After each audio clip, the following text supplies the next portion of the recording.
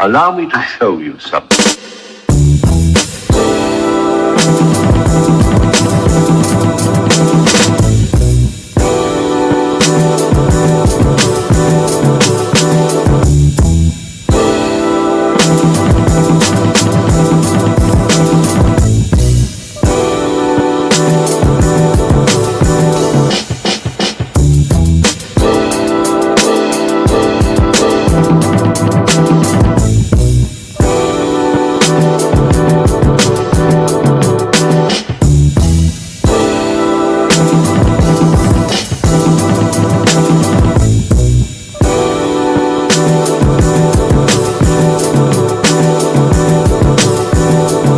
Black, run that shit back, man.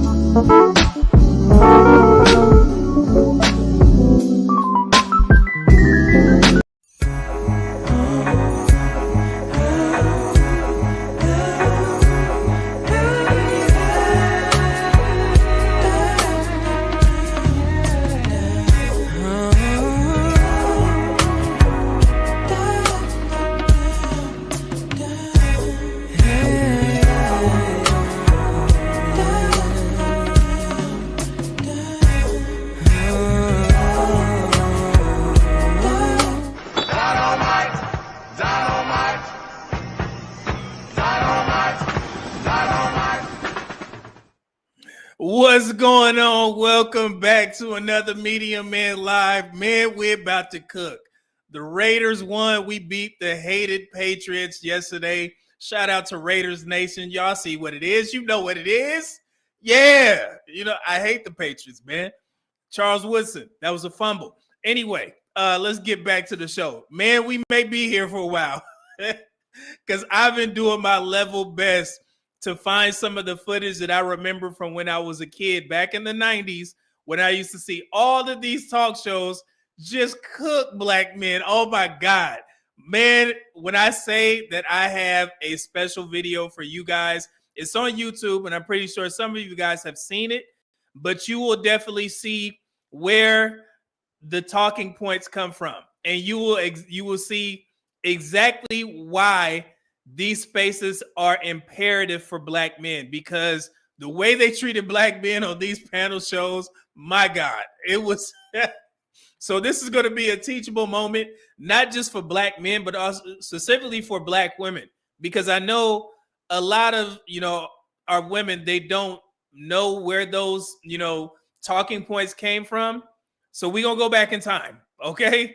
And I'm going to show you guys what you're repeating and how it's been false the whole time. Of course, man, I'm a statistician. So, of course, I did the research to every point that they laid out in this video. Every point. So it's going to be somewhat of a teachable moment for the men in regards to that and how they painted black men on daytime television. And I want you guys to think about something. Imagine if they had a whole talk show based around where are all the good black women? Seriously, this is exactly what they used to do to black men publicly. Put up graphics showing our statistics, and they would just go up there and cook us.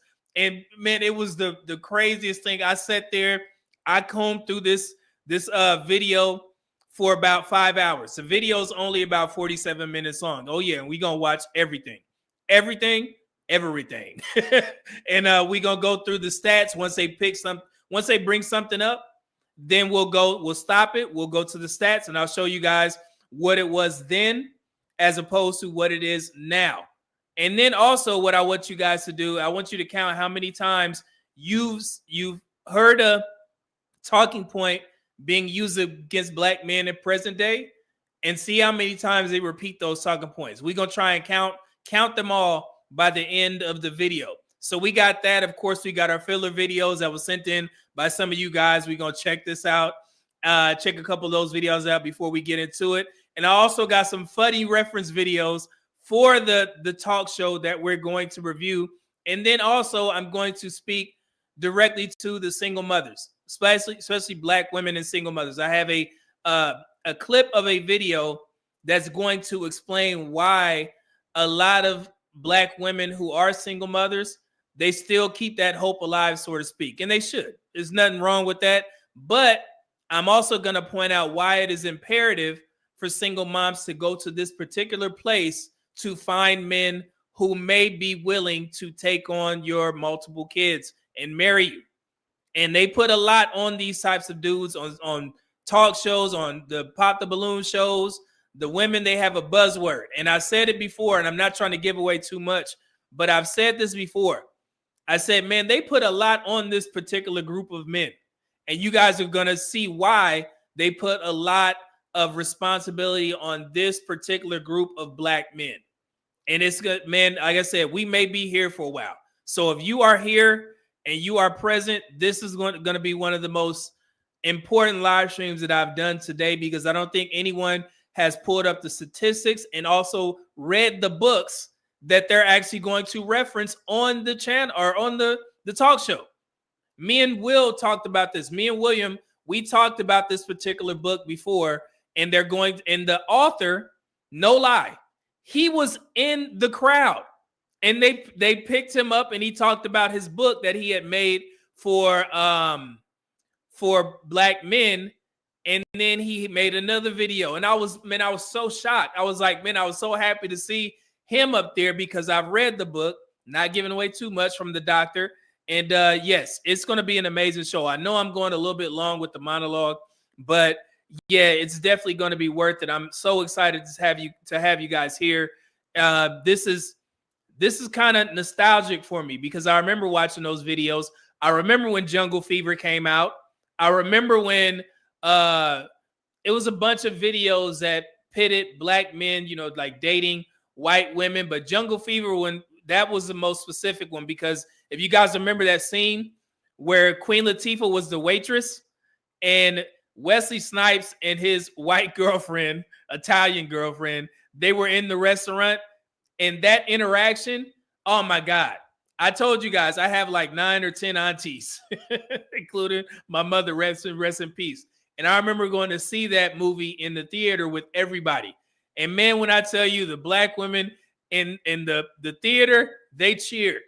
They cheered the way Queen Latifah cooked them in the restaurant. And they also cheered when they had the little powwow, who another familiar face was on the talk show as well, when they did that 5-minute monologue of how Black men are trash. But the most importantly, the reason why I'm doing this live stream is because I see a lot of people talking shit about Kevin Samuels after he passed. None of these people was man enough to say shit about Kevin Samuels when he was alive and present and he was running these YouTube streets. And I take offense to that, because now the narrative is that Kevin Samuels was lying about all those shows and how they used to cook Black men. He could never show proof. First of all, fuck all y'all, because you didn't have the balls to say it to his face when he was here. So now I'm here. I got this. So I'm going to show you guys exactly what Kevin Samuels was talking about. Rest in peace to him. I think it's a cowardice ass thing for y'all to talk mess about Kevin Samuels while he gone. Where was y'all at when he was here? Fucking cowards. Anyway, man, that shit, you know who you are. Everybody got an opinion now because I see you. I know. And that's why I don't mess with you. I know the game. All right. Yeah. Oh, and we got some new super chat drops. You know what it is. I'm always add something to it. This is for the ladies. Here we go. Look, certified babe. I don't even know if y'all can hear this. Baby, I ain't average. Wrap it up and sound me like a package. Piling on the bitch, I am the Mavericks. Erica Banks. Hey, she got a video out there rapping to that TKO. It's like her version of good looking adjectives from Akeem Ali. Yes, that's her version. Let me let y'all hear it again. She's spitting on that thing. Look, certified page. I don't even know if y'all can hear this. Baby, I ain't average. Wrap it up and sign me like a package. Piling on a bitch, I am the Mavericks.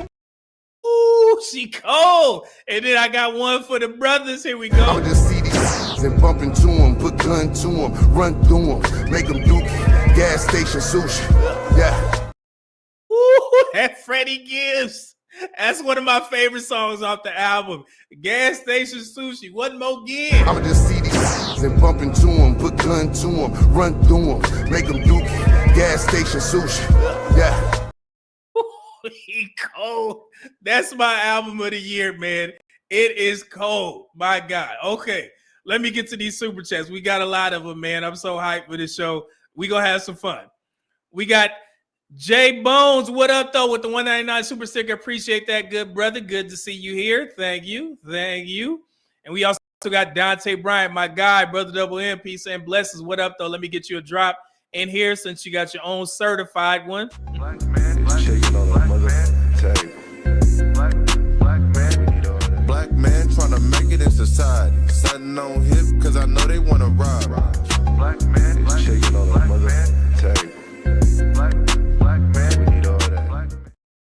All right, thank you, good brother. Always good to see Dante Bryant in here. Come on, get right. All right. Let's see. Thomas Bland, what up, though, with the $10 bomb? He said, just had to put my tithes and offerings into the bucket. Here's to a great live stream. Salute to you, brother. Thank you, man. Cold suit and hat in there. Here you go. I took it back to my old energy. And she telling me she feel the chemistry. That's bullshit. She just know I'm rich. But keep going, sweetie.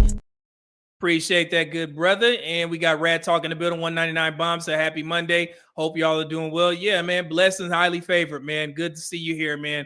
It's going to be a great live stream. I promise you that. And we got, let me see. I'm going to mess this up. I'm going to just say, Jay. I remember that picture. Is that Isaac from the Love Boat or something?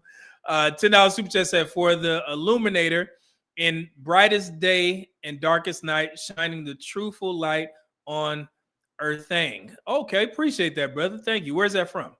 Thank you. Oh, let me get you a drop in here since we already got gas station sushi up. I'ma just see these. I'ma just see these and bump into them, put gun to them, run through them, make them dookie, gas station sushi. Yeah. That brother, appreciate that.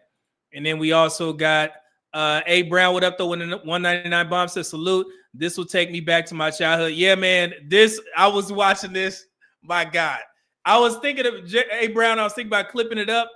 But I was like, nah, man, we got to watch this in full. Because as I continue to watch, it was so much. And I just want y'all to, oh my God, A Brown. There's a white guy in the crowd. He's going to stand up and he's going to say something. It's crazy. And watch how they treat the black men in the audience. Oh my God. This was on daytime television too. Thank you, brother. And we got, oh man, Dante Bryant blessing us with the $20 bomb. He is the show sponsor, of course, as always. But yeah, thank you, good brother. Said Media Man sounded like Herman Boone in his last video. You will be perfect in every aspect of the game. You drop a pass, you run them out. You miss a blocking assignment, you run them out. You fumble the football, you run them out. Yeah, man, I ain't playing. I think, especially, and that was, more so for the TikTok audience. I don't know. People, I had Dante Bryant. I had some girl. She emailed me. I guess she went from TikTok to my YouTube page, found my email, and she was like, "Why did you block me?" And I said, "What did you say?" And she was like, "I was just giving my opinion on something or whatever." And I tend to screenshot certain things. And I was like, "What is your tag name?" And I had a screenshot. I'm not gonna show who it is, but she had said something crazy, nothing to do with the video in regards to what is it? What do they call black men that y'all taught me? Nigger? Did I say that? Nakers. Nakers. It was littered with that. I was like, yeah, that's not gonna get on there. You got to go. And I blocked her from email. So yeah. So Let me give Dante Bryan another drop. Black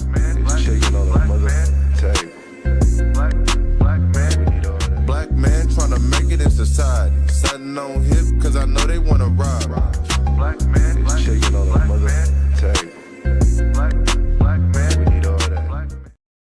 Thank you, brother. And let's see here. Air Force Reek with the $10 bomb says, salute Media Man and chat. Oh, man, you're going to take me back to the 90s with these trash talk shows. Man, hey, this one is great. Even though I was a kid at that time, I remember a lot from the 90s. Same here, man. I remember all of the movies, all of the talk shows, in particular, how Oprah used to cook us. That's the main thing that I've seen people saying. Oprah didn't used to talk about black men. Bullshit. And there was a popular TV show that is going to explain how we knew that Oprah used to cook us. Yeah, we're going to get to that. Let me see here. We got HVAC Man, $5 super chat. What up, though? He said, I couldn't help but notice your pain. Black men. Hey, it runs deep. That's my favorite quote. I got to put that on there. Thank you, good brother. Good to see HVAC Man in the building. Waiting for that feedback. And then Project 007. What up, though? $5 super chat said, I was there for Oprah with Ricky Lake and others in the 80s and 90s. Cook a Media Man. Oh, man, it's finna get burnt. I promise you. William, what up, though? Remember for 5 months. 5 months locked in, gonna catch up on the stream. Yeah, man. If you're still here, I just referenced that book that we were talking about. I was looking everywhere. I can't find my copy, man. It's somewhere around here. It's somewhere. I'm gonna find the book once you pop it up. But yeah, catch the replay, brother. Let's see here. And he also sent in a $4.99 bomb. Man, I greatly appreciate that, brother. That deserves a Freddie Gibbs. I'ma just see these and bump into them, put gun to them, run through them, make them dookie, gas station sushi. Yeah. Thank you for that, good brother. And then we got Red Room Entertainment in the building. $2 super chat. So let's go. Like the stream, y'all, as you come in. Absolutely, man. Good to see you here, man. Looking for your feedback as well. Certain people that I like to see in the chat because you guys tend to have great insight. Typically, the majority of the chat, man, you guys do such a great job of giving your insight, teaching me certain things. And yeah, this is definitely going to be one of those live streams where it's going to be very interactive. Okay. So, and also a quick announcement, all of the Pop the Balloon shows, I'm now going to be doing over on my Survive For Me channel. If Pooh Man is still here or one of the moderators, if you could put the link in the chat, I want you guys to please make sure you subscribe to Survive For Me channel. And tomorrow night will be our first live stream. Our first live stream from the Survive For Me channel.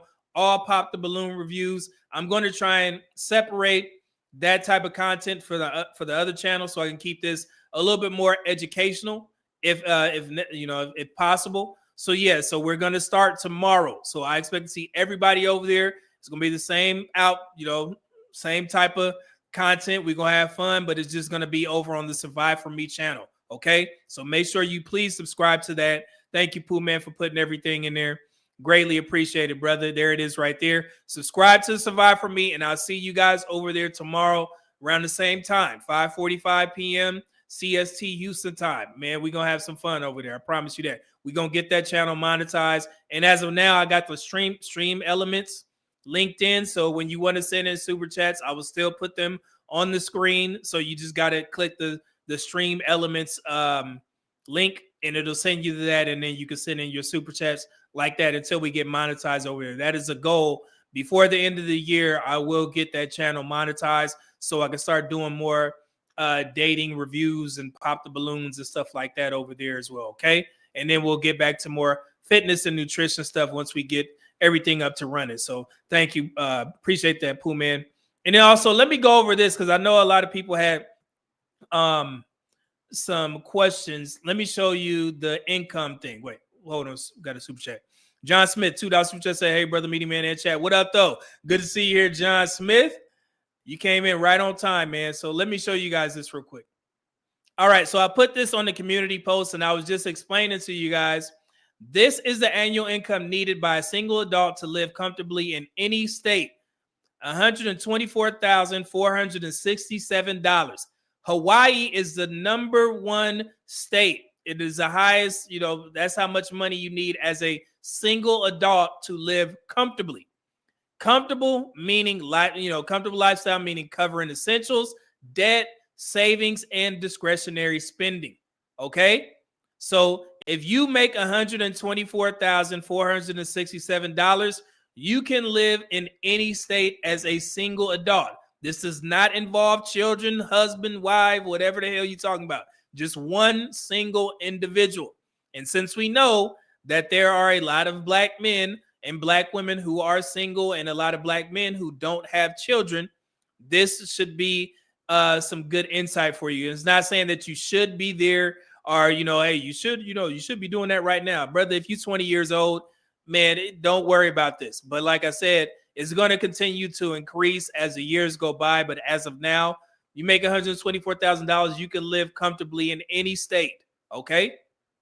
And then this is the annual income needed by a single adult to meet basic needs in any state. There's a difference. $67,868.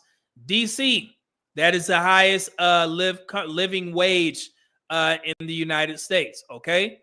So let's see here. Living wage income needed to meet basic needs, food, housing, transportation, utilities, insurance, etc., without discretionary spending or savings. So that was a key point, the difference.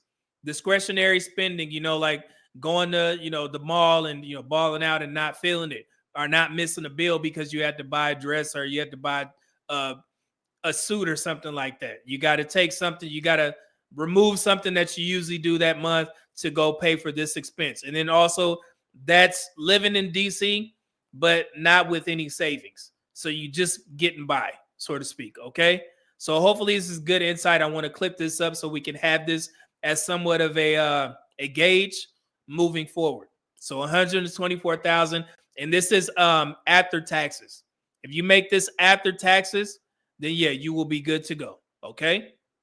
Just putting that out there. Let's see here. And then what else did I have? Did I have anything I want to cover? Nope. Got that. Cool. Got that. All right. Cool. All right. So let's dive right into the first video of the show. My guy, TC sent me this video, and this was from TikTok. Yeah. And I was looking at that. I was like, yeah, this goes right into what I was trying to educate you guys on when we were doing our book reviews. But let me know if this sounds familiar. And this is for the single guys in particular, because you are the young men that are gonna be on the dating market, and you may have to encounter these types of women. So that's why I always say, brother, I don't fight black men's battles under a black woman's post. That will never work, especially for me. Okay, because I'm a little bit too logical for those types of discussions that happen under a woman's post. That's why I love having a channel, so I can see these types of videos and give you guys the information. That's how I combat these types of messages that's being put out there by some of our women. And I say some for a reason, but she did gain a lot of traction on this. So I'm going to show you guys what I'm talking about here. Here we go. Check this out. Texting other niggas, your response isn't, why are you going through my phone? Because he can easily disband that. The only appropriate response is, I text other niggas because you don't love me the same anymore. I don't feel like you love me the way you used to. I don't feel like you pay attention to me the way that you used to. You go and you get your hair cut, and the first thing you want to do is run errands and be seen by other bitches. I'm the one that's supposed to give you my opinion first, and you want to be outside. How am I supposed to know what's inappropriate in this situation if I don't feel seen by you? If I don't feel valued? What if I don't feel like I'm the priority? How am I supposed to know how to move? Okay, so if you guys haven't understood what she's doing, look at the top there. The girls aren't gaslighting enough. So this is a popular term, that's being thrown around social media for the past 3 to 4 years. Women are understanding how to weaponize it against you guys on the dating market. So when they do something wrong, as I stated before, they will attempt to gaslight you to make it seem like it wasn't what it was or it was your fault. Okay. So she is giving textbook examples on how to gaslight men, even though she was in the wrong. Okay. So you guys need to pay attention to this. Here we go. And you throw in something that your ex used to do that triggers you because he's starting to do the same things too. Just throw a bunch of shit in his face to make him feel like it's his fault. Like all at one time. Take no breaks. Don't even think about it. Just keep going because his brain is moving so fast. He can't really compute like what you're saying. He's more confused. He has no argument. And then you just leave. Just leave. Just get out of there. You just go. If that doesn't work, cry. Give him some head. Sound familiar? Didn't we just talk about this in our book reviews? I just put out a video about manipulation. You see that, guys? Crying. We covered that in nauseam. We did like 2 or 3 videos, spent maybe about an hour talking about how women will gaslight when they cry. They know how to weaponize these things. And sometimes us as men will take a step back. Oh, she crying. Man, I must have did something wrong, even though you didn't do anything wrong. Okay?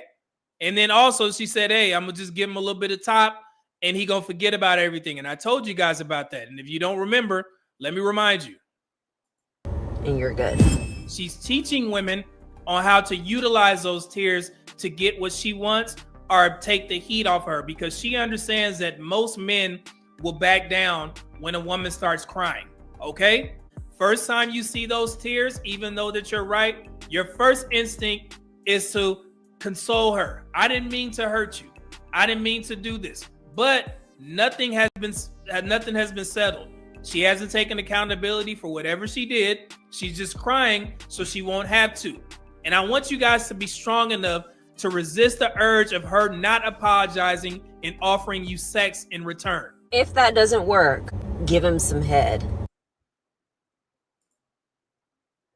What I tell you, women are smart. They know they have their own playbook.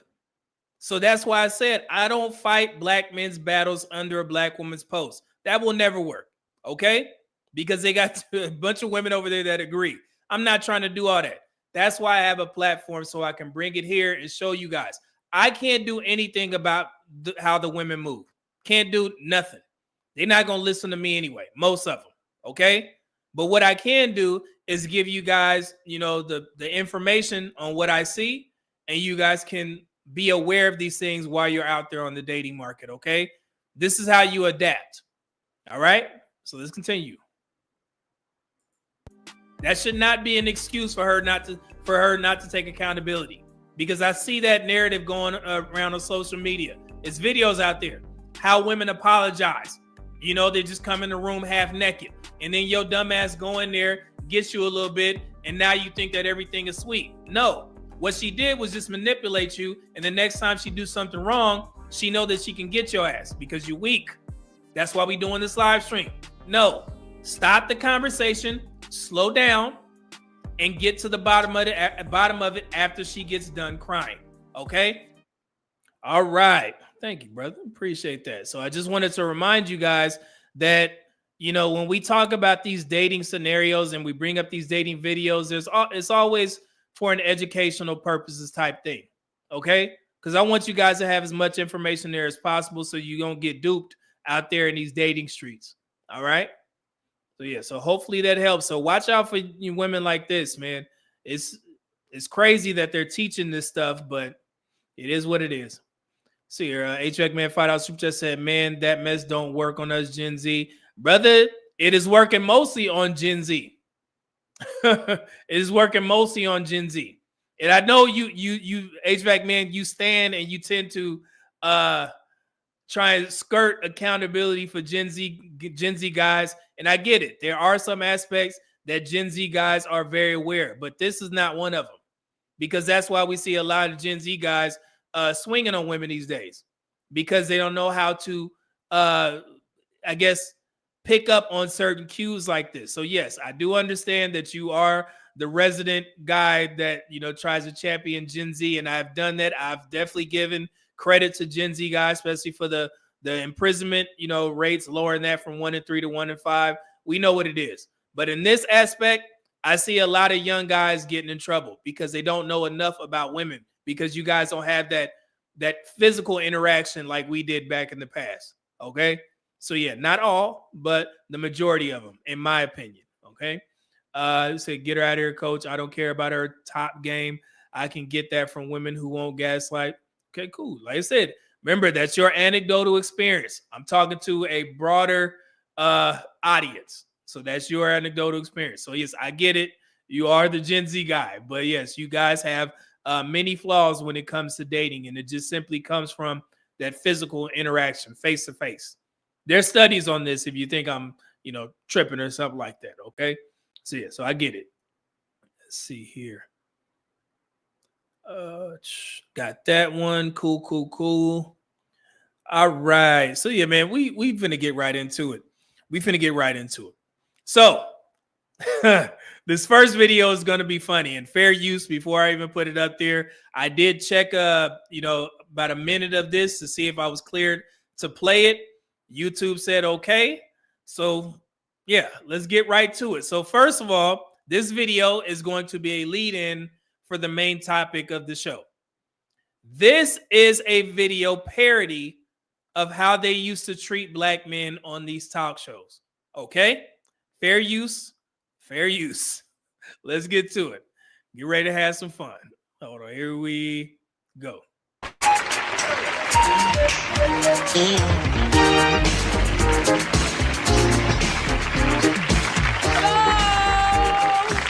Hello? What would you do if the man that you were living with and supporting for 5 long years got weak in the knees every time you mention the word marriage? All right. Shout out to Kim Wayans, man. If you guys don't know what this is in living color. Kim Wayans is doing an impersonation of Oprah Winfrey.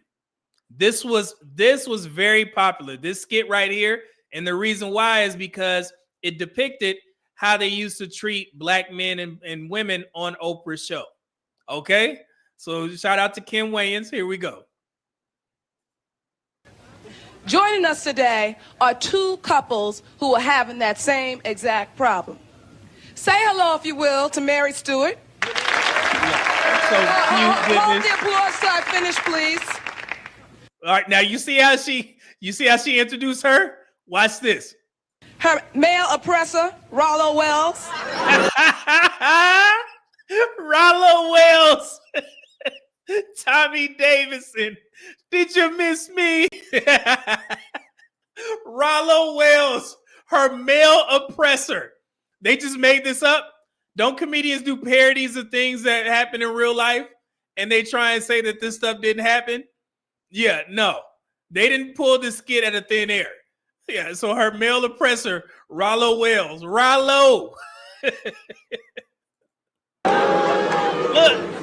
Jennifer Kent. Look. Kim Cole, goodness.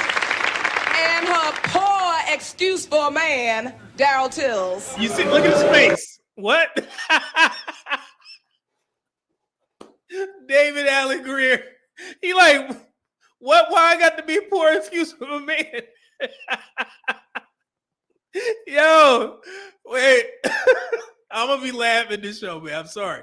X-Ray, man, 2 that was just said male oppressor. What the F? Yeah, man. They used to cook us on there. Oh no. Here we go. Look at his face. Now, Mary, you said that Rollo actually showed up to your wedding and then didn't go through with the vows at the last moment? Oprah, watch Tom this. was totally humiliated. Mm-hmm. I mean, look at him. Mm-hmm. And he shows up only to take back his little funky ring. That's the only reason why he came. Look at the coddling. Now, let me tell you what really happened, right? Shut up. Shut up, man. Don't interrupt the girl. You see that? Look, see how they used to treat black men? Hold on. Shut up, man. Don't interrupt the girl. Thank you. Well, I could have died. I mean, my Look. whole family was there. Look, They look. don't even believe I was gonna get married. Look. I know. I couldn't believe it. What is she doing? What is she doing right there? That's the coddling. We talk about the coddling.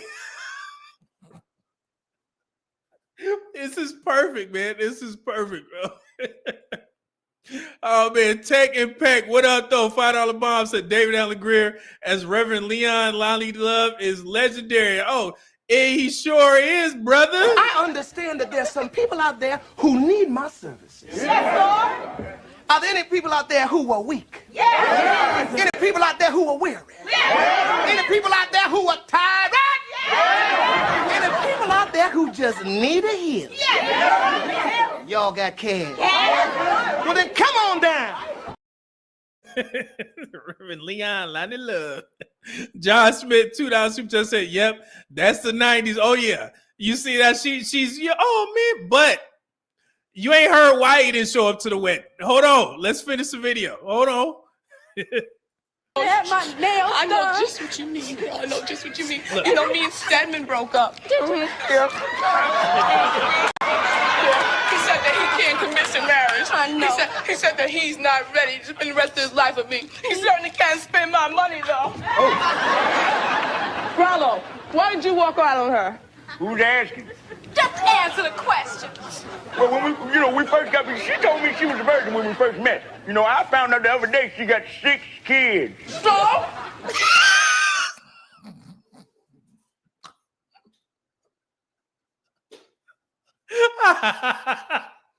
You see? He said she told me she was a virgin. He said, I found out the other day she got 6 kids. Oprah said, so? So that's why you didn't show up to the wedding. Because she got 6 kids. He's like, so? Wait, let's go back. Yo. We first got married, she told me she was a virgin when we first met. You know, I found out the other day she got 6 kids. So? So? Why is it we women always have to be so pure for you men? All them kids are bigger than me. All the kids bigger than him. She got a son look like Eric Dickerson. Son that look like Eric Dickerson. Jennifer, my girlfriend, you've been with this man for 8 long years. How much longer are you going to hang around? Well, it's hard when you put a relationship together and you put all of your time into it, and it's okay. In other words, homeboy's still throwing down in the bedroom. Yeah.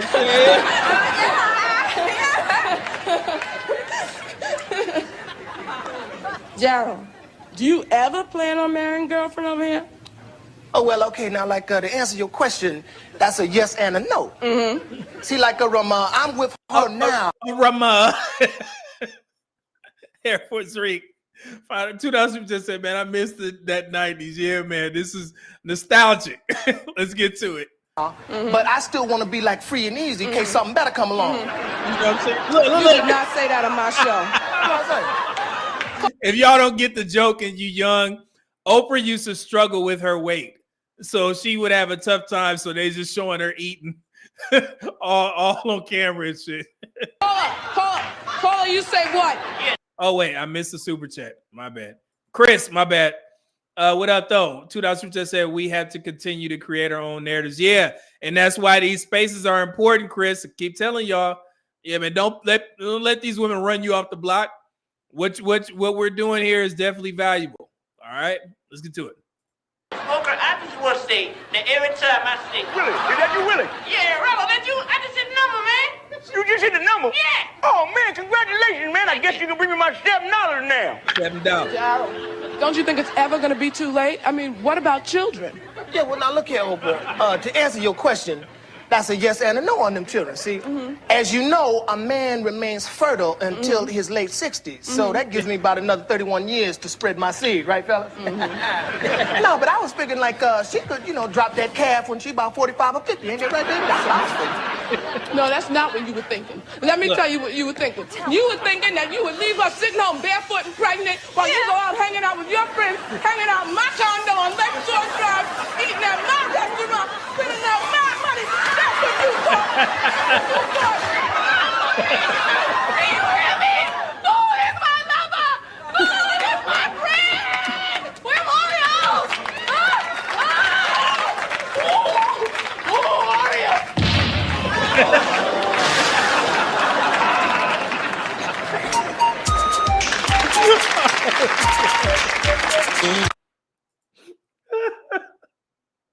Oh, man. Oh, that's is hilarious, bro. Jesus. Kim Way is hilarious, man. My God. So yeah, so that was the first video. And there also was another one. I got that one too. Hold on. Let me show you what used to happen. God dog it. Oh, that's good. Good, clean fun. Okay, here we go. Fair use. You are strong, you are beautiful, you are perfect. Welcome to the Listen, what this sound like? Sound familiar, right? Hold on. You are strong, you are beautiful, you are perfect. You are perfect. You see that? Ain't nothing wrong with you. Take me as I am. Welcome to the show for, by, and about women. Go on, girl.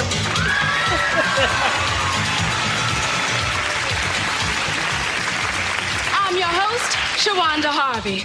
Many of you have read my book, Eve Stands Alone. In this book, I try to encourage women to be strong, independent, and unencumbered by the fetters of a man's world. It sound familiar, right? Now y'all starting to see where they got these talking points from?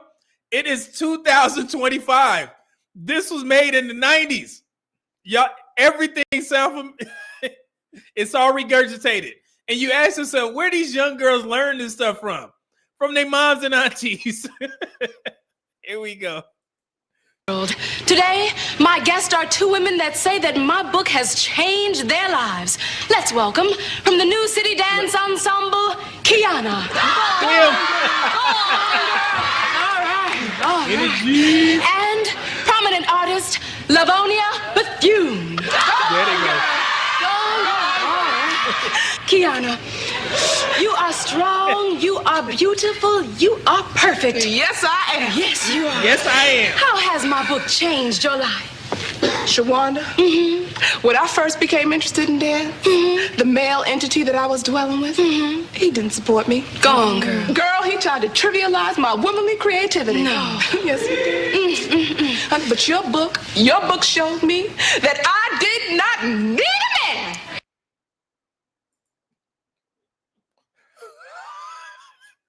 Bro, this was decades ago.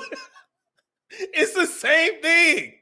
Hey, y'all wonder why we having the problems that we having now. I did not need a man. I know somebody gonna be mad at me laughing, but bro, this is comedy, man. We all having fun. So Ace man, $5 super chat said that take me as I am mess. Oh Lord. I see the origin story. I was born in 98. What year is this again? Because this ain't it. Oh, this was like early 90s. I think maybe like 91, 92 or something like that. Yeah, man. This is where it come from, man. You see? All right, let's get back to it. Fair use. To validate me. Go on, girl. Let's go back. Your book showed me that I did not need a man. To validate me. Go on, girl. Look at sister. Lavonia, you are strong. You are perfect. What about beautiful? Of course you're beautiful. Don't you have a similar story? Oh, I most certainly do. Do you know that when I wanted to take art lessons, my significant other was too cheap to pay for them? Typical, sister, typical. And then he broke. He used to have this line he would say to me, a woman is as sweet as honey as long as she don't want no money. Yeah, my significant other used to say the same thing to me. Girl, go on. Then he tried to make it up to me by buying me this cheap fake African necklace. Hey, you know I used to have a necklace just like that. Uh-oh. They got some similarities. Seem like they know the same brother. Hold on. Hey, but you see the girls that did the little parody where they were like, they was doing like, they were saying, sound like this, right? That's what they doing.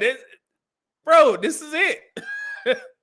John Smith, $2 said, look at that prototype septum ring. Oh, it's back in that day too.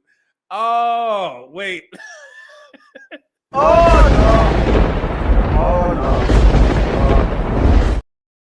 Back in the day. Here we go. Fair use, fair use.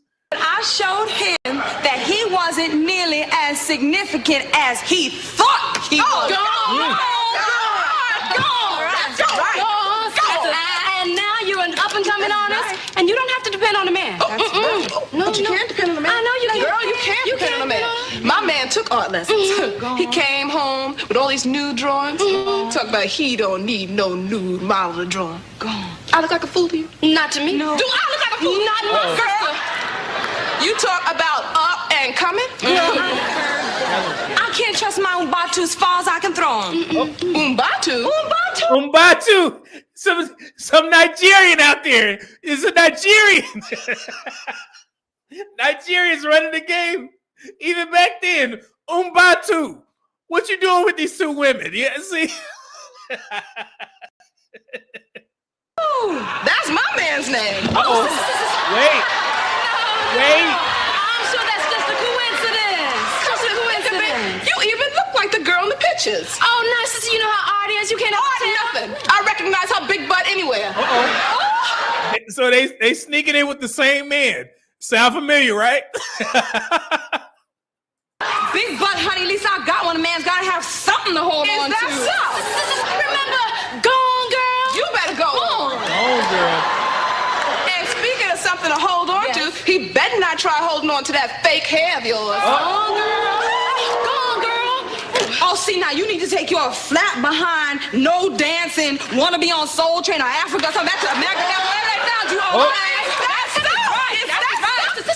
You are fighting over a man. Yeah, y'all supposed to be decentering men. Why are you fighting over a man? What happened? This seems like you're centering men. No. Decenter. Nigerian Nate don't care. You ain't did a doggone thing until you stand up in it. Stop centering men. Decenter. Don't need that. Remember, Eve stands alone. Yeah. I was telling All right. Well, now, girl. all together. Gone, girl. Gone girl. Well, that's it today for Gone Girl, the show by, for, and about women. Didn't you lose on Star Search?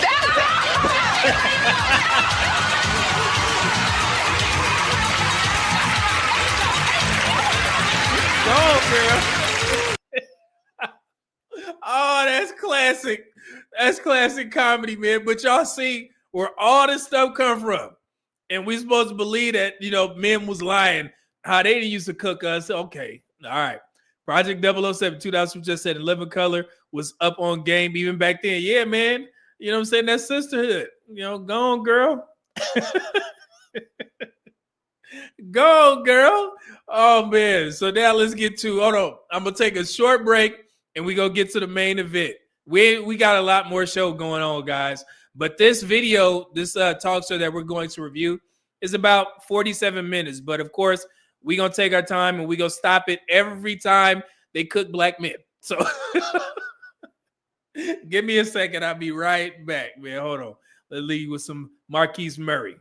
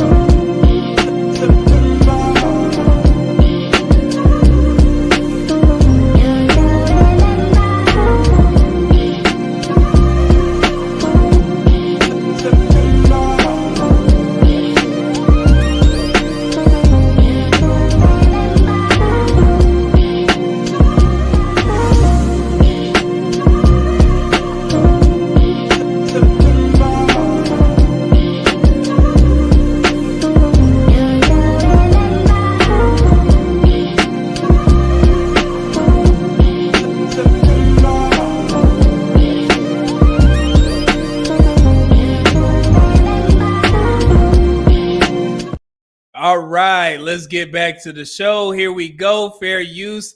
The title of this talk show episode is called "Where Are All the Good Black Men?"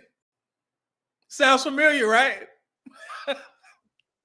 This is crazy. Where are all the good black men? Let's get to it. Here we go.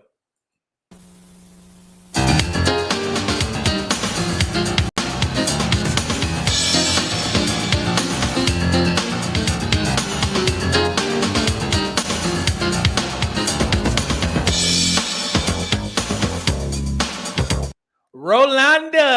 Yes, I remember this. How many of y'all old heads remember Rolanda? HVAC man, 2000 just said, ain't no way this is real. I'm dead. Oh, brother. Oh, yeah, this was real. Here we go. You know, for many of us, it is hard finding a good man, no matter what your race, no matter what your background. But where are all the good black men? That's on national television. What we do? What we get into? National television, bro. But where are all the good black men? Jesus.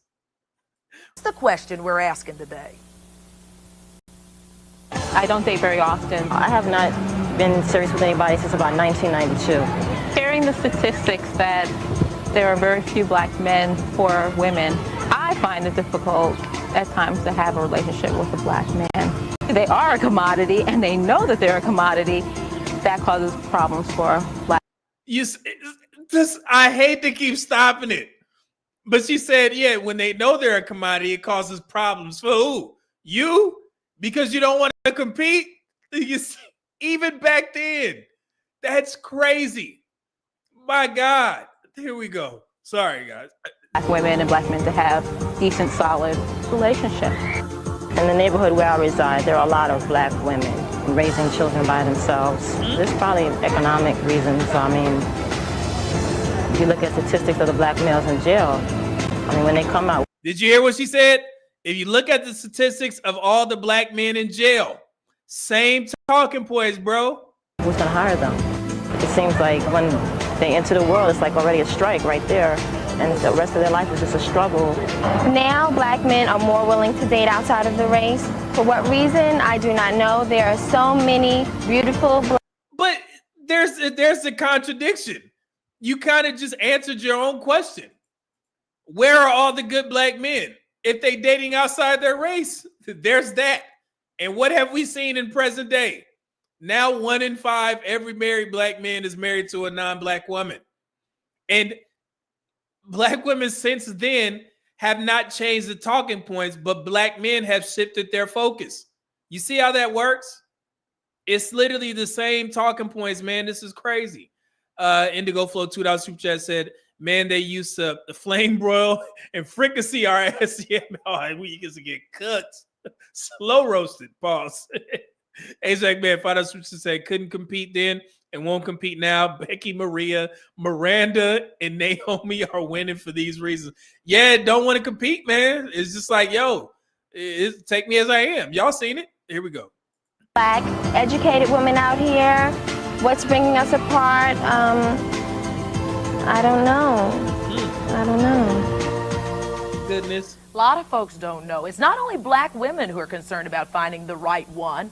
I mean, I got to admit, being well into the third. Look, nice, upstanding black men when light-skinned brothers was in. You know what I'm saying? Suit and ties and shit. And they got to sit there in the audience and listen to this foolery. Decade of my life, no man, no kids, barely a phone call sometimes. Oh.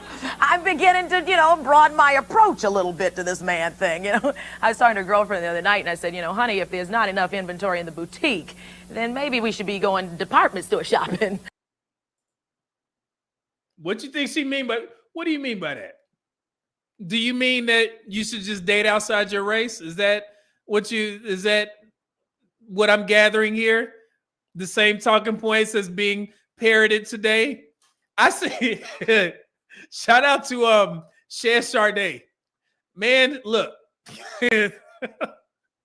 She just did a video on Summer Walker being cited with some gay art dealer, a white guy, right? And black women were in the chat of every, I guess, publication of it, championing it. They look good together. I was like, my God, is that all it takes? Like, man, the dude is gay, and y'all champion it because it's a white man. Lord, it's the same thing. Here we go. Well, I'm not the only one having a tough time. There's Carolyn Sawyer here. She's 32 years old. She's a television reporter in Boston. And you say that you haven't had a real date in a year? A real date in a year. Yeah, that's so you got a comment. Look at some people out there like, oh, gosh. Look at the brothers. They're like, yeah, we see why. Yeah, forgive me. Hold on. They see Project 0072. Now she just said, I forgot about Rolanda. She used to roast us too. Oh, man, it gets worse. Here we go. But really, you're not dating. What do you find? When I define real date, I define it as meeting someone who excites me, who I'm really interested in spending time with. Now, that's not to say that I haven't encountered people who would say, would you like to go out? Let's do this. But I didn't feel that there was the spark, and so I didn't go there. I confess, I'm guilty. I'm looking for my father, who's a wonderful... She said, I'm looking for my father. Man, how many we lost count. They didn't already hit all the buzzwords. My dad, I just put out a video of a woman cheering the fact that her dad was buying and fixing everything in her house while he was in town. The same talking points. Call it out in the chat, man. Don't let me be the only one. Black man who's hardworking, who loves his family. Look, they know. They know years. something. So I've got great examples of wonderful relationships. Wait, look at the brothers. They know something. That's what I love black men, man.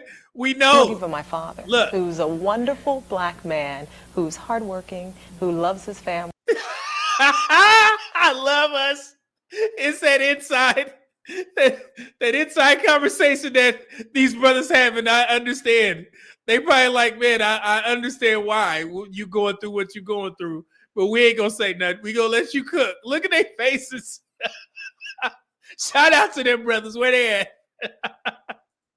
My parents have been married nearly 40 years. So I've got great examples of wonderful relationships. And I look at that and I kind of look around and say, well, where are those brothers? Yeah. We're not talking rocket scientists here. We're just talking about men who are comfortable enough, confident enough to come up and say, look, I think you got a lot going on. Mm-hmm. How about spending some time? Do you find, because I have people who say this, you're on TV, you have a job, you got it kind of going on there. You must have dates every single night. And they say no, and then your friends say, you must be intimidating them. Do you get that?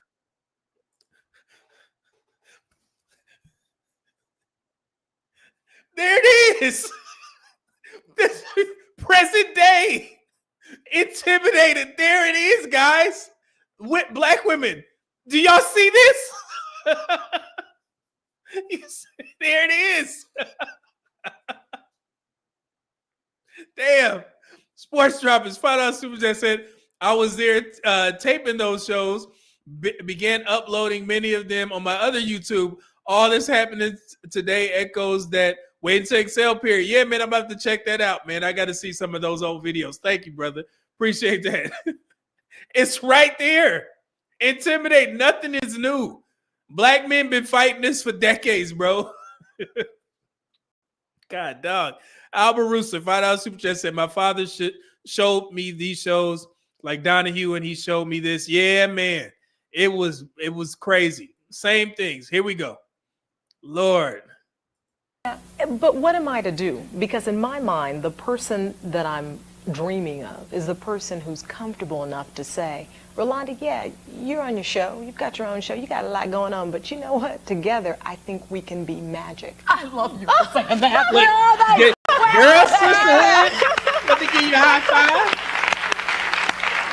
The brothers know. I mean, Is that too much to ask? I mean, because people always want to pin it on you're being too choicy, you're being too choicy. And I like to say, look, I come from very basic means. Military child. My father spent 25 years in the service. But what he taught me was a lot of self-respect about myself and how to conduct myself as a lady and to have certain levels of standards.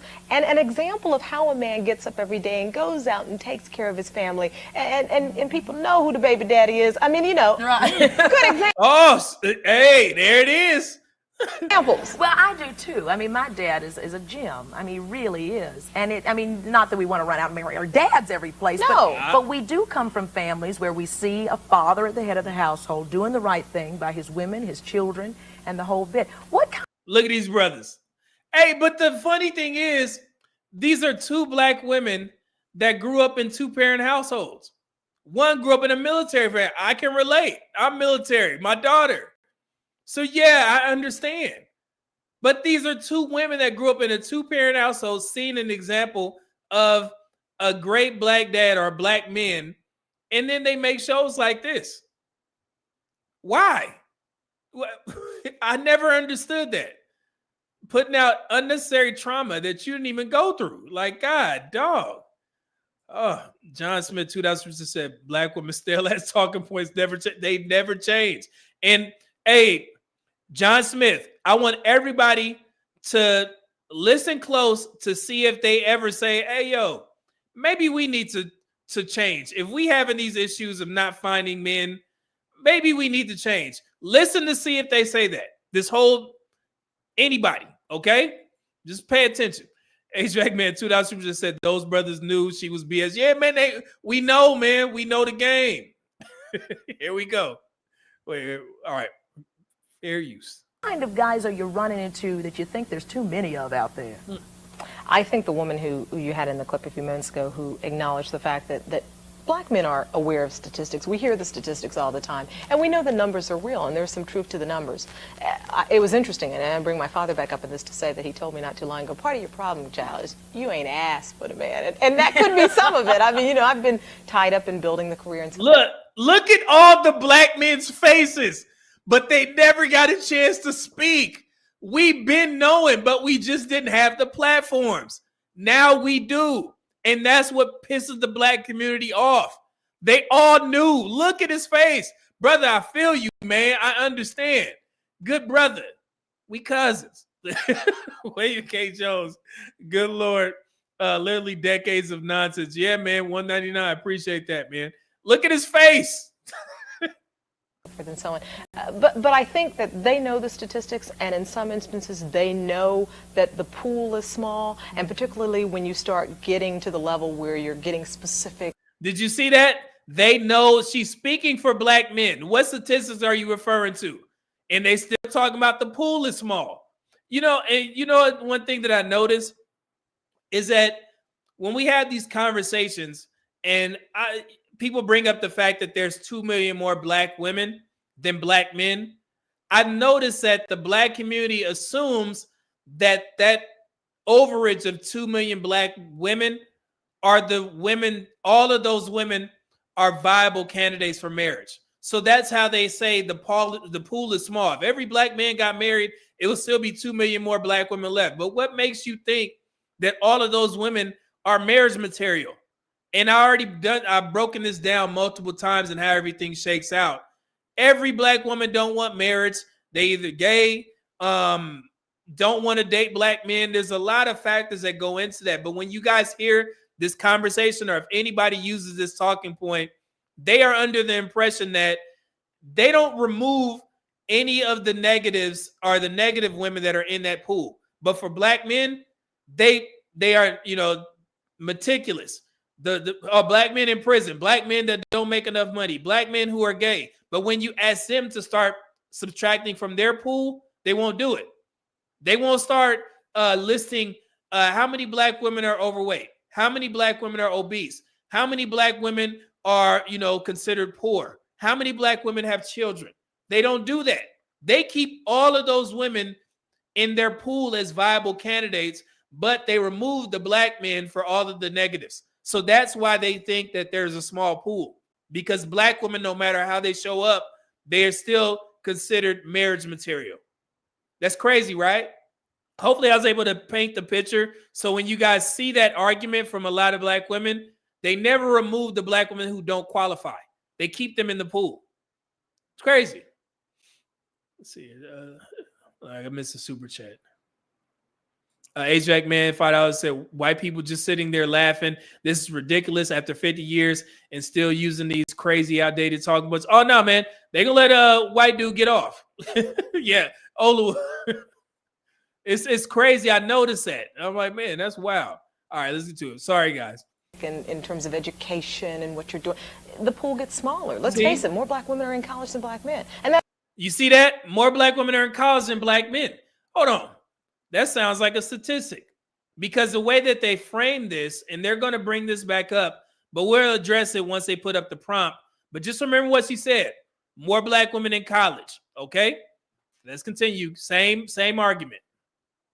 That's not to say that the brother has to come with an education from college, but I think those who are there know that, and they know that the pool is smaller, and that makes it for a competitive atmosphere, and I'm not sure that dating should be competitive. Who said it? Who said it in the chat that they don't want to compete? There it is. Don't this sound like what Kevin Samuels was talking about? It's right there. And I have to keep stopping this because I have to point this stuff out. They don't want to compete. Thank you, HVAC man. That's crazy. Lord, William 199 just said every race has more women. Yeah, and it has never been a. Thank you, William. Thank you, Lord. My God. Here we go. Does it ever get to a point where you date outside the race? I've done that before. I think that you should be with the person who excites you. And I don't think I hear the Yeah, you get a lot of, But look at the brother nodding up here. Back there Well, wait a minute. This is the same brother that, I bet you just $10. Let's go in $10. That if I walked up in the room, that, the likelihood of him coming, is he moving his head? Likelihood of him coming up and saying, gee, sharp sister, why don't we go have a drink? That's. But black women, he may not be attracted to you. My voice going out. I'm trying to be sincere as possible. He may not be attracted to you. That's okay. Everybody ain't for you. Every time just because you attracted to a black man, that don't mean he attracted to you. How y'all don't know this? You just can't put that on him. Brother, he's shaking his head. No, I wouldn't approach because he may not be attracted to you. And don't get mad. Ain't no good black men out there because this man don't find me attractive. This is crazy, right? My God, here we go. It's not going to happen. And so while you nod your head, don't knock me for having had an experience. And I don't think you can comment on an experience unless you've had it. Yeah. So, why you getting mad at him? He ain't said nothing. So, there are, as my parents taught me, Rolanda, there are. And you notice the men ain't cheering. Good white people, good black people, bad black people, and bad white people. That's right. And it really is about the person who makes you come alive. Well, that's, I tell you, I'd say this to my girlfriends all the time. You shop in the boutique and there's not enough inventory. You do find yourself going to the department store where there's a little bit more variety. Now, well, that's not for everybody, but it certainly is. It puts you in a position where you do consider it. There it is. And I told black women swear that they have been what they say most race loyal. Black women have been trying to date or marry out for decades, bro. Man, Loving versus Virginia. They are the reason why we can actually marry other races of people. Half the reason. They've been trying to do this for decades. This woman is literally saying, hey, yo, go to the other department store, whatever damn analogy she just used. They've been trying, but I keep telling black women, well, Jay Fleming, he said, man, you can't affirmative action your way on the dating market. White men have to agree. And I'm saying white men in particular because that seems to be black women's target. So you just can't say, I'm going to just start dating outside my race or marrying outside my race. You have to ask white men if they agree with this. They are the ones that have to take your hand in marriage. So if you're the only one saying we're gonna just date out, that does nothing if the targets aren't the ones that's accepting you. And throughout these decades, white men have showed you their ass. They will date y'all, but they rarely marry y'all, to the tune of now, what is it? 0.5% of all married white men are married to a black woman. 0.5%. That's not your decision, black women. That's white men's decision. That's why I keep telling the swirlers, the divestors, why are you in these black male spaces? You need to be on the white men's platform, seeing what they want in women, and see if you can replace white women, Hispanic women, Asian women, because that's who they tend to marry the most, right? So you have to be better than white women. White men prefer white women. Shocker, right? Who knew? So why are you over here fighting black men, trying to tell us how better white men are, but the white men are sitting there watching your live streams and they're not even accepting you with your hand in marriage? That's not black men's fault. Black men will be fine. Don't worry about us. You don't have to tell us that you're trying to date out. Okay? Go tell white men. Go to their platforms and see if they even accept you. Okay? I never understood that. You will come here and fight black men, but it's like, why? Shouldn't you be learning more about white men? Never made sense to me. Lord, okay, let's get to it. There was a doctor in your life. Oh, Lord. Tell us about the doctor. Oh, boy. I mean, it's not significant that he was a doctor. He just happened to have been a physician. She was dating a doctor, if y'all don't get it. The significance is that the doctor, when I met him, had formerly been engaged, and so he was out of that relationship. The problems came when the nurse moved to the new community and followed him, in essence, from one practice to another practice out of state, which I thought was a great deal of effort on one's part. But I try to be open-minded, because often you meet men who say, you don't give me my space, you don't let me do the things I need to do, and so I'm trying to be open-minded. Right. I think at the point where her weekend to house hunt became like a 5-day stay, and there was an invitation to join the two of them for dinner, I had to draw the line. You got to stop at some point and say, look, this is. But did you? And I know we got Olu in here. I think we see Jessica in here. Did y'all hear her story? It didn't seem like they were in a relationship. She said that they invited her out for a dinner date, but she framed it as if she was dating a doctor. What doctor that you're dating would be like, hey, come join us for dinner, me and this other woman? Did y'all hear that? She wasn't in the relationship with the doctor. What?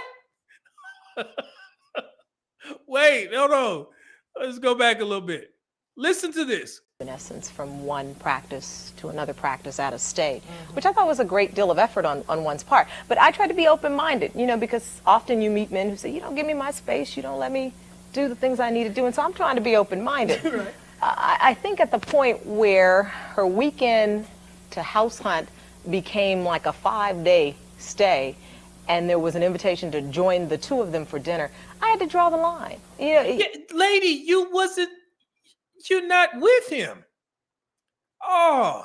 You got to stop at some point and say, look, this is So she was doing more than taking blood pressure. That would be my guess. Right, that would be a safe bet. Yeah, but when you look at the statistics, folks, it is staggering. It is something to consider. I mean, you've got 65% of black women raising children alone in America. Now you hear this. You hear that, right? 65% of black women raising children alone. Hold on. When we come back, we're going to talk to one of those women, a single mom, and she too says she's having a hard time finding a mate. Single mom. You see, you listen, guys, listen. With us as we ask the question, where are all the good black men? Where are all? Could you imagine if this was on daytime television and there was two black men discussing where are the good black women? Oh my God.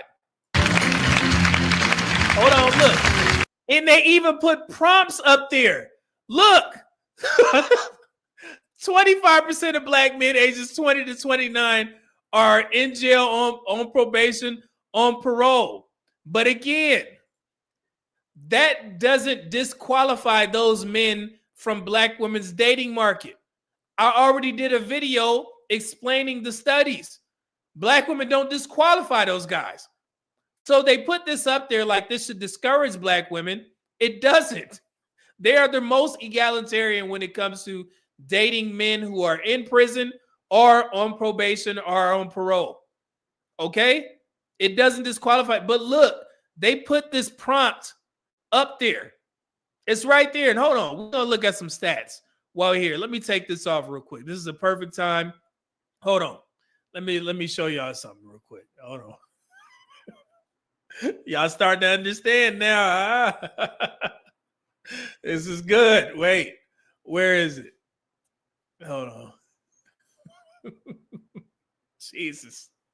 We be getting cooked, boy. Hold on, where is it? Wait, reality then, reality now. Hold on, so let's do high incarceration. When I moved it over. Let me put this in order real quick. Give me a second, guys. Because we're going to cover a couple of these while we're here. Because they keep saying the statistics. I want to put things into perspective for you guys as to what they're talking about. Hold on.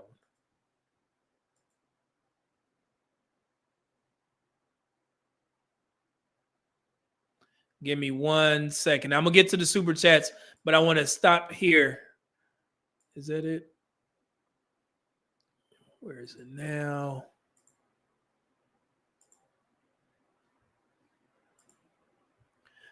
Here we go.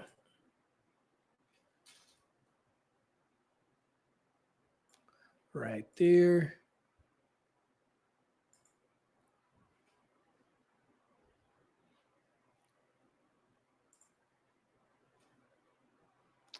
God dang it.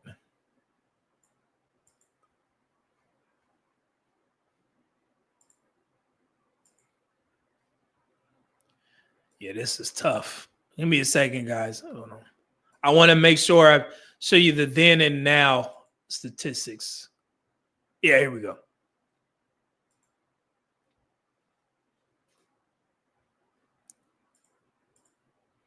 Okay, so of course I did my research on all of the prompts and all of their talking points. So in regards to the high incarceration and unemployment back then, so the 1990s narrative, you guys, black men can't be good partners because of systemic unemployment and incarceration. The stats then, black male unemployment in the early 1990s was about 11 to 12%, and this is from the BLS. And then the incarceration did rise sharply during the 80s and 90s, the war on drugs era. I'm pretty sure you guys are familiar with that. Stats now. So black male unemployment in 2023 was around 6%. So you guys can see from then there has been a 5%, 6% decline, almost half the 90s level. Incarceration rates have declined since the peak in 2000, dropping by 34%. So the rebuttal that you guys will use is the narrative is outdated. Black men are working more, in prison less, and increasingly college educated compared to the 90s. And also, the scarcity of black men. This was something that they talked about as well. The pool is small. 1990s narrative. They often pointed to a shortage of marriageable black men due to mortality, incarceration, and unemployment. The stats then. Marriage, about 47 to 48% of black men were married in 1990 versus 45% of black women. Key point right there, guys. So you see, even back then in the 90s, there was still more married black men than black women. And the number was actually higher. And these women are on this show complaining. Fast forward to present day, 36% of black men are married as opposed to 29% of black women. You see how that margin has widened, right? Back then, it was only about a 3% difference. Now, 7%. Even though the number is lower, black men are getting married at a higher rate than black women. Nothing has changed. Yet they're having a conversation of where are all the good black men. Back then, damn near almost half was married. So that's where they were. You see that? So even with all the stuff, the education, the incarceration rates, the unemployment, 47 to 48% of black men were married. And they're literally having a discussion about where are the good black men. So now y'all see why it's so heightened now, because our marriage rates have decreased, but black men are still marrying at higher rates than black women. And a lot of that can be attributed to interracial dating, of course. Okay? That's crazy, right? You see how these statistics say nothing has changed. Same conversations. Even when they keep saying, oh, we black men know the statistics. If you're talking about these statistics, yeah, they seem like positives for black men. So I don't know what they're talking about. So, and then fatherhood, about 52 to 55% of black men ages 15 to 44 had ever fathered a child. And the reason why that was increased is because what? Because the marriage rates were higher. That's why, fast forward to present day, only 46% of black men have ever fathered a child. Okay? 52 to 55%. That was normal when you got an almost 50% marriage rate. And then let's see here. Prison in 1990, 584,000 black men were incarcerated. So they use that narrative to say that the reason why we can't find good black men is because they're all incarcerated. Back then, within the 90s, the black male population was about 20,000. Okay? Or 20 million. I'm sorry. Excuse me. The black male population was about 20 million. So you remove 584,000 black men from that pool. What do you get? What is that? 98 point something percent, 5-6%, something like that. You see, so this is another talking point that's continuously being used in present day. They try and make that the reason why they can't find black men. This is where all the good black men are in jail. This is where that narratives come from. But nobody ever looked at the statistics until I started pulling them up. It's like, wait a minute. We got damn near 340 million people living in the United States. And you mean to tell me that there's literally only 2 million people incarcerated? That's a lot compared to other countries. However, as a population, that's nominal. Okay? And in the black community, I'm going to go over it here in a second. Hold on. And they're going to point this out.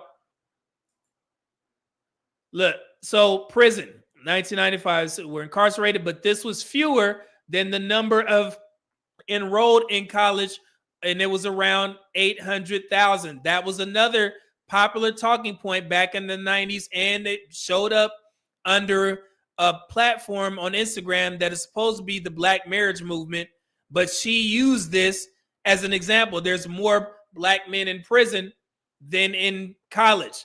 That has never been true. Okay? Even when Ice Cube said it in his song, it wasn't true then, and it's not true now. Okay? It's crazy, right? I hope this is like some kind of history, you know, for people in the black community so you guys can understand where this stuff comes from.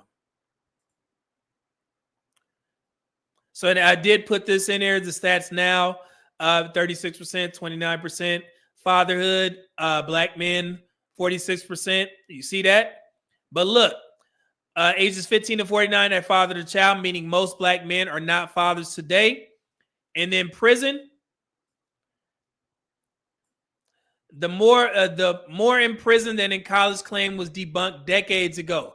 Today, there are far more black men in college, 1.5 million plus, than in prison, about 700,000. Okay? Rebuttal. The so-called scarcity argument ignores the fact that in both the 90s and now, the majority of black men are not incarcerated, not uneducated, and are not fathers out of wedlock. She mentioned 65% of black women having children out of wedlock. The black community doesn't understand that statistic. When they hear that, they are under the impression that there's a parallel. Like it's 65% of black men that had children at a wedlock with 65% of black women. No, it is a small percentage of black men and other races of men that contribute to black women's children at a wedlock race. Don Lemon effed up on CNN, mind you, and he mentioned that there was like a 72% children at a wedlock rate for black women, and he followed that up by saying that means absent fathers. How does that mean absent fathers? So that's how the black community, they'll bring up this statistic about the children at a wedlock, and they'll immediately say black men aren't involved in their children's lives. That has nothing to do with that at all. Because for one, it's a small percentage of black men that are having all those children in the wedlock with black women. And also, it doesn't include the fact that other races of men are having children with black women at a wedlock. And that doesn't mean that 65% or 72% of black men, a 1-to-1 ratio. You know, we have a child, you have a child. No. It's not how it works. Okay? So I won't beat you over the head with the statistics all in one swoop, because it's going to come up here in a second. But let me get to the super chats before we get behind. My bad, y'all.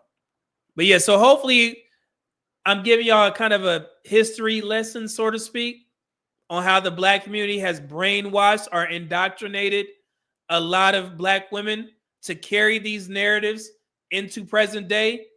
That's how you will get a 20-year-old black woman who was telling me that her favorite movie is Color Purple or something like that. It was passed down. All these talking points, they were passed down. And no black person, no black man had a platform to say these things out loud and say, hey, y'all lying. The problem isn't black men. Nobody. And that's why these spaces are important. Okay? I take so much pride in doing this type of content, because this is history. This is black history that we all should understand and know. But the truth is, it's offensive to the black community sometimes, especially when it doesn't paint black women in a positive light. It's embarrassing. Okay? It's embarrassing. Everybody else can't be getting the finger pointed at them. You need to do better. And black women just sitting back there like, yeah, y'all need to do better for us while we stay the same and not change. And that's why I despise panders. It's the worst. They're the worst. Let's see here. I'm okay. I think I've started. So Ajax Man $2 super chat said, damn, black women couldn't take rejection then either. It's crazy. She went off on him. William, what up though? 199 super chat said, hit that like button for this good work. Appreciate that, brother. Thank you, man. Thank you. And then we got Sports Droppers. What up though? $5 super chat said, I went to a big college in Arizona. You know how many black girls I knew who got knocked up while in college or came to college with a kid in tow? Yeah, and I covered those statistics as well. It's 41% of black women who are in college have a child or leave college with a child. And no, it's not the same for black men. It's 20% for black. I think it's 20 or 21%. Scratch that. 40% for black women who have children in college, 21% for black men. And that was actually reported by, it's like the Americans Women University Survey. So yeah, it wasn't behind, men didn't report that. See here, Project 007 $10 bomb said, I was a young adult in the 90s when black women were eating this nonsense up. Even then, with my limited knowledge, I knew this wasn't right. Now I understand why. It was a whole agenda against black men. A whole agenda, bro. It's crazy. William K. Jones, 199 super chat says she was out here as a side piece. If it was Reek, $5 super chat said, wait, hold on.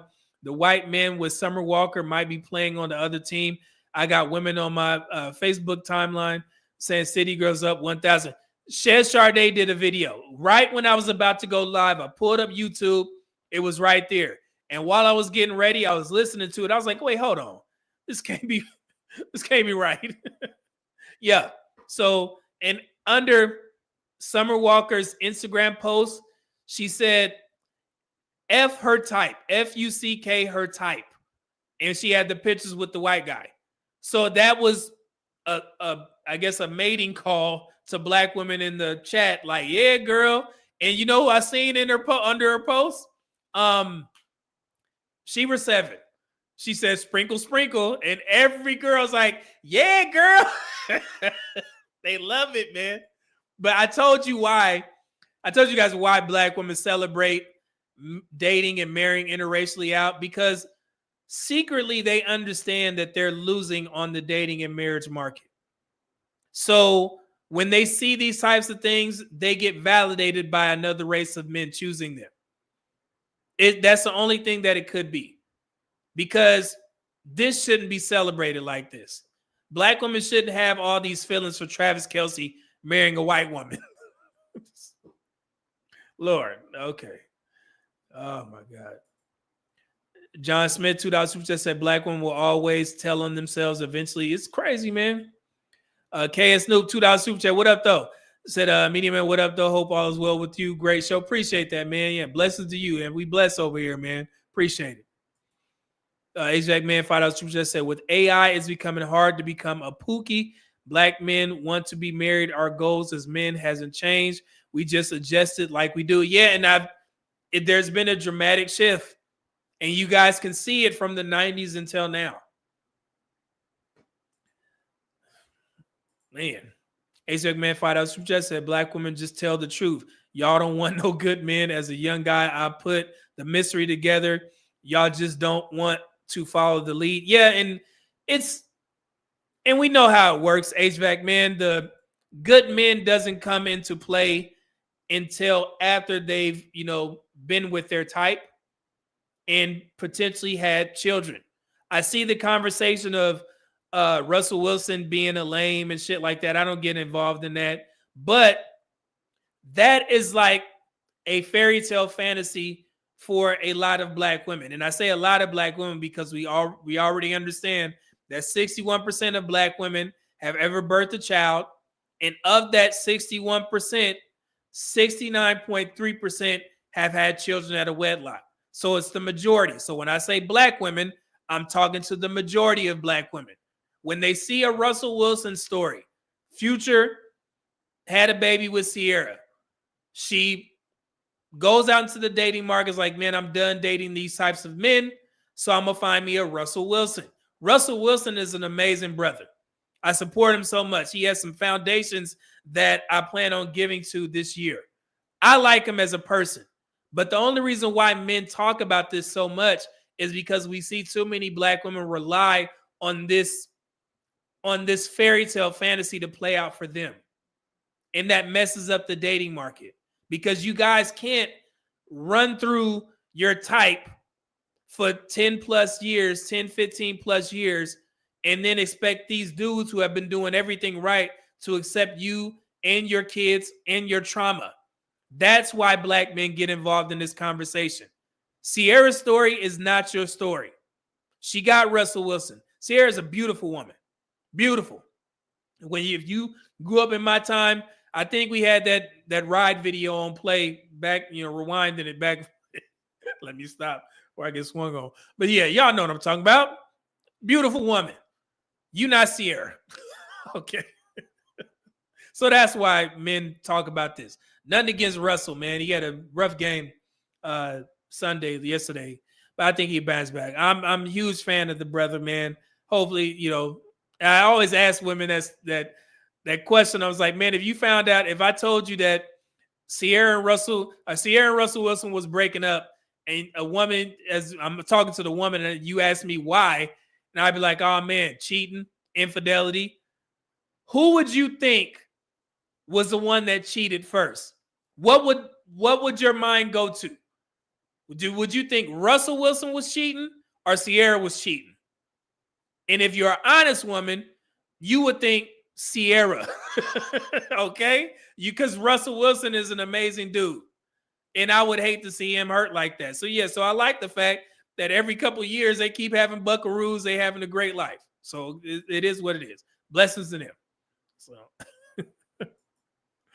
William K. Jones, 109 super chat, said, a literal generation generational plague in the community, bro. It's been clouding us for a while. Sports droppings, what up though?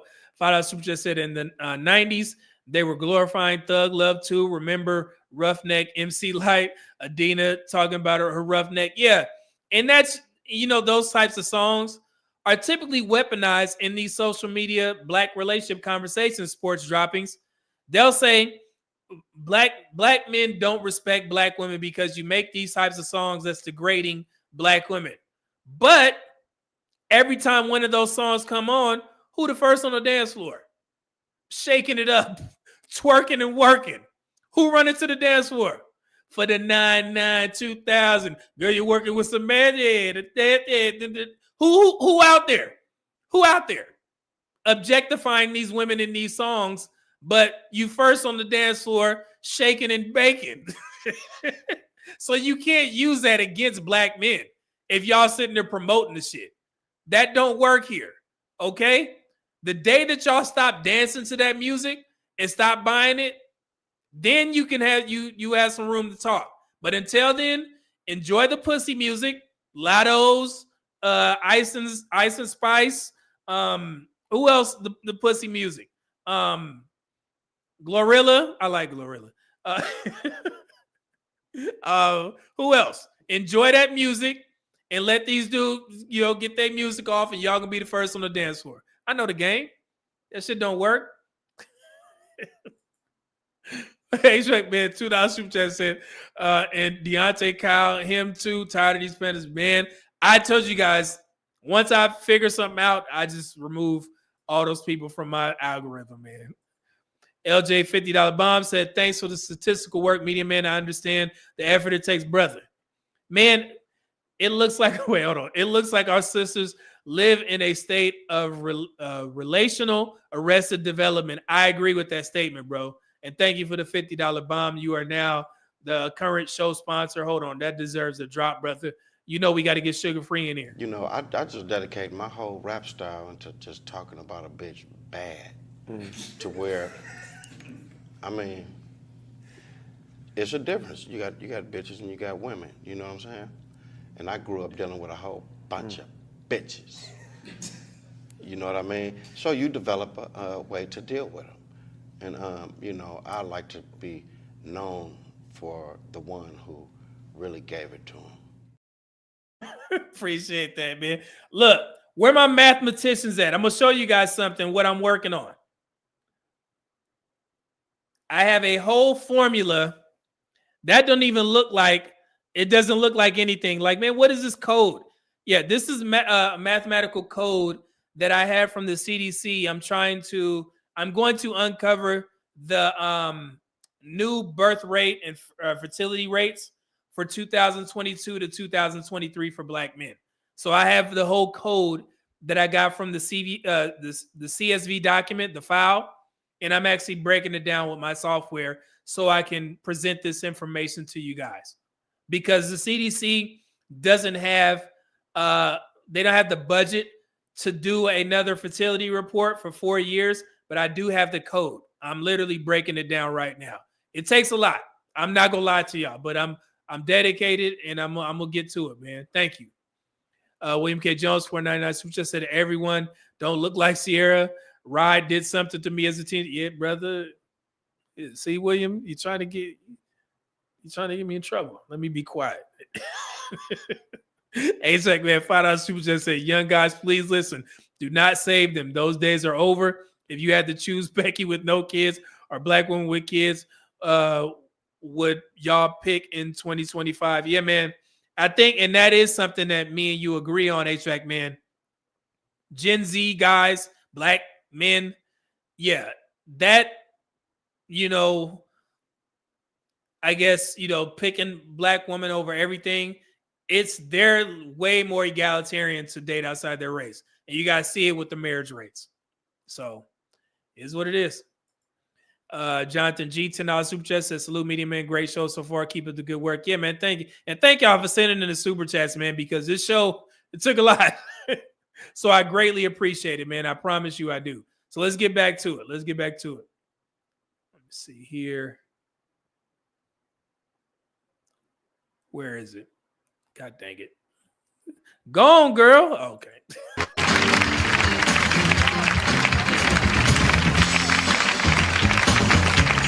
Look.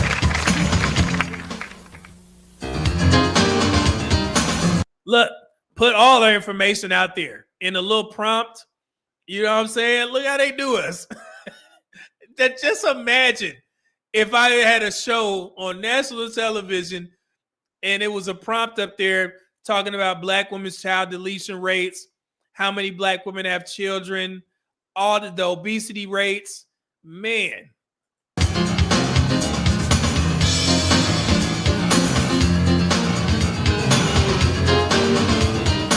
We're asking a loaded question today, and that question is, where are all the good black men? Well, the statistics say that there are more black men of all ages in jail than... Look! You see how they... So, no... Even back then, nobody's like, well, how many? Tell us a number, and then tell us how many black men are in the population. There it is, guys. I told you. In college, and a little more than 12. Yeah, she just repeated a lie. Let me go back. We're asking a loaded question today, and that question is, where are all the good black men? Well, the statistics say that there are more black men of all ages in jail than in college. There it is. Now you guys see where they get this narrative from. This was parroted on national television. That was a lie. I just showed you guys the statistics. She just lied. Okay? And a little more than 12% are unemployed. Adrian Burke is a college-educated... But look, on a real quick, and I have so much to say on this, guys, because y'all know this is my lane. Now, you see how they just talked about the black men statistics? Wonder why they didn't mention black women statistics. Y'all notice that? Again, all the black women are qualified for marriage. It doesn't matter. Whatever situation they're in, they're all marriage material. But for black men, we gonna remove this, this, this, and this. And then we gonna remove this. And then that small pool for all of these black women who are marriageable. They never remove any black women. That's crazy. My God. Ronnie C, what up though? Said, have they ever fully defined what a good man is, what good man is? Nah, man, they don't know. It changes. Here we go. Fair use. A computer literacy instructor. She has never been married, although she did have her first and only daughter when she was just 14 years old.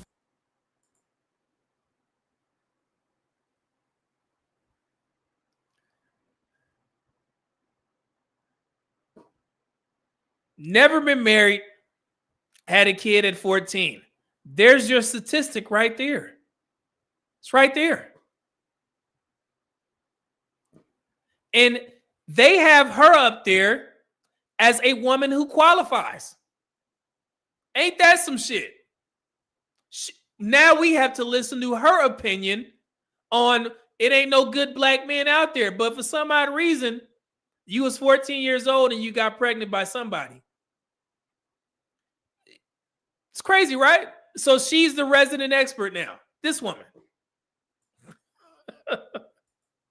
What? That's awfully early. That's a baby having a baby. Absolutely. Yes. Yeah. I don't regret it though. I think it has a lot to do with. See, and the ego, the man, and I don't regret it though. Yeah, of course, your kid is here. Beautiful daughter. She's in the audience. They're gonna pan to her. Beautiful young lady, man. But just to say that, I don't regret it though. Nah, if you had to do it over again, I'm pretty sure you wouldn't make that same decision. And I'm talking about if you didn't see your child as she is now, if you had a choice, you wouldn't do the same thing, but you saying you don't regret it, that makes it seem like you would do it again. My God. Why I am where I am as far as dating is concerned.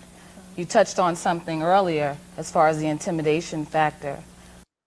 Lord, I got to stop stopping this. I got to stop stopping this. The intimidation factor. So now black men are intimidated by this woman who had a child at 14 years old. Statistically, I'm not even supposed to be where I am having a child at 14. But since I am there, I find that a lot of brothers are intimidating. Just for the record, I'm for the brothers. I have faith. Look, and in they my always brothers. they always do this. They before they cook black men. Oh, let me just be clear. I'm for the brothers, but she's saying that black men back then are intimidated by her. This is where the talking points come from. My God, I'm sorry, guys. Y'all say let it. Okay, I'm gonna let it play. I'm sorry. I'm gonna listen to you, Indigo. I'm gonna let it play. Here we go. No, I wasn't trying to take you there. You have a whole group of men back here who appreciate that. Just for the record. Just for the record. Just for the record. This has nothing to do with Thank her. you. I just wanted to put it out there right now. I love my brothers. Oh, I love absolutely. everybody, but just preferably, I just... So what I hear you saying is that even though it's difficult maybe to find a good black man, that keep you the don't faith. want to sway outside the race and date some other race. That's the third No, I time. don't. And let me just explain something. It's not a racial thing. It's a preference thing for me. When I look at a brother, I like what I see. I like the color. I like the power. I like the strength.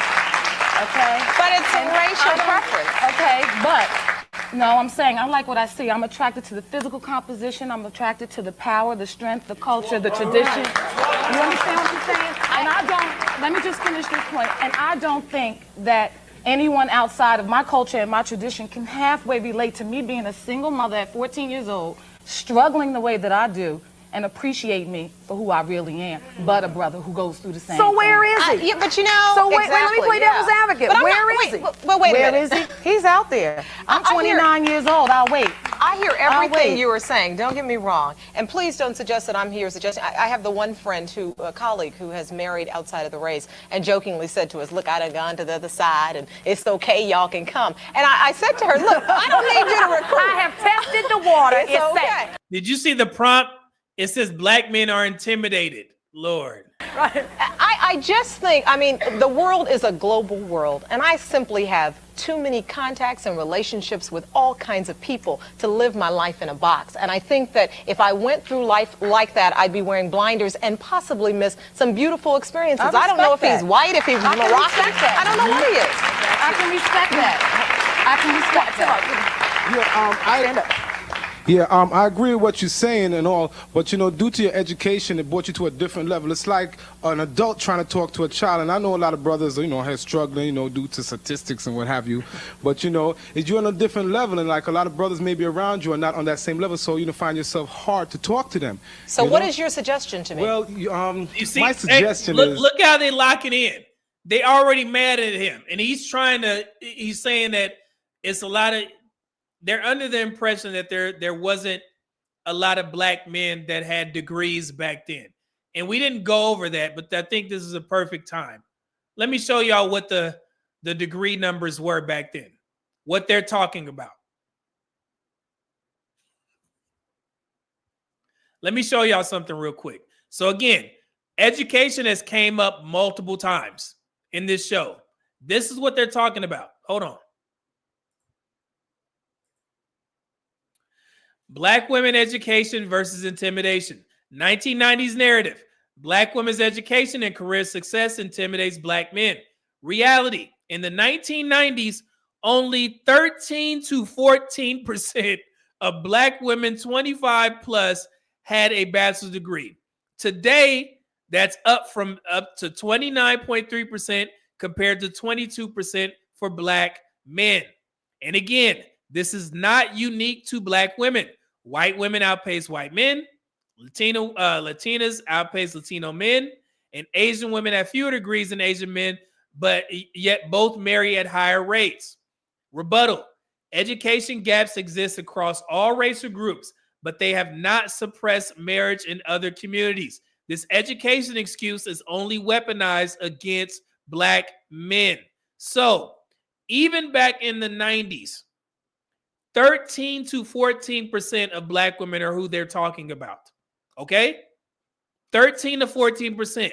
They make it seem like there was just all these black educated women that had degrees. No. It was a little bit over 1 out of 10 or, 10 out of 100. That's crazy, right? So that's why I wanted to put the statistics with this video so you guys can understand what they're talking about and the excuses that they're using to justify their singleness. And this is still happening in present day. Okay? So that's why I'm here, man. HVAC man, I thought I just said I got another hour. I got to hit legs tomorrow morning. This is starting to piss me off now. Yeah, man. I should have put a disclaimer, man. I should have put a disclaimer and told y'all. Sorry about that. All right, so let's get back to it. Here we go. You find a brother. No, listen. Yeah, this is gonna be good, brother. You find a What's the brother, solution? just like you have a child that's 5 years old. You find somebody that's a peer to like the child that you can relate with. They have a lot of educated brothers in school out there and in good positions. You just can't say that, no brothers ain't no good. Well, I have a saying, and I'll just share it with you very quickly, and that is I've attempted the relating part, and I'm not saying that I'll never go back there again. And I like to tell people, look, I've done white collar, blue collar, no collar. I've been there. I'm looking for at this stage in my life. So, again, lady, you are the common denominator in all these situations. And nobody ever says that. That still happens today. I dated all types of men, this man, that man, and it still ain't work. So who needs to do the work? All of them are just you. It's right. The answers are right there. And I was talking to my homeboy today.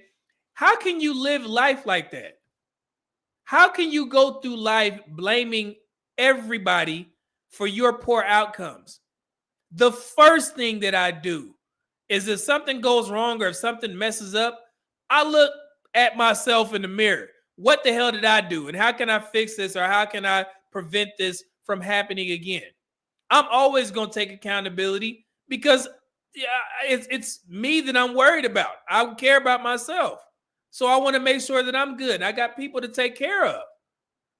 How can you live life by just simply blaming everybody for your shortcomings? How? I never understood that way of thinking. That's crazy. Dante Bryan, $5 just said, if only there were brothers brave enough to be like Media Man back. Brother, man. And that's why HVAC man, I put a lot on my generation because we didn't speak up. Even on these shows, they got cooked. Hold on. We're going to get to it. My bad. Here you go. Lord, my God. Here we go. Fair use. Someone who is mature enough to come and relate to me. I'm tired. Come and tell me what's going on. That's all. You may want to read Dr. Ron Elmore's book. This is Dr. Ron Elmore. He's the author of a book entitled How to Love a Black Man. Come on, stand up. Oh, this better be good, Ron. Ron, I mean, we're sitting. Where William at? That's my guy, Dr. Ron Elmore. Okay? Me and William actually grabbed this book. He had it. I have it. So this is what the book looks like, guys. This is Dr. Ron Elmore. He wrote this book. I have it somewhere around here, but I can't find it for some odd reason. But yeah, I read this maybe about, I want to say 10 years ago, somewhere around there. But that was his How to Love a Black Man. This is How to Love a Black Woman. So yeah, so I couldn't find my book, but this is where you can find it, guys. Okay? But this is Dr. Ron Elmore right here. Up here, and clearly there's enough sentiment out there in America that there is a shortage. Are we realistic here? There's a shortage. But there's a shortage of hope diamonds in the world, too. There's a shortage of precious ores and gems in the world, too. And so the search is harder, but any valuable thing is harder. We don't go to Woolworths when you're looking for a hope diamond. You got to go uptown to Tiffany's. Yeah, but then again, they're saying it's a shortage, but they never explain why there's a shortage. Remember, back then, 47 to 48% of black men were married. So you could take literally half the black men off the dating market. They're gone. So would that be considered a good thing or a bad thing? Or did those women simply just miss the boat? Are they not the preference of the types of black men that they're going after? These are conversations that you have to have 3 to 4 layers deep. You can't just say there's a shortage of black men. I was hoping somebody would be like, well, why? It can't just be because of this small percentage of people that are incarcerated. And I'm saying this responding to this 90s video, but I'm also saying it to correlate to present day conversations. You have to ask why, because even now, it's still more black men married. Lord, fair use. But it's a hard trek there. And so I understand the struggles. I say to women who write me, who've read How to Love a Black Man, I say, I apologize for every misspoken word from a black man to you, every tear that you... Again, this is, you see, the baby boomers, we're HVAC men. That's the shit that I'm talking about. Blaming every black man. What you mean? What did they do? What they are responsible as well. And that's how black men used to do back in the day. The catch-all was just, let me go ahead and apologize and take the blame and not even explore why this is happening. That's our fault as the older generations. We didn't say enough. That's crazy. My God. Now you see why. Now you guys understand why this information that we talk about on these types of platforms, black women give pushback because they've never heard this before. Nobody has ever told them where they lack or where they, fall short. It was always blame black men. That's where the whole blame Jermaine comes from. It's from our generation. We effed up. Okay? Damn. May have shed that had one of our names on it, but at the same time, don't give up. There's a bunch of us who are in prison. There's a bunch of us who are already married. There's a bunch of us who are otherwise engaged for whatever the reason, but you're looking for one. That's right. And I want you to have that one, big time. I'm gonna have it. It might require, as my father said, just asking for it. Yeah. Asking and working. I heard you mention something about the waiting idea, and waiting is a wonderful thing to do. Patience is a big part of this process, but it needs to be a working wait. Right. It needs to be the kind of wait where I want to see the time the lights go down, I want to see you, Carolyn, back there checking. And you see his finger. You see his finger, right? It's a married man up there. Who would have thought? Out this whole row and being I got a card coming this way because I want to connect with the one brother so we can talk about some open exchange of ideas, if nothing else. Yeah. But it's going to take that kind of meeting in the middle. And what I'm hearing from my brother in the back, this characterization of very successful black women who are now attempting relationships with men who have not been as educated. I don't see it as a parent-child type thing. I see it as we have, even if there are two different languages, I believe what love is really about is making the commitment to bridge the gap. Right. That's okay. That sounds exactly like what black men are saying now. But they keep using that education excuse when there's only, right now, 77% difference. 7% difference. Man. And I'm starting to notice that there's more black men that are trying to explain to black women that, we still trying to work with y'all. I hear it a lot. I never hear those types of messages from the platforms that don't like black men. They just focus it on cooking black men for one and telling black women to date outside their race. But we have far more black men, including my platform, to try and level set the conversation, to help black women understand, like, hey, black men they're moving to other races of women. They're excelling in these areas. And it's like, I don't care. That's Jesus. Here we go. Talk your way, brother. That's right. Question up here. I'd just like to pose a question to you. Say if a brother approached you, maybe a blue-collar worker or somebody who might work in the mailroom, approach you and try to get to know you. Would you reciprocate that same kind of friendship for that person just Absolutely.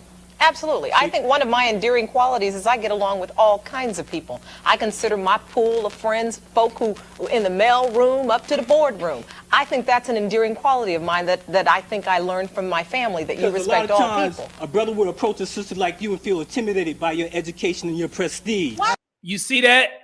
Again, that's where the talking points come from. Black men contributed to this shit. They keep using this word intimidated. I'm intimidated by your degree and your prestige. This woman is a news reporter. What you talking about, man? She's a news reporter.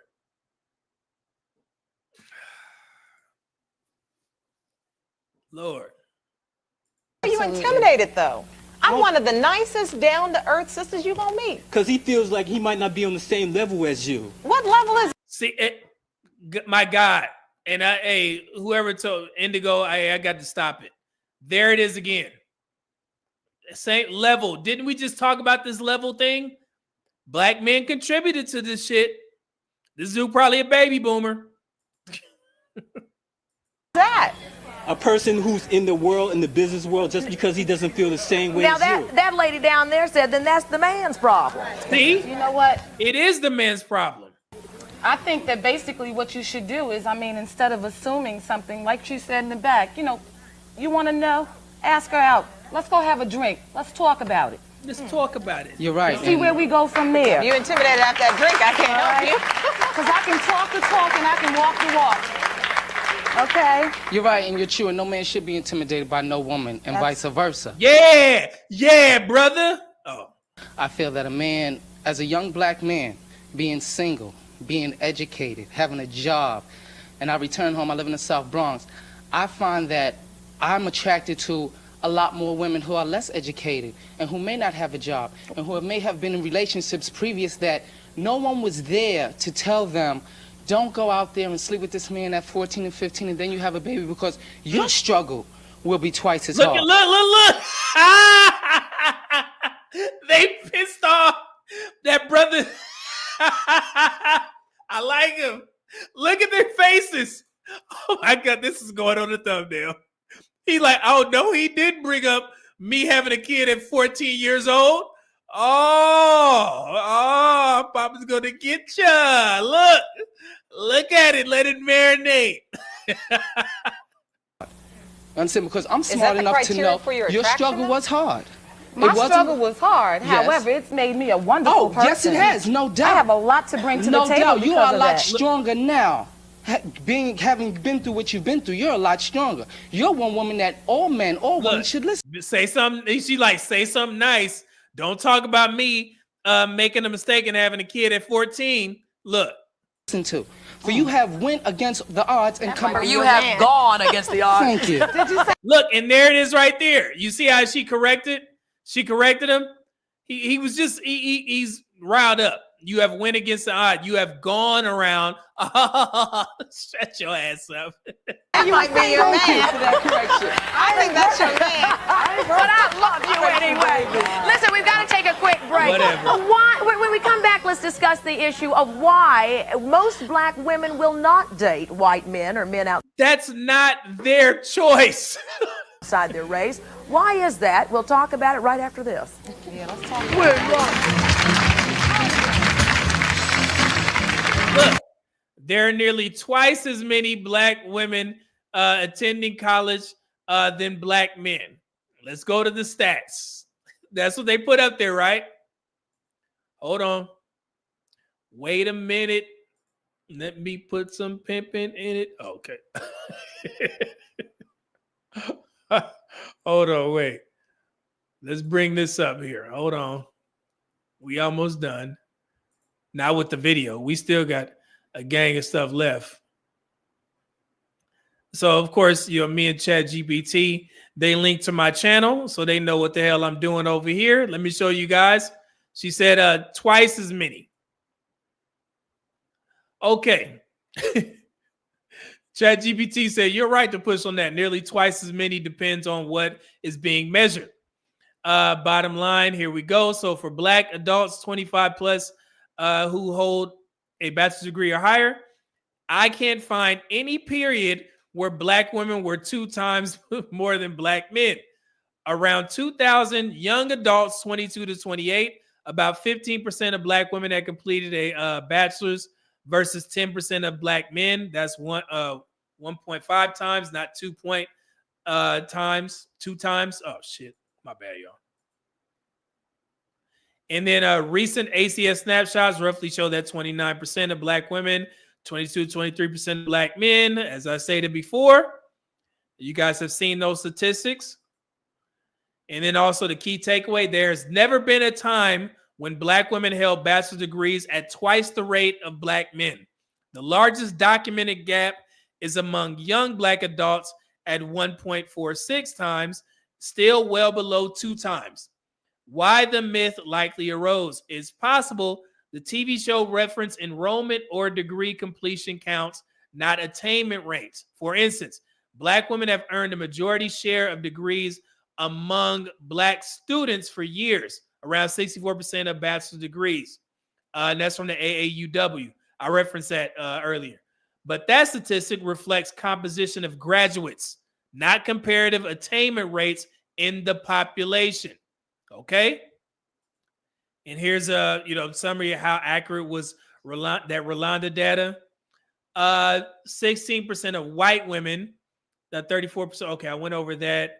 Twice the rate college attendance, nearly twice as many Black women as Black men, likely directionally correct, but specific numbers uncertain. And then the interracial marriage, they bring that up later on. I'll leave that there. But there is another report. So here you go. So again, they lied once again on that report. So again, another prompt where they said twice as many. It's not true. It has never been true. Never. Okay? But the lie is more important than the truth. That's why a lot of Black women rely on it, because it makes them look good. Sad, right? Let me get some super chats real quick.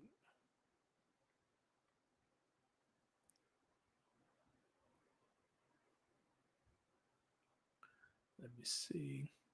HVAC man, $5 super chat said, now chat, y'all see why I hold Gen X Black men accountable. It's no offense to y'all, but y'all failed. Admit that you failed, like Media Man said. Yeah, and like I said, brother, I see it becoming a competition. I understand that. But I've done videos where I've spoken specifically to the older generations to include myself in that. Yes, we effed up. That's why these messages are so harsh for Black women to hear, because they're like, man, I think y'all hate us because y'all never told us this before. And we should have been more vocal. Okay. HVAC man, $2 just says Simps back then too. No nuts, no backbone. Dante Bryan, $5 just said Boogie Down Bronx stand up. I miss living in New York. New York. Let's see here. Oh, wait, missed this one. William K. Jones, 199, just said finally a brother with some spine. I know that was kind of pissing people off, man. Brendan, what up though? $20 bomb. He said, what's up, Media Man? Thank you for all your hard work. Peace and blessings. As always, your information is extremely valuable. Thank you, brother. Appreciate that, man. I'm glad you enjoyed it. And then we got A Split Jim. What up though? 999 bomb said blame Jermaine also comes from it's all Jermaine's fault. Refers to a New Orleans mom unaliving her children and saying that phrase afterwards on camera. Shout out to Media Man. Yeah, and I remember that just people adopted the blame Jermaine thing after that. I remember seeing that video. So, yep. And then Mr. Walker, what up, though? Man, single by choice is in the building. Man, he said, salute, brother. Keep cooking, brother. Much respect, man. Salute to y'all, bro. You, Mr. Walker, Gavin X, man. Y'all brothers cold over there, man. Good to see you here, man. Blessings to you and yours, man. Thank you for that. Man, my guys. Let's see here. All right, so let's get back to the video. I told y'all we're going to be here for a while, man. Here we go. There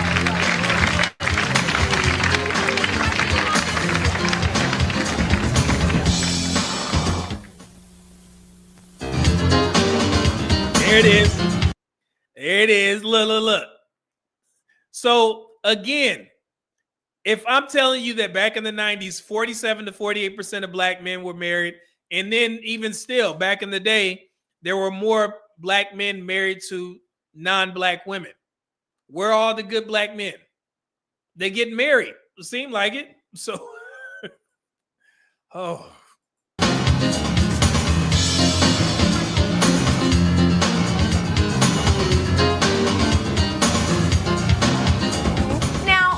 Talking here about where are all the good Black men, and I got in a little trouble here talking to Rodney. When Rodney, when I corrected your English, I said you should have went, and I said it should have gone. The lady over here said, see, there you go, intimidating men again. There it is, and that's what they're talking about. That's the shit. That's not intimidation. That's you just being an asshole. Okay, you didn't have to say that. Everybody understood what that brother meant. So you should have went. You should have gone. We understood it. You didn't have to correct them like that, but you did. It's cool. Yeah, that girl called you out. You know, did I intend? Is that wrong to do? No, you corrected me, which is correct. There was no intimidation there. I accepted that, and I reciprocated. That was that. I moved on. I still didn't get my point across that being young and being out there's a lot more women than there is us. Now, for the few black men who do achieve status, and then we go back and try to be with our sisters, sometimes we can't be with them because they have children already, or they're with a boyfriend, or for whatever reason. Look, okay, look. Doesn't that sound? I just talked about this shit. There it is. He said they already have children. Now look, who spoke up? Who's about to speak up? Watch this. Watch. Same reaction. I'm sorry. What's the problem with having a child? This is the second time you raised that issue. Right, because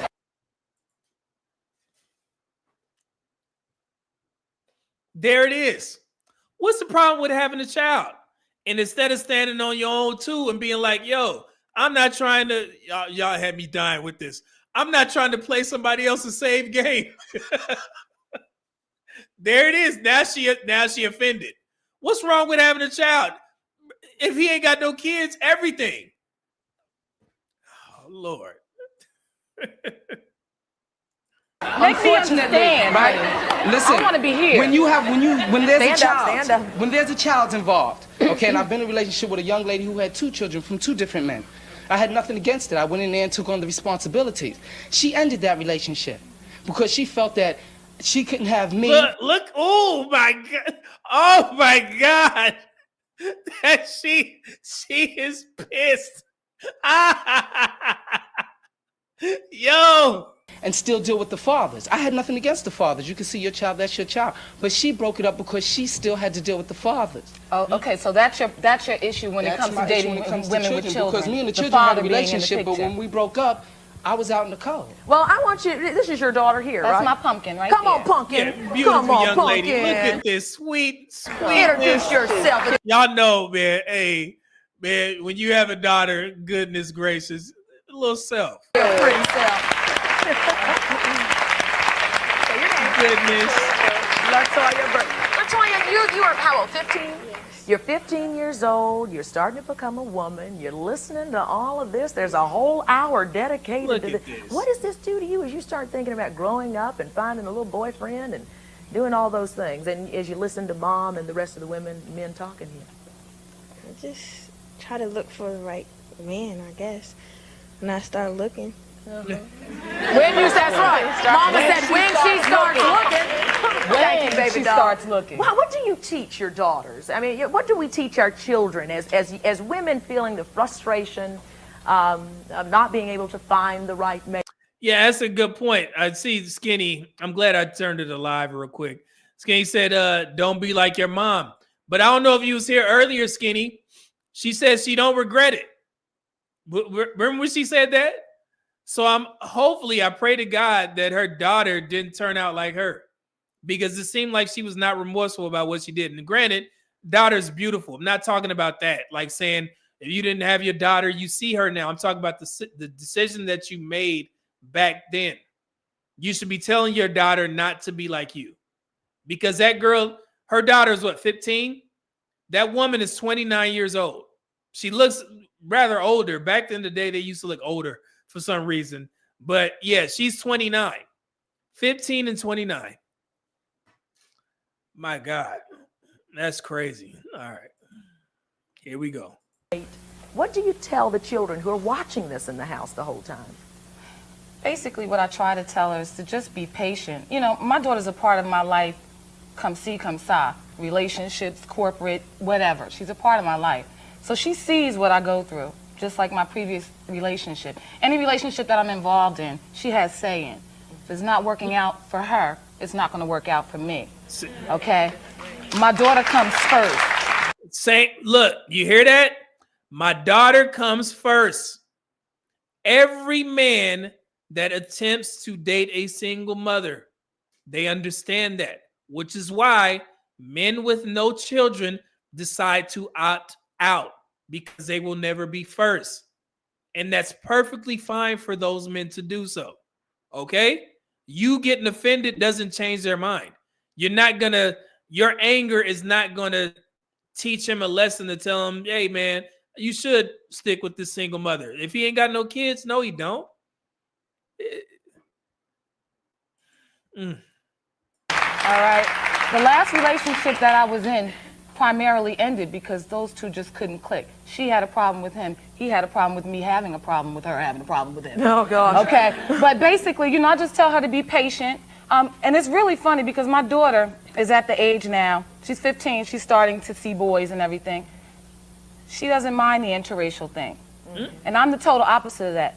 You see, and they've been trying to push this narrative, man. But that you got to ask other races of men. But I don't impose that on her. This is my preference. Mm-hmm. This is my belief. What do you say? I'm 25 years old, and I've dated outside of the race. And I think there's even a problem there. I don't think too many men other than black men, I think men other than black men are intimidated by black women as well. Mm. So I think in general as a problem, black women have a problem dating. There's the answer. That should have been the title of the show. Why are black women having a problem on the dating market? She just told the truth. Black women are... And look, but the funny thing is, they should have stopped right there. They're going to just gloss over her comment. There it is. Black women are having a problem on the dating market. Stop trying to blame everybody else. The same thing is happening today. Wow. Watch. Hold on. Look at this. So, what do we do about that? That's why we're here, I thought. Yeah, that's what we're trying to figure out. I want you to meet 36. No, you see how they just glossed over that? That's what we're trying to figure out. But the title of the show is Where Are All the Good Black Men? You should have been having a conversation about that.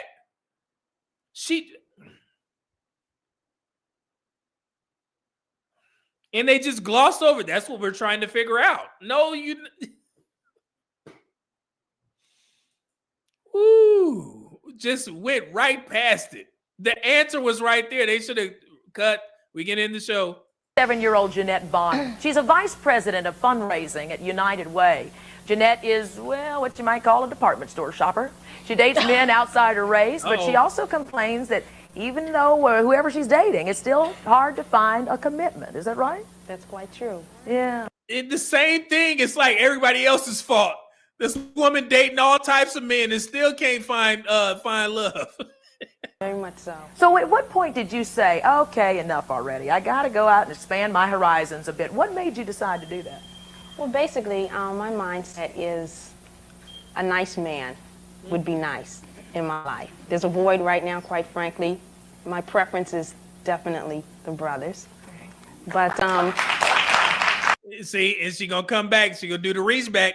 Try and get y'all. Trying to get ya. But if a nice man happens to appreciate me that isn't black, I'm not going to discourage that Let me ask just a general question here. Are there some people who are saying, I don't get it? Because we have an interracial group here. Is there any questions that you may have that you just don't get it, what we're talking about here? Okay, everybody gets it. But you know what, Rolanda, let me make this suggestion to you, too, and that is that I have seen, even in our profession, my white counterparts who have the same issue. I mean, they're having difficulty finding neat guys to date. Carol, I was talking to a lady back here. That's what I was trying to get you to say. Hey, watch this. Mr. White Man, Mr. White Man. I think it's not the color, the race issue. I just think that the intimidation factor that he's talking about and that you're talking about is money. And it's always an issue. If your mate makes more, I would be intimidated if my wife made more than me. Why? But is that the same account? That's not my problem. I'm not saying that I have a reason why. I'm just saying that it's an issue. Look. They just now look. This whole show, Rolanda she's been trying to push a PSA to black women to expand your options. And this how you gonna treat this good white man? Y'all gonna cook this good white man? You're not set yourselves up for success. He gonna go back to the white community and be like, you see how they talk to me? But I'm also saying that I don't think that white men really want to date black women as much as black women want to date white men either. There it is. That's the problem. He just told the truth. He said, I don't think white men want to date black women as much as black women want to date white men. There it is. That's the problem that black women are having. You saying you tired of black men, you're going to just up and marry white men. No, they have to. Oh my God. I'm glad he said that. Hold on, let's go back. They cooked it. Look. Lady back here. That's what I was trying to get you to say. Go on. Well, I think it's not the color, the race issue. I just think that the intimidation factor that he's talking about and that you're talking about is money. And it's always an issue. If your mate makes more, I would be intimidated if my wife made more than me. Why? But is that the same account? That's not my problem. I'm not saying that I have a reason why. I'm just saying that it's an issue. But don't scare him. I'm also saying that I don't think that white men really want to date black women as much as black women want to date white men either. And I love my white wife right here. Your white wife. I love my white wife, and he's married. He said, I love my white wife, and she skedaddled out of there. Look at it. She getting out of there, ain't she? Oh, you were supposed to say that, white man. You supposed to be saying you love black women and you would want to marry black women. That white man told the truth. That's what the problem is right now. That's why you see a lot of black women celebrating these crazy ass, relationships. Man, this is 2 times that they just answered questions, but they just speed right past them. Oh yeah, but what about black men? What black men doing wrong? First the girl saying, hey, black women as a whole having an issue with dating. What are we going to do about that? They went past that. He just told y'all the truth about the interracial dating thing. The answer's been right there, and nobody's. It's crazy. Wow. All right. Mr. White Man, Mr. White Man. I love my white brothers, man. Let's see here.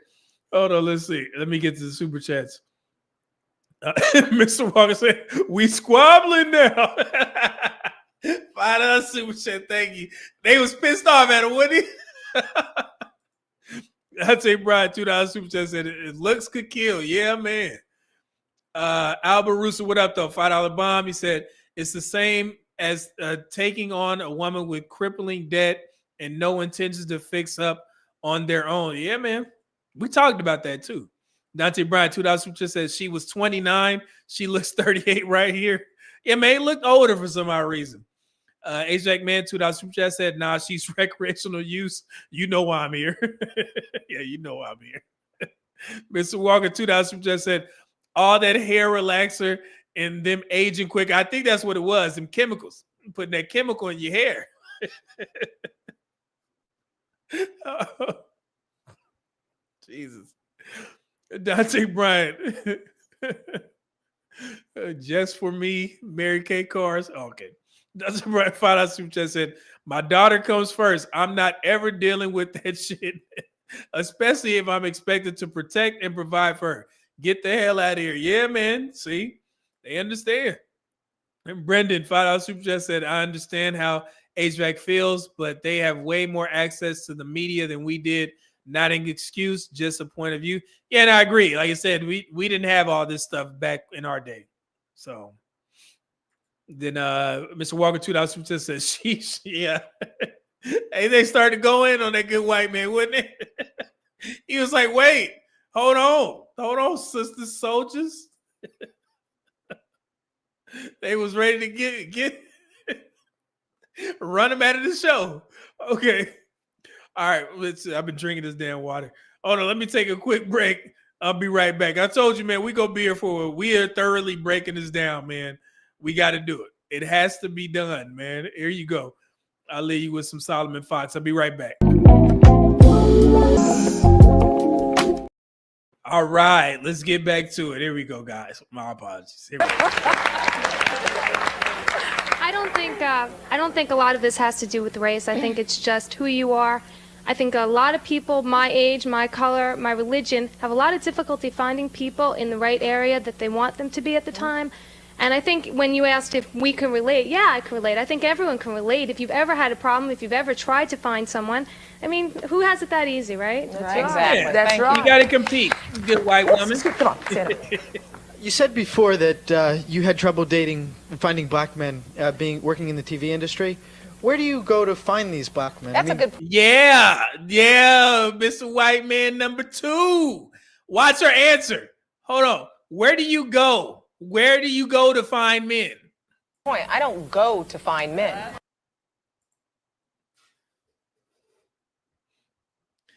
What is present day? Order DoorDash.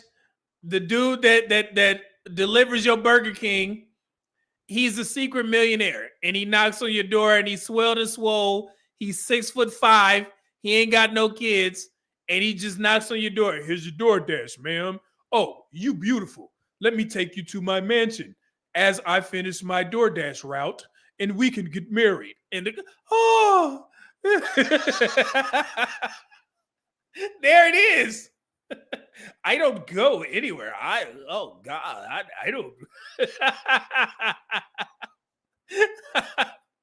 Mr. DoorDash millionaire man. Let's go back. Wait, where do you go? I don't go.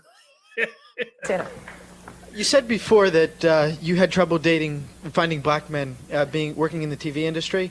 Where do you go to find these black men? That's a good point. I don't go to find men. Look, and everybody clapping. Poof, I don't go. You wait for them to come to you. Dating's got to be like an active process. He's trying to tell her. Dating has to be an active process.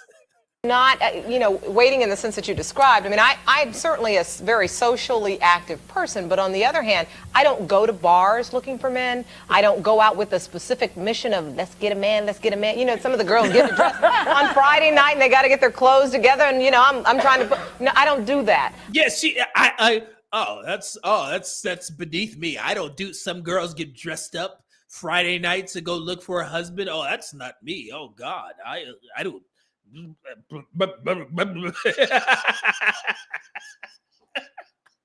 Oh God, me, Mrs. TV reporter lady, we don't do that over here. Oh God.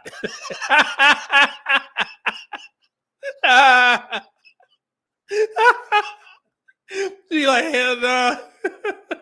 I'm past that stage in life, and so I mean, I'm certainly in the position that I am as a journalist. I'm constantly meeting people, and you would think in those encounters. I mean, I look. I'm in the airport sometimes, walking down, looking at the red coat man. Some of them look good. I mean, look at his face. He like, I see what your problem is. Hey, tell me why the white guy showed up. The white guy showed up and showed out. Look at his face. He like, yeah, I get it. Yeah, I know what's going on with you. Oh man, they showed up on the show, ain't they? Got to take a quick break real quick, and we'll come back and continue this. There are many who believe that even when black men and black women finally do get together, there are still some rather unique problems. We're going to talk about that and continue our discussion. See? Right. And they cycle right back to blaming black men. Right after this.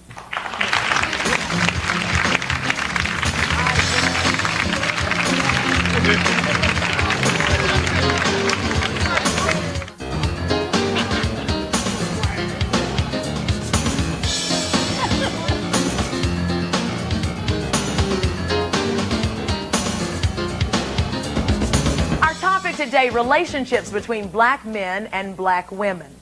Dr. Arlene Bronscroft and Margaret Porter just published this study, and the study is called, Does the Future of Black College-Educated Women Include Black Men? Oh, I want to, come on, stand up, you guys. I want to. There it is. Does the future include college-educated black men, black, or something, whatever she said. There it is. They've been studying this. They've been trying to remove themselves from black men for a while. and black men just keep chugging along. They're projected to increase their marriage rates to 38% this next coming year, to 40% the next year by 2027. Black men are just chugging along while we still having these same conversations. Introduce you. Welcome. That's quite a study. What made you guys decide to do the study? I guess is what we've been talking about here. All right, let me start. Go on. Let me start. First of all, I just wanted to really know about black, white. She look 80s, 90s, don't she? Goodness. Look like was it Rhea Perlman? What was her name on was that Cheers? Oh, sorry. White Hispanic women, what their aspirations were. And so I had done a study originally on the aspirations of young college women. And what I found that was startling, that the black women, much more so than the Hispanic and the white women, did not see black men in their futures.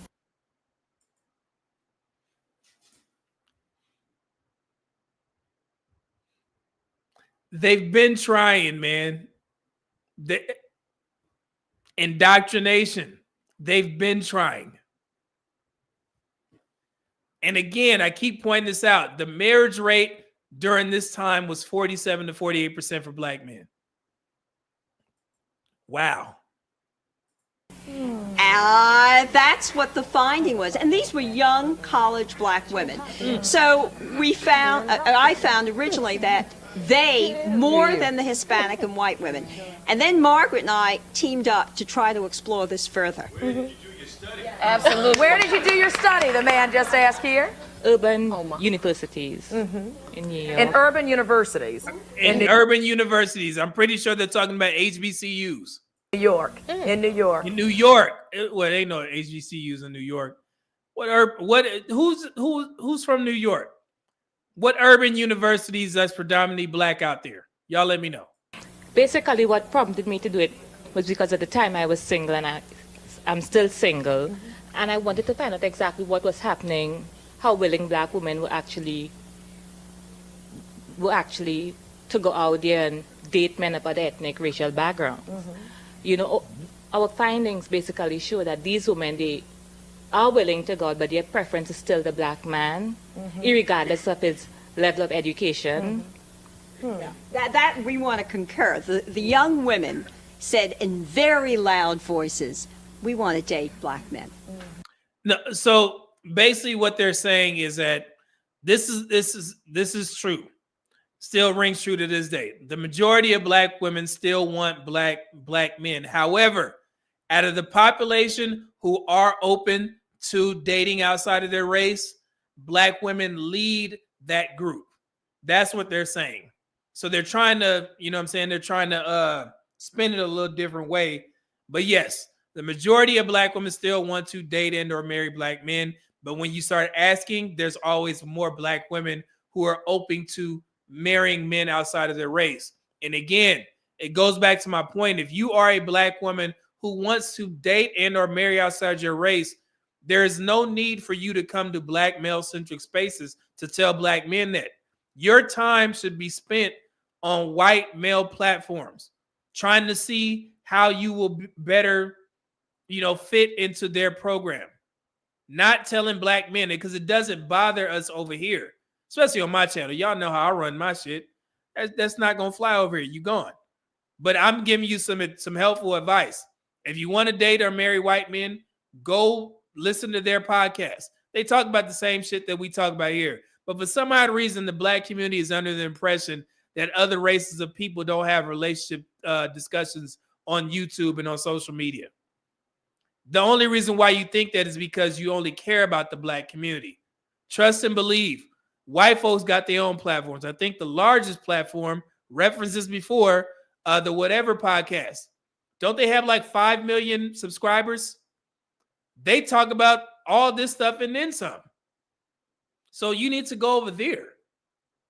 So it's a good channel. I like the Whatever channel. They have some great discussions. But yeah, so go there. That was their strong preference. There were about a third of them that said they would be willing to date outside their ethnic background. Actually, more of them said other than white. In your study, other than white, a third of them. what were some of the major frustrations that were voiced about why there was this conflict? Favorite word, commitment. And trust. However, they found that black men were extremely supportive of their educational aspirations, of their needs. They enjoyed dating black men. They liked being with black men. But they said, as far as marriage partners, the commitment and the trust were not there. Listen. So that's very telling, because they'll say that black men support, but then they'll say black men are intimidated.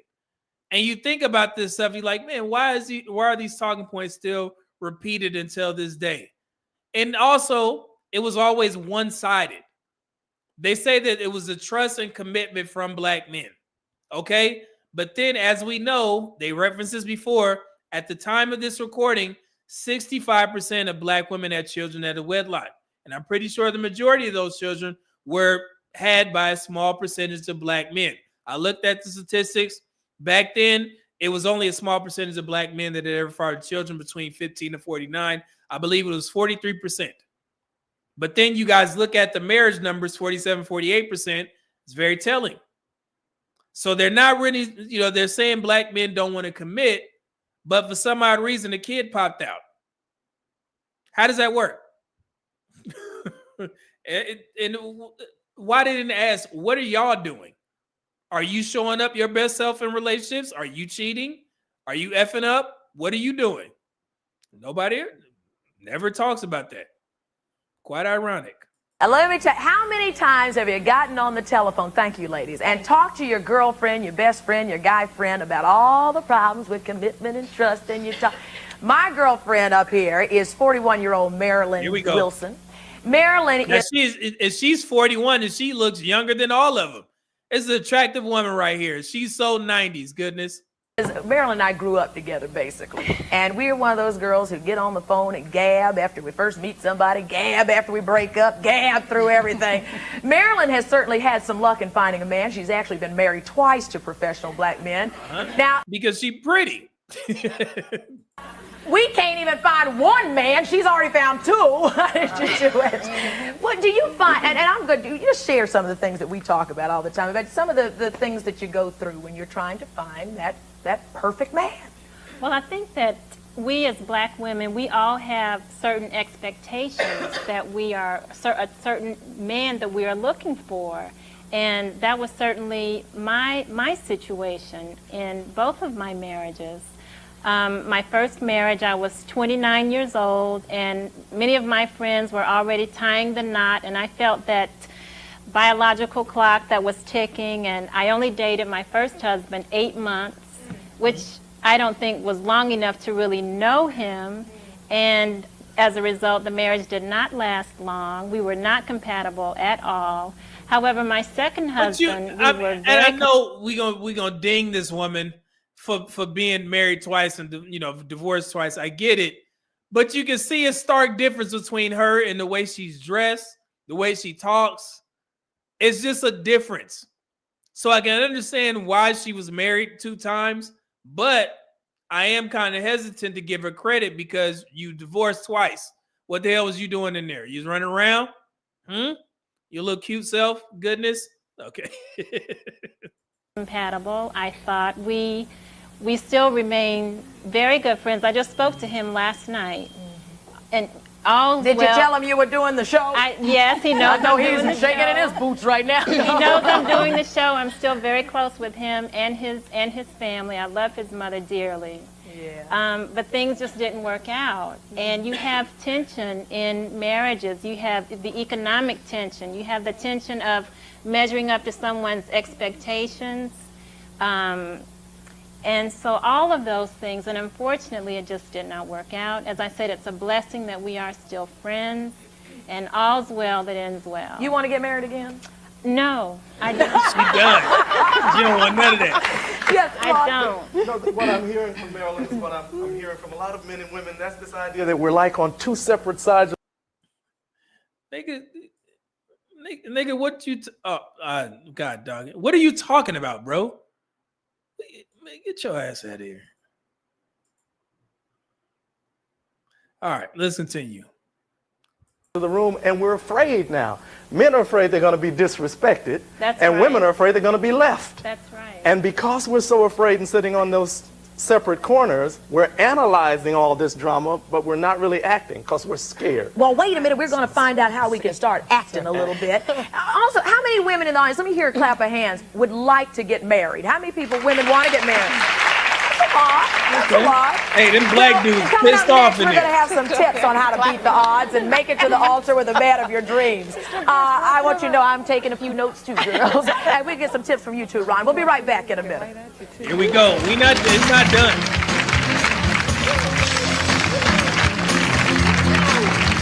Look at that stat. That was the stat I was telling you guys about. 60% of white women ages 30 to 34 have never been married. So this 43% for black women has actually increased to 46% now. And right now it's 49% for black men. However, being that this is where it dings black women to have an overage of women, there's almost 2 million more black women. There's more never married black women than black men, even though percentages are flipped. Okay.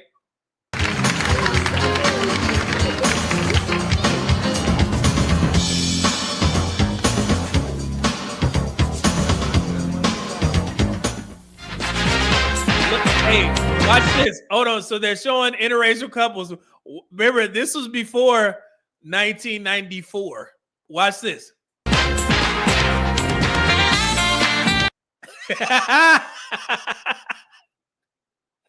This is the example that they used. Lord have mercy. God bless them both, man. Rest in peace to Nicole Simpson and OJ. Jesus. Here we go.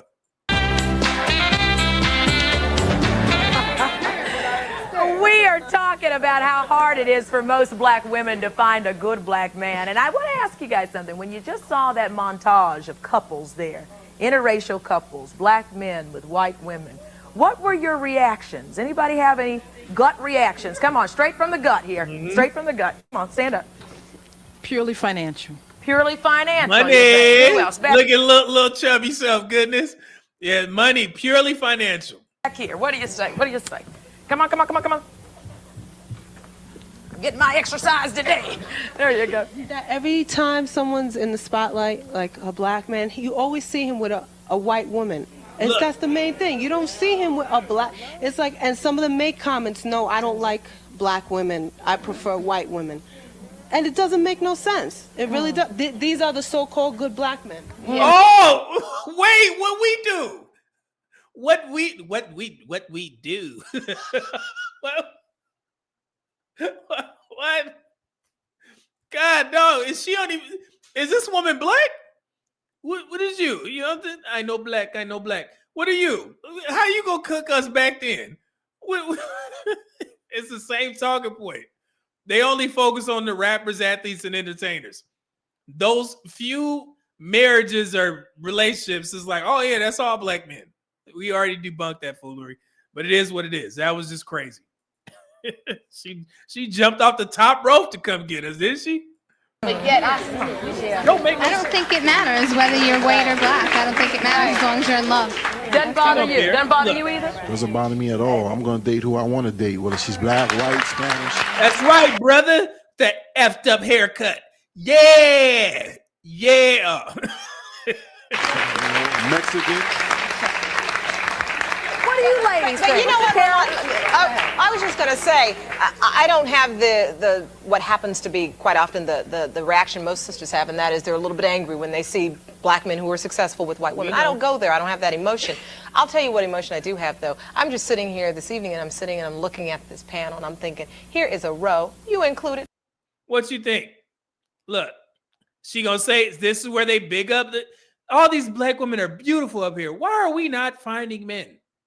Of sharp sisters. Why are we spending some of the best years of our lives by ourselves? All single. You have to answer that question, lady. You don't even go outside. You don't even go outside and date. What? I'm acting like this woman can hear me, and this is present day. Lady, You don't go outside. You just told that good white man that hey, oh God, I don't do that. I don't know. Puff. By choice for me. By choice. By What do you choice say? for me. Oh wait, I almost missed it. Did you hear it? Did you hear another talking point? Look at it. Look, black men, light skin. Listen to the talking point. Sisters have, and that is they're a little bit angry when they see black men who are successful with white women. I don't go there. I don't have that emotion. I'll tell you what emotion I do have, though. I'm just sitting here this evening, and I'm looking at this panel, and I'm thinking, here is a row, you included, of sharp sisters. Why are we spending some of the best years of our lives by ourselves? All single. By choice for me. By choice. Single by choice. Single by choice. Where Mr. Walker at? Yeah, there it is. They still had the same talking points. Single by choice, gonna get you. She said, let me be clear. I'm single by choice. I was gonna get you.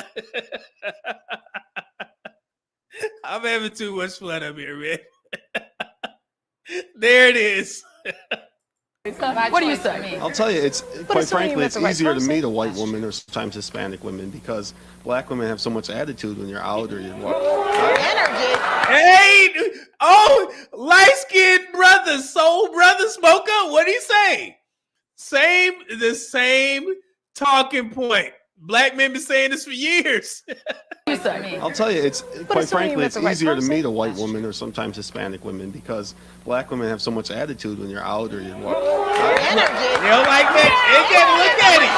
Let me stand up on your ass. But it's funny how she reenacted what he was saying, even though she was playing. Look at her. Watch her. Look, everybody look back like, who said that? They have so much attitude when you're out or you're walking. Watch Rolanda. Look. You see her? She know what he's talking about. She went immediately to, girl. Yeah, she know. You know the game. He ain't lying. Coming to America. He ain't lying.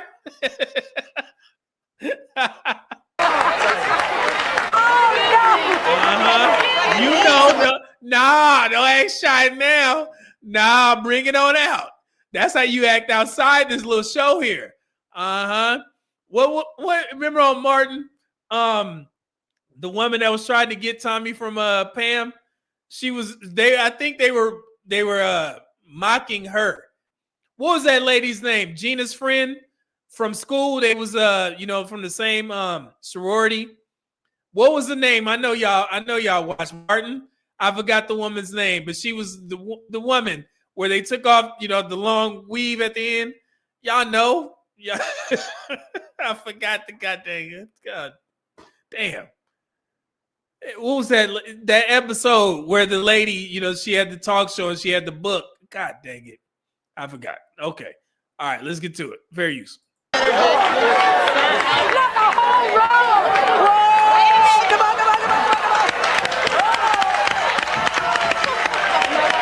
Look, now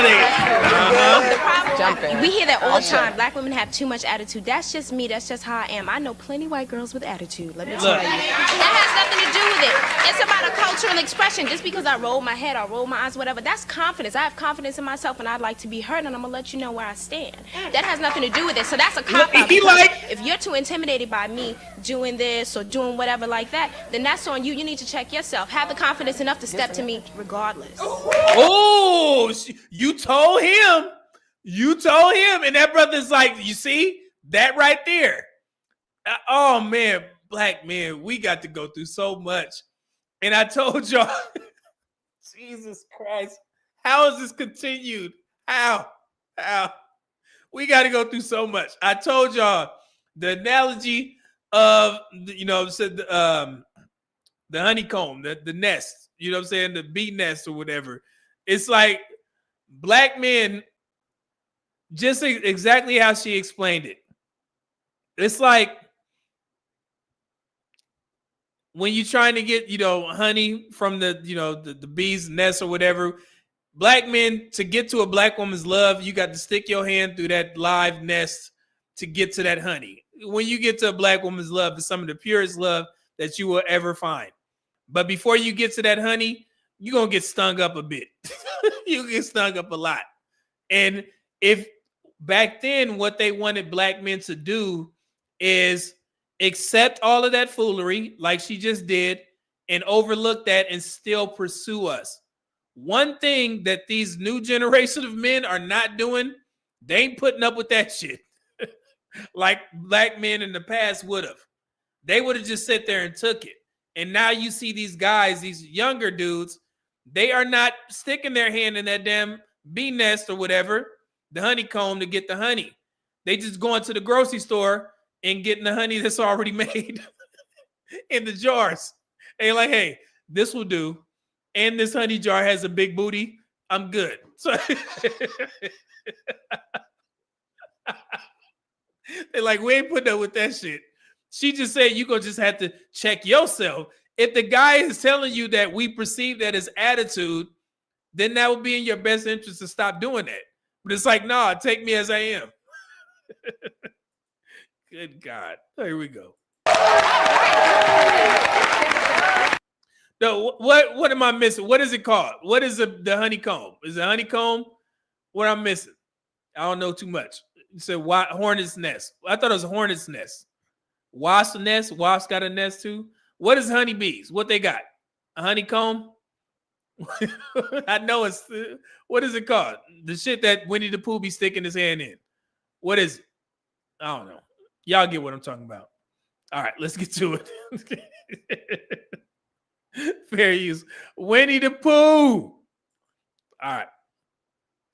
My clicker going off. Here, beehive. There it is. Thank you. The beehive. Stick your hand in the beehive. There you go. Beehive. I don't know why I remembered Winnie the Pooh. He'd be sitting there. Yeah. Okay. Here we go. If you're a confident person, if you're a successful person, why should you have to go through all the hassle? Thank you. You can date other people. There's no need for that. Now the brother's starting to get to it. Why we got to put up with that shit? Go back. Look. Ooh, Mulu. Look at that. Oh my God. And that's what the black men supposed to deal with? Look at that. Oh my God. Okay. Doing this or doing whatever like that, then that's on you. You need to check yourself. Have the confidence enough to step to me regardless. If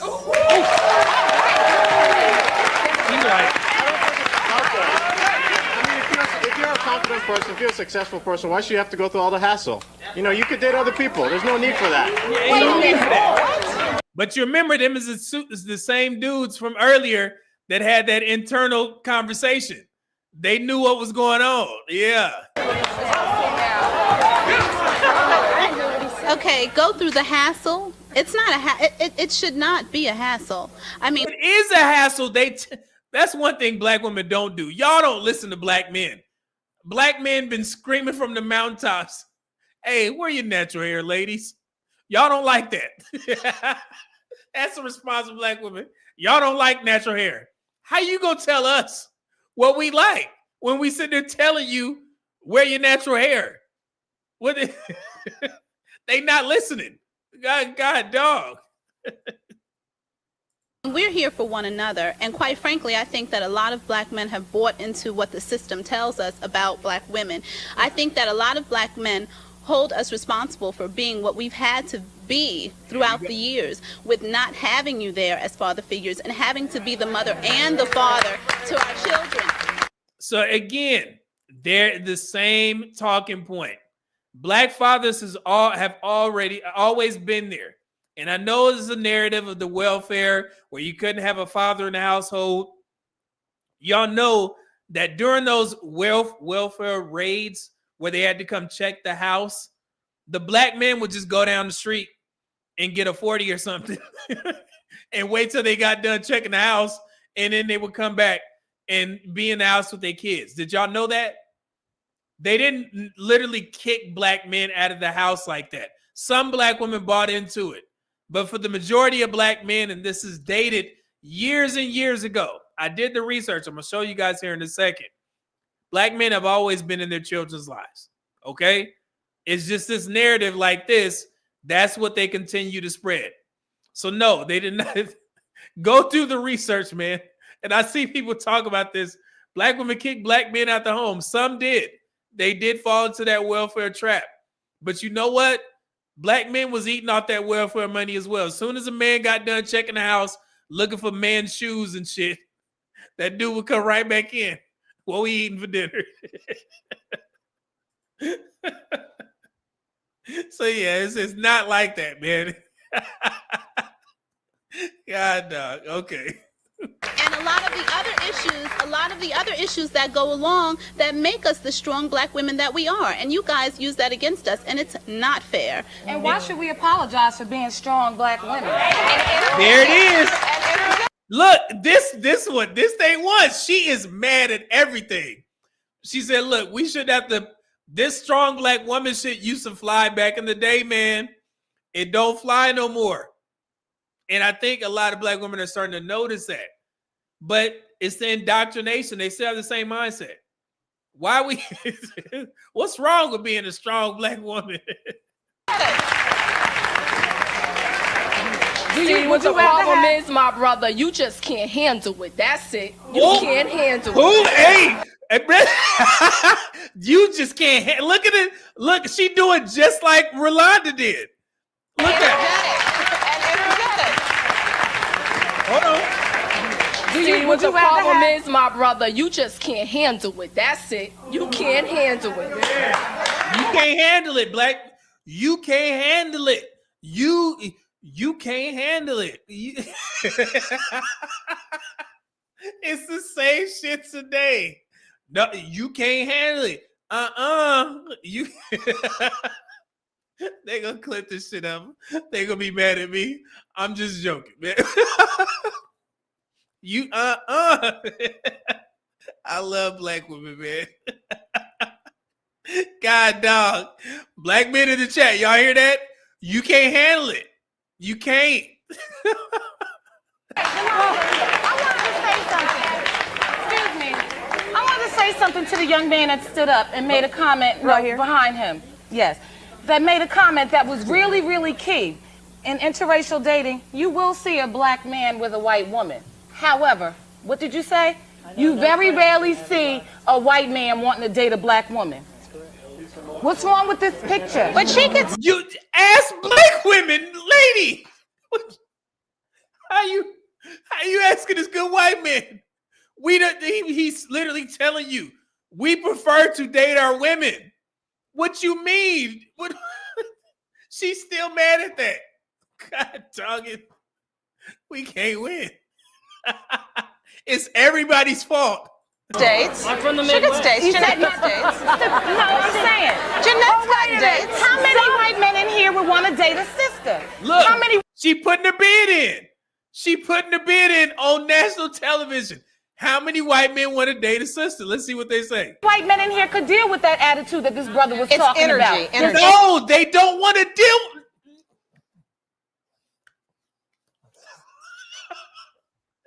No man wants to deal with this shit, bro.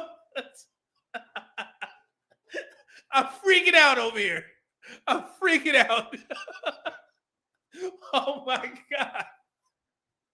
They don't get it. Lose the attitude.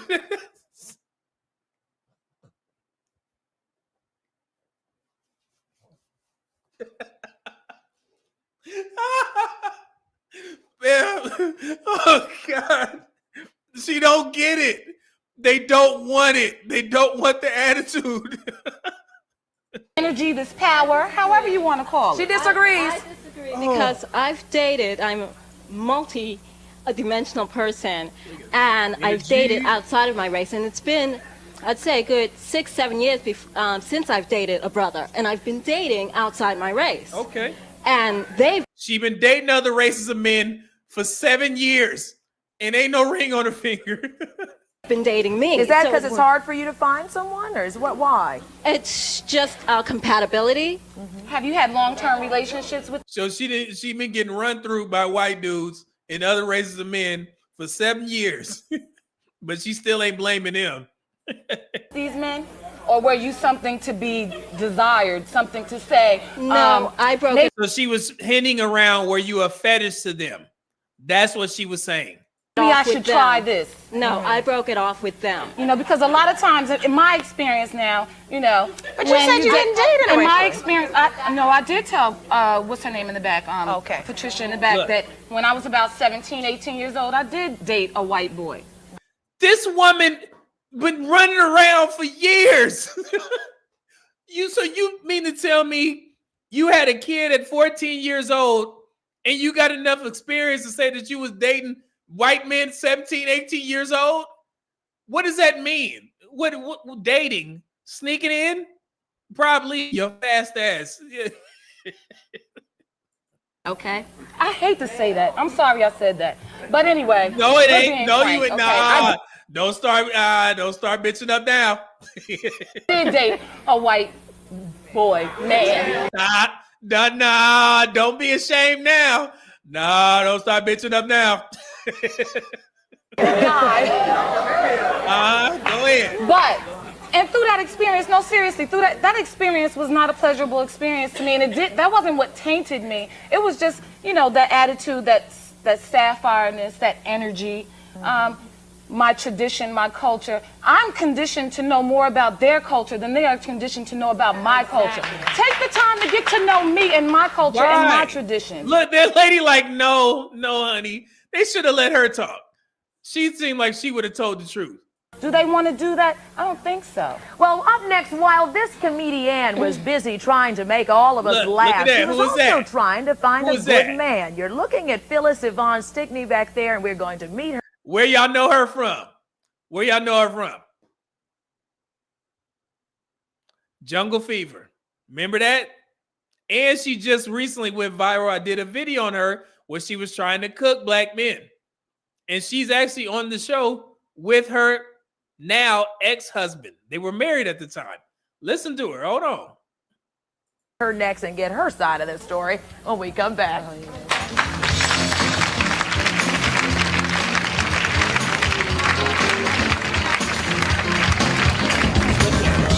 Pretty self, goodness.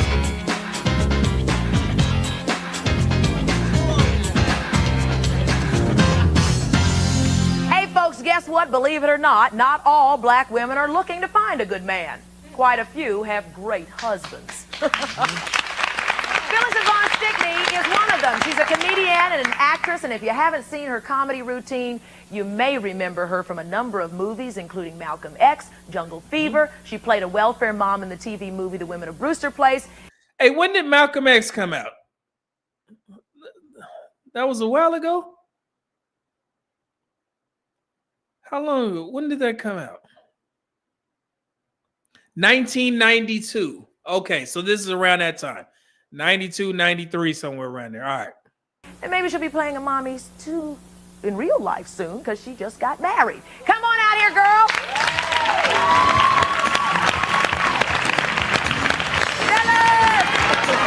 Oh, she's so pretty, goodness. Looking like an African queen.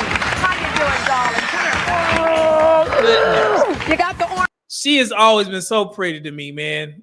memo today, Yes, right? you know, we had to do this thing. It was necessary. It was necessary. Hey. How did you get married? Did you ever go through all these frustrations Oh, you've of been... course I did. I went through everything and then some, multiplied, squared. Oh, please. Please, I have What do you horror think about what stories. we're saying? As we say, where are all the good black men? What do you say? I say that they're out there. You just have to look in places that maybe are not traditionally places that you would look. You have to open yourself up to places and people and things that may be new and different and frightening to you. And you have to sometimes, I don't want to say higher or lower, but we need to expand, you know, where we're looking because, so what? I mean, That other lady ain't going nowhere. They didn't have DoorDash back then. She was probably waiting on the Domino's pizza guy to show up as a millionaire in a Rolls Royce that he delivering the pizza. He may not have graduated. He may have gone and get that GED. So what? You know, maybe we need to be broader, I think. You have to begin to say, well, is he a spiritual person? You know, Does he have knowledge of himself? Is he a complete person who's coming to me whole and not looking for me to complete him? How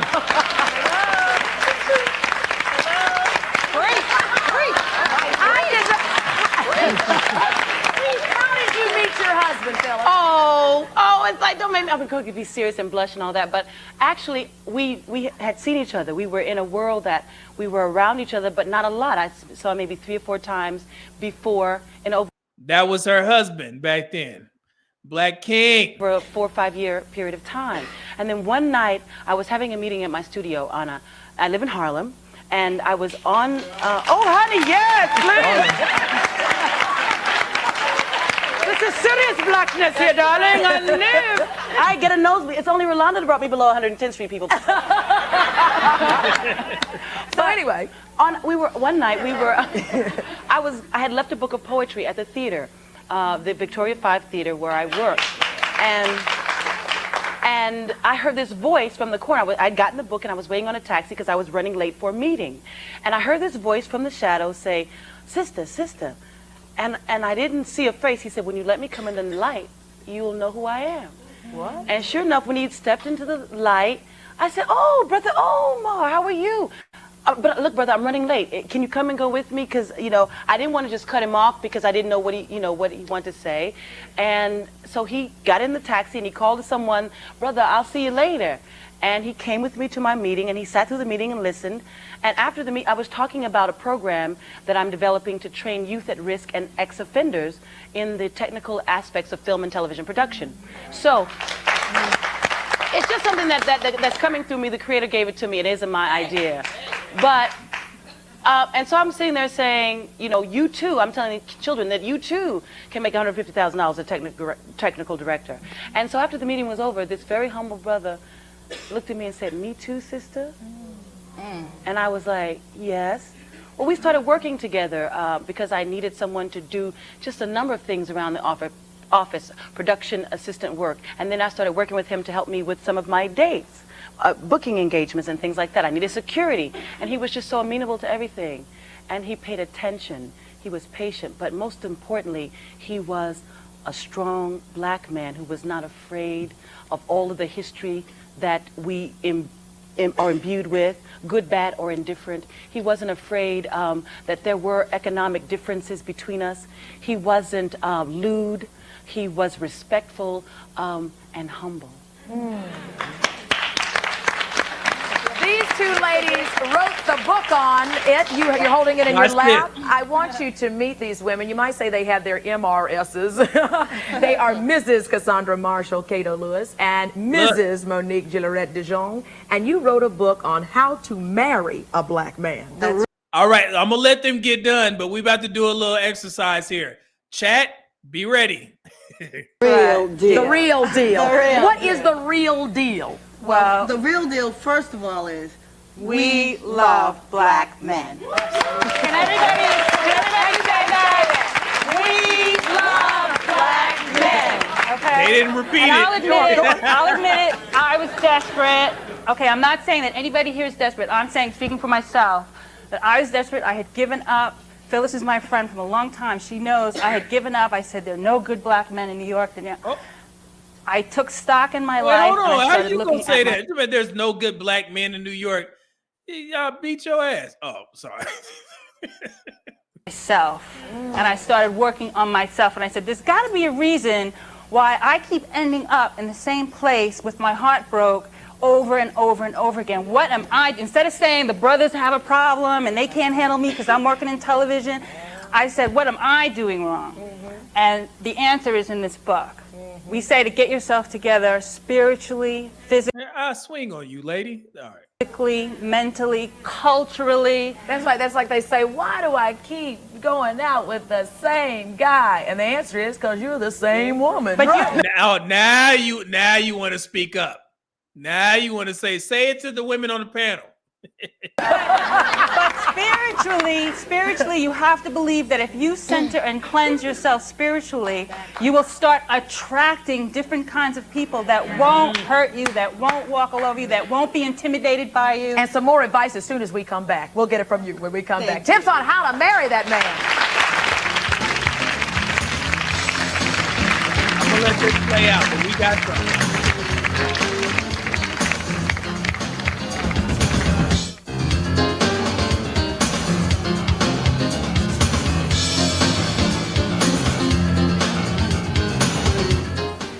I want to introduce you, first of all, to a few good black men. Let's stop right there. We about to do this exercise right now. Y'all just seen that book, right? How to Marry a Black Man. Guess who read it?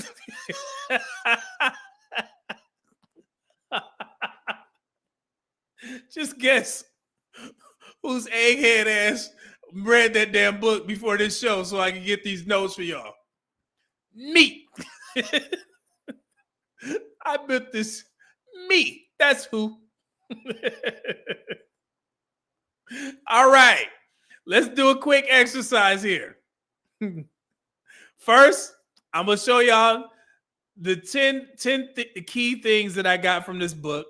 There's 25 of them in total, but these are actually the most popular from what I've learned while reading the book.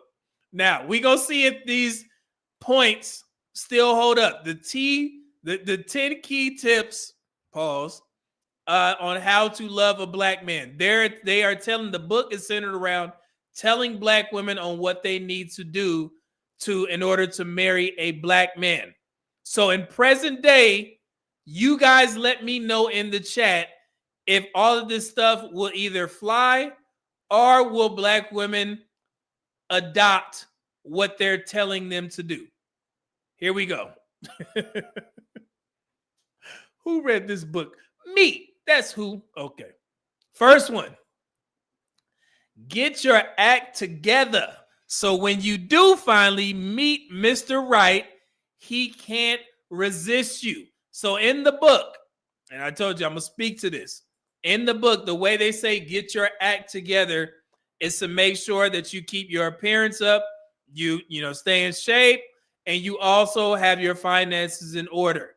That is getting yourself together. And they also did mention something about single mothers as well, because they were included in this. They were telling to be more agreeable. Sounds like the conversations that we have in these spaces. Fix your attitude. Okay? Would that fly? If you tell black women, that right now, I don't want to influence the chat, but I'm just thinking about something that just happened. And I know the women know about this. Tabitha Brown don't do nothing to nobody, man. I love Tabitha Brown. She's so nice. She's so sweet. I turn on TikTok and I see black women cursing this woman out.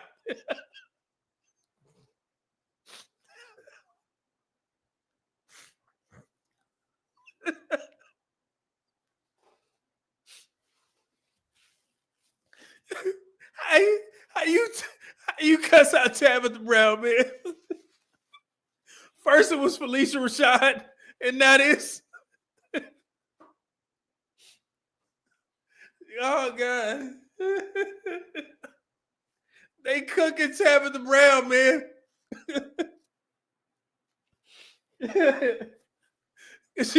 She told him everybody ain't cut out to be an entrepreneur. She said some of y'all gonna have to get a job. And they got pissed off at her ass.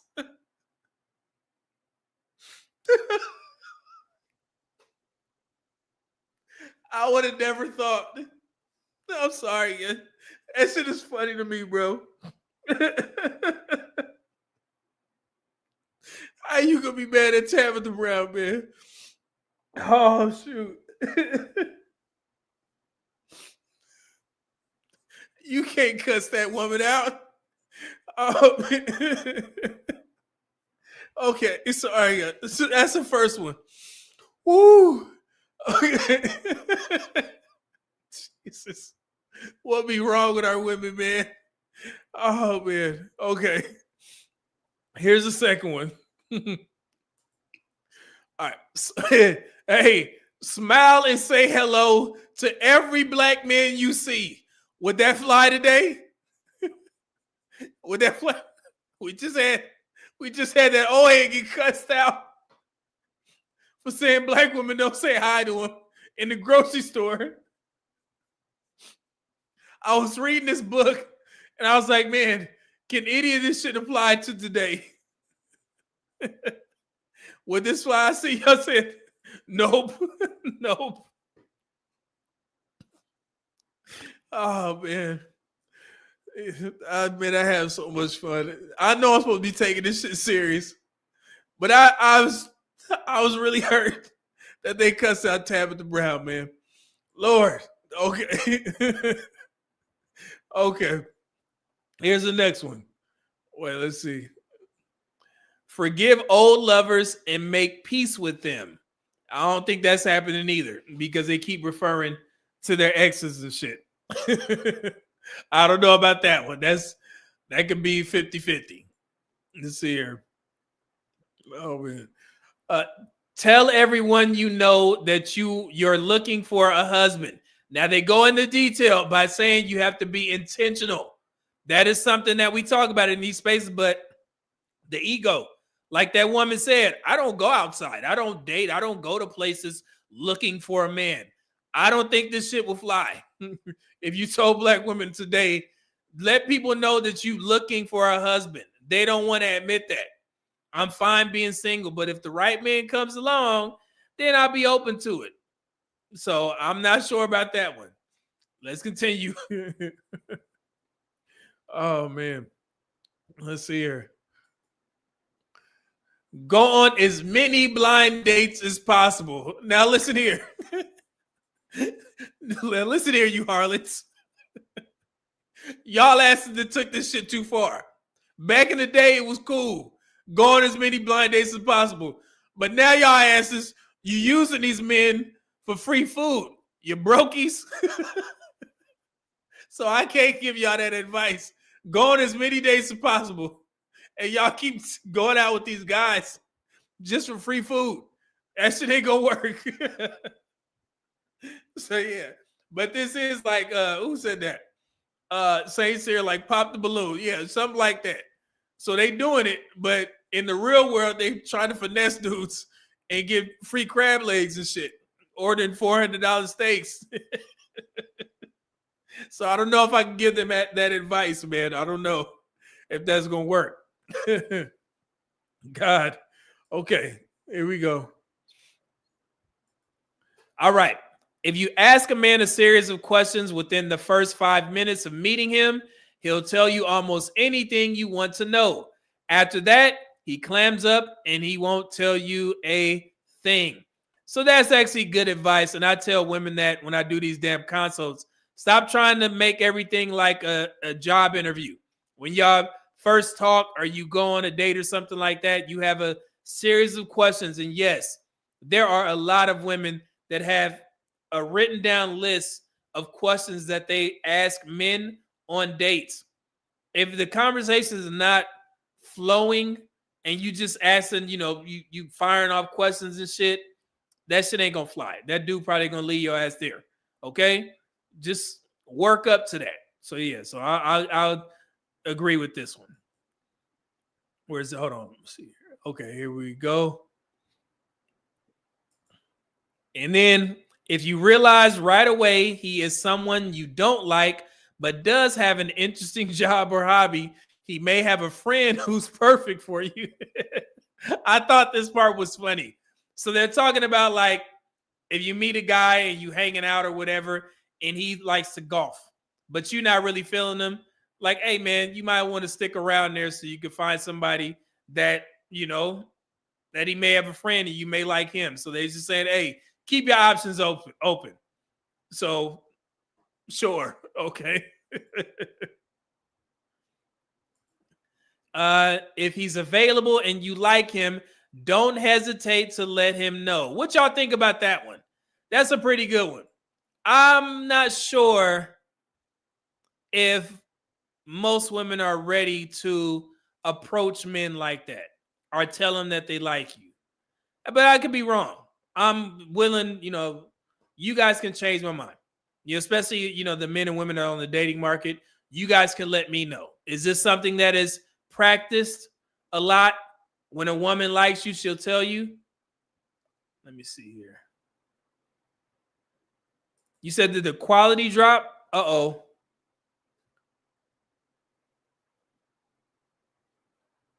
Hold on. We've probably been on this live stream long enough.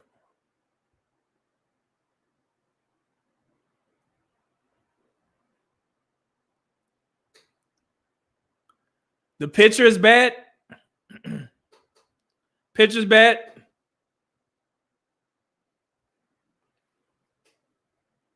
It looked good on the screen. What's wrong? William, we good?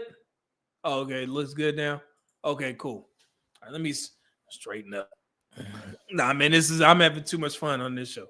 Let me see. Let me see what y'all said. Skinny said they won't do that. White Lasher said white women will tell you up front. Jesus. William, nah, that makes him a pick-me. Yeah.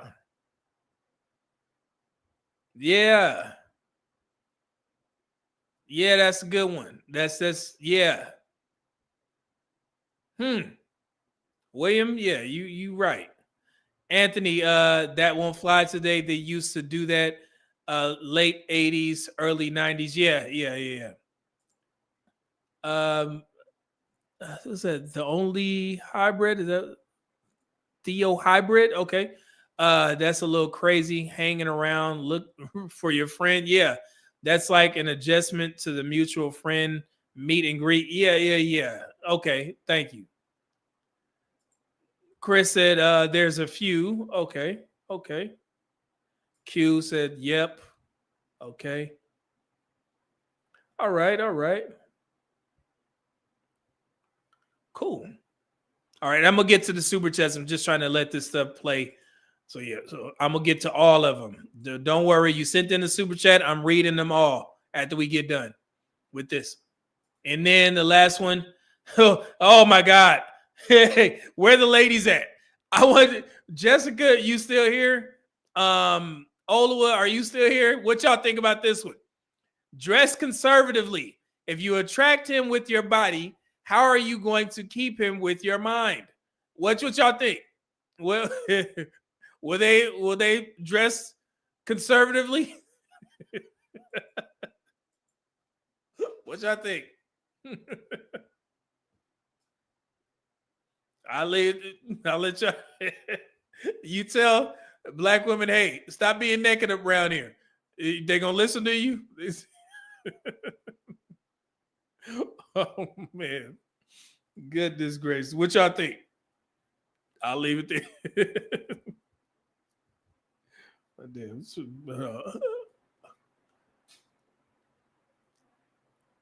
Jessica said no.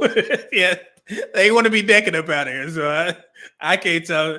I be trying to tell the women on the Pop the Balloon shows, you 2 inches of butter thing, everything out. Women that came on these shows and lace and shit, cheeks and draws hanging out. Lord, they ain't listening. Oliver said definitely not currently. They are not. Yeah. Hell no. Nope. I've been trying to help, man. Because there was a few Pop the Balloon ladies. They sent me DMs. And they said, yeah, you're right.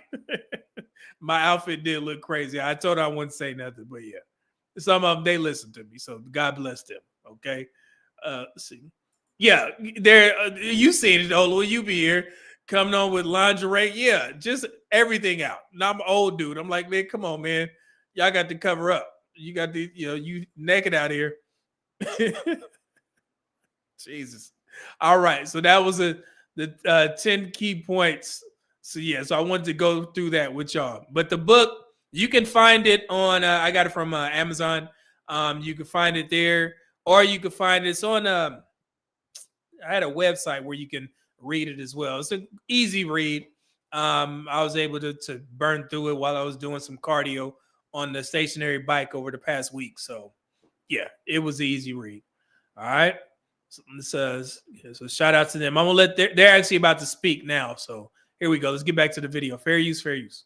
Are the husbands of folks here, right? Yvonne, this is your husband, Omar. Please stand up so we can see who you are. What a wonderful story. What a wonderful story. And of the married women on our panel, this is Robert Lewis. Come on, stand up and take your applause, too. What are you thinking about what we said today? Well, first, I think it's very enlightening to see so many beautiful black women in here to share. Look, you see, she didn't ask. He ain't gonna even ask the brother. Cut it off. Black men, we can rock the ball head. You see me, what I got going on. You got to cut that shit off. Their thoughts with us. You too. I'm just so glad that everything that my wife did. I think everyone can enjoy it. I love being married to her, and these women deserve just as much. Oh, see, they just pandering goodness. There we go. Our old ass generation ain't answered no question. Just black women, you great. Thanks. Tips on how to marry that guy. Wish you well, Christmas card. This program worked so well. By the way, that was Monique's husband, Robert DeYoung. It worked so well that Whitney Houston is optioning the project for a film. Oh, really? Okay, that's right. Through Disney. And the first and best tip is smile and say hello to every black man you see. I do. Okay. Look. Okay? Secondly, forget about your type. Look down there. Bottom right. Look at middle right. Look at her. They ain't with none of that shit. Smile.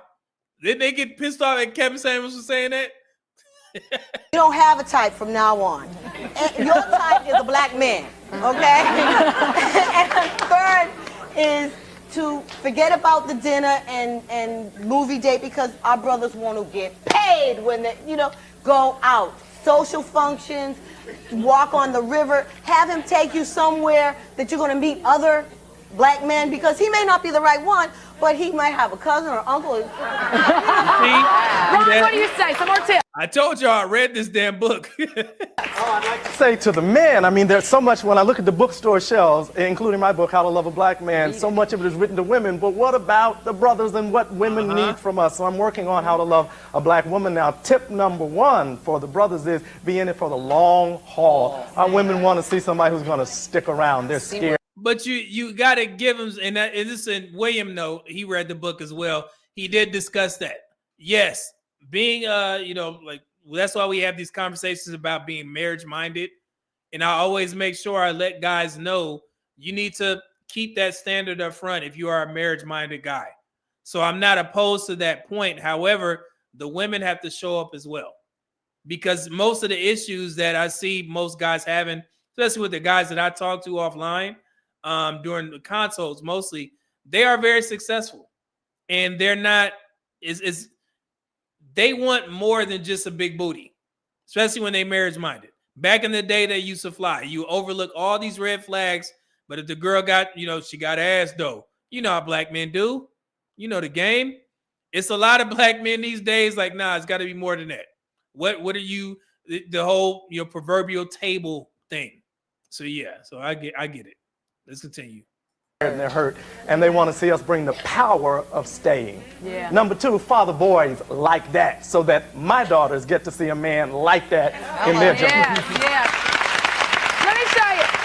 This was so funny. I got this shirt. Carol brought this shirt all the way from Boston, and girlfriends, look at this. It says, you wear it, it says, single black female, attracted, gifted, and independent, seeking a mature, honest, supportive, what is this? God-fearing, financially stable, physically and mentally fit black man. Then when you turn around and walk away, it says, if you are a non-supportive, no good, lying, jealous, nagging, broke, unemployed, uneducated, job, two-time and two-minute brother, please don't call.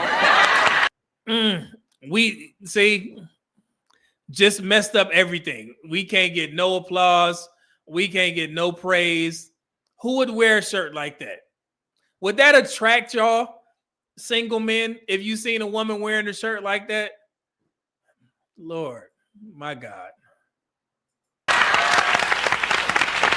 Sometimes we laugh to keep from crying. Phyllis is going to give us a taste of humor in her indelible way. All right, now we're gonna cut it right there because she was about to go off and do some crazy comedy show. But there you have it, ladies and gentlemen. That's where all of the talking points and false narratives come from. They summed it up in less than an hour.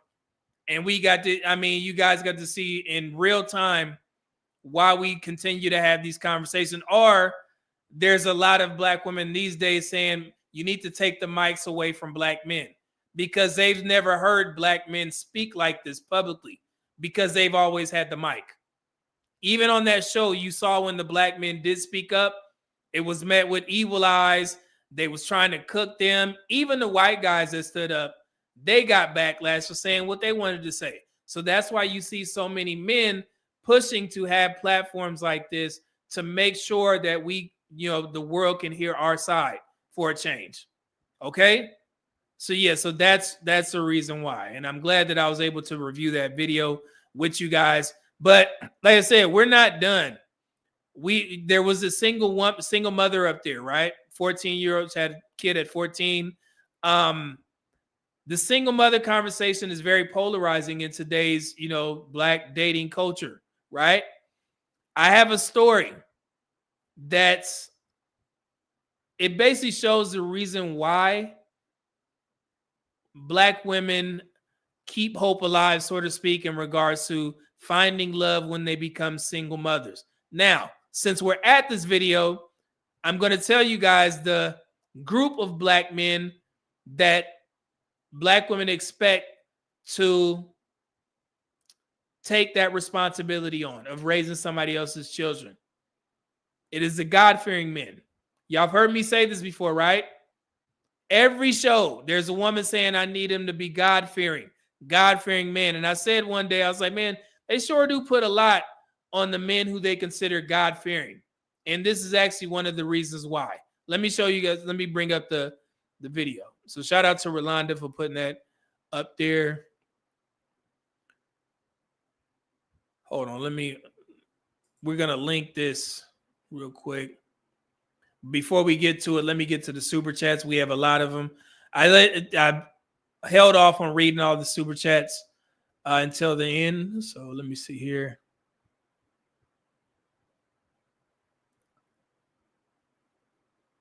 I got to go back up, make sure I get everybody's chat.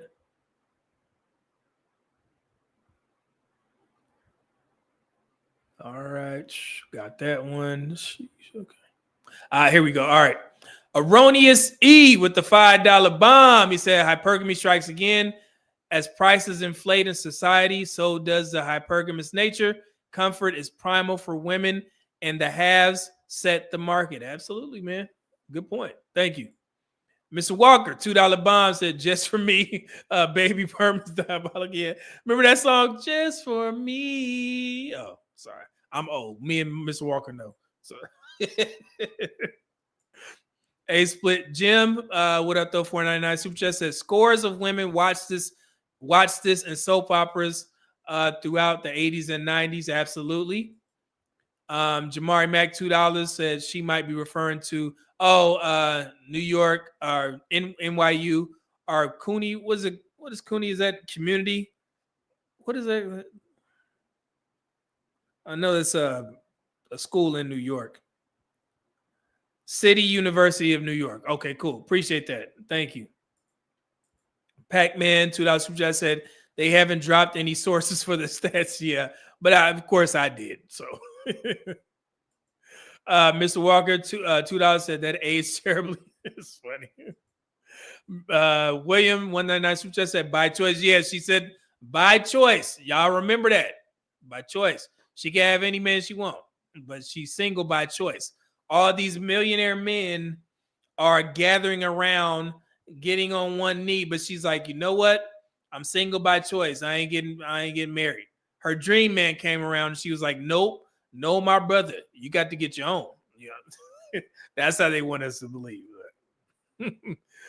Albert Rooster, what up though? $5 just said that dude was trying to make a point like men and women are the same, as well as if men file for divorce like women. Newsflash, we don't. Absolutely, man. And I said it's filing for divorce as a collective. Women file at a 70% rate, but black women actually file at I want to say it's like 78 or 80% rate, which is why our divorce rates are high. So it's another one. And still black men continue to push through. Anthony H, $2 super chat said, Media Man, you need a time machine and a ticket on that show. Yeah, man. Oh, that would have been hilarious. Mr. Walker, $5 super chat said, all these brothers' hairlines were compromised. Yeah, man. Let it go. Let it go.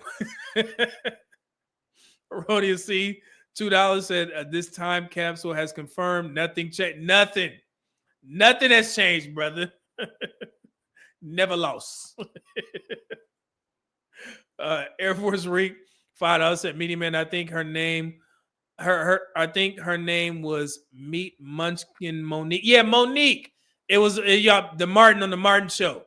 There was a lady that was doing a parody of like a woman who had a book or like a self-help something.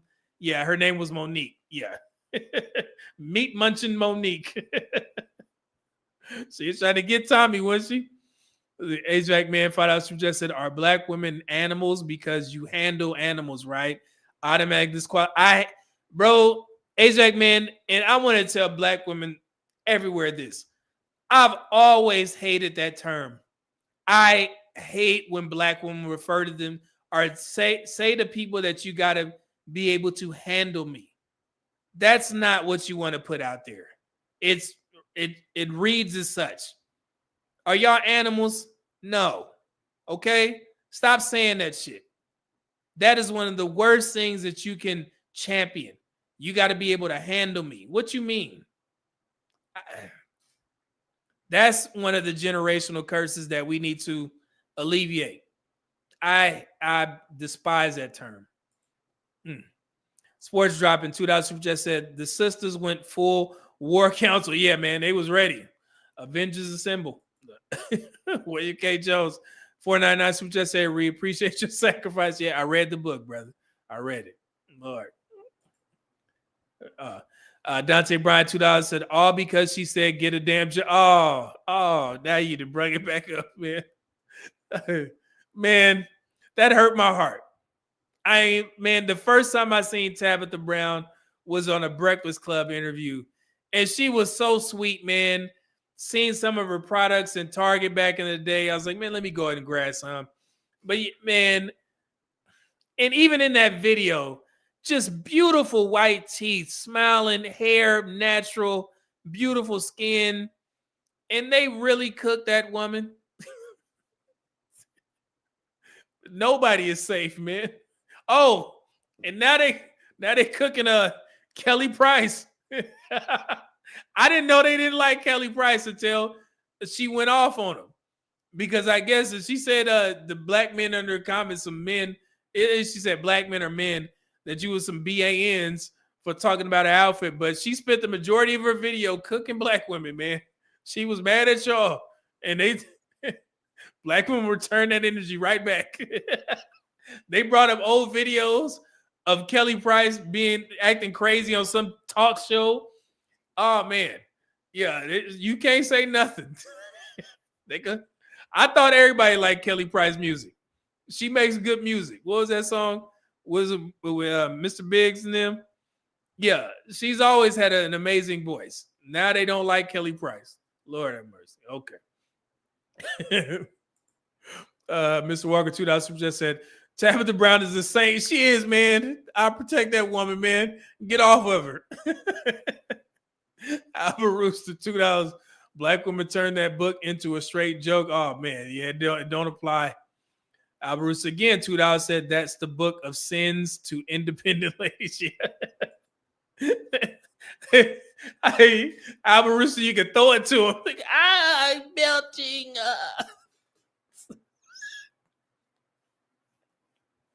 We've been here too long. Okay.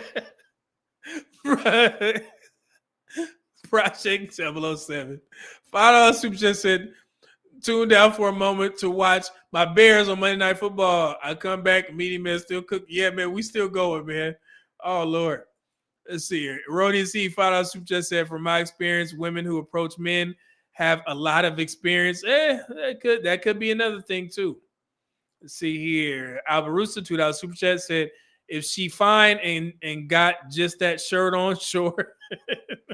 She got cheeks, though. Okay. Oh, man, look at William dropping a $100 bomb. Brother, man, you do so much for this channel, man. I greatly appreciate it, man. At the end of the show, well, we ain't done, but $9.99, man. $100. Keep doing what you do, media man. I've received nothing but enlightenment and enrichment from your content. Thankful to be and wishing you nothing but excellence. Thank you, brother. God bless you, man. Let me go ahead and get you a drop, man.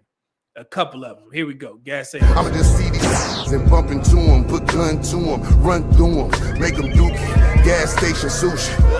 I took it back to my old energy, and she telling me she feel the chemistry. That's bullshit. She just know I'm rich, but keep going, sweetie. I am a star.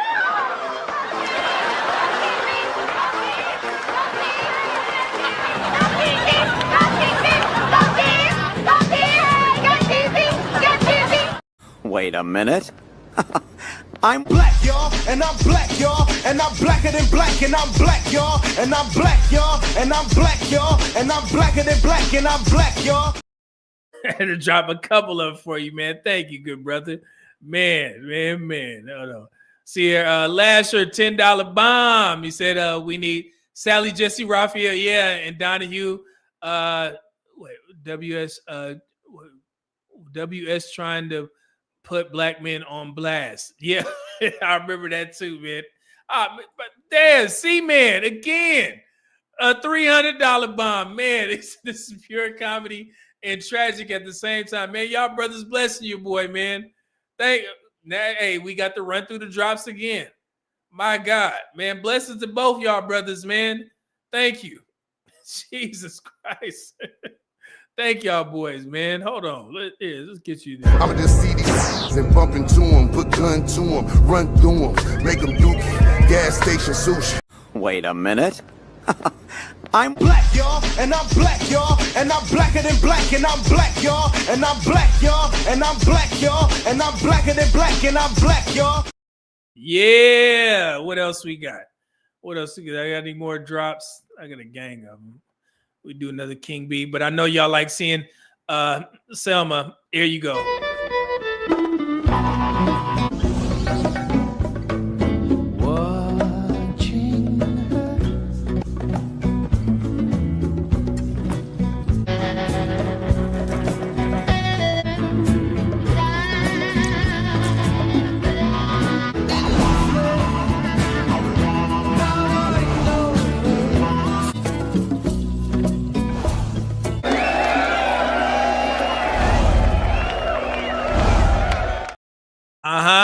All of y'all asses would have been vampires by the end of the dance.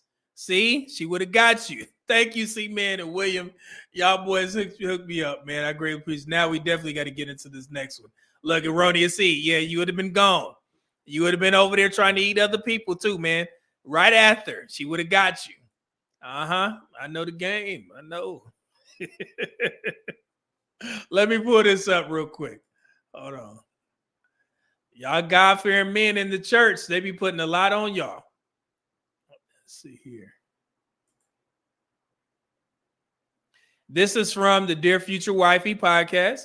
I already clipped it up. I went to the part where we're going to start it, but I want y'all to hear this story, and it'll help you understand why there's a lot of black single mothers that's like, yeah, man, it can happen for me too, if it can happen to this woman, okay? Fair use, fair use. Let me bring this up.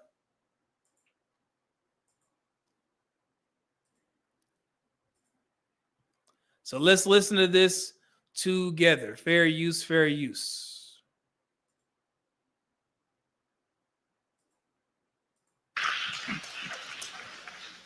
Pastor King, how did you meet Nicole, Lady Nicole? No, I ain't gonna ask you. I'm gonna ask Lady Nicole. Lady Nicole, how did y'all get here? Okay, so I'll go all the way back. We knew each other in middle school and high school. He was an upperclassman, so we actually met. I think I was in 6th grade, you were in 7th grade, or 7th grade and 8th grade. We didn't like each other.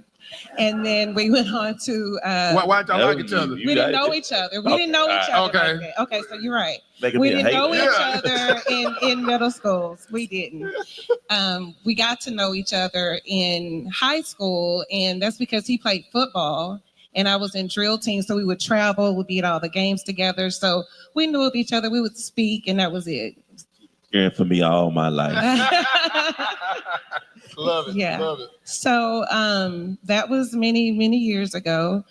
And probably, what was that, 2016. He slid right in my DM. That's what he did. Hallelujah. The Lord created DMs for a reason. And this is what he said. He said, "You're not the same Nicole I remember from high school." Hold on, what that mean, Pastor King? Yeah. Boy, let me tell you something. Church man. Middle school and high school, she was a little skinny, something tall. She was cute, but I wasn't trying to do cute. I was a little heathen in ways. I didn't want to corrupt her, a little young, cute. I said, I'm gonna leave her alone. I'm gonna let her make it, right? So, through all the years, so we never, I knew her friends and things of that nature. But, we got older.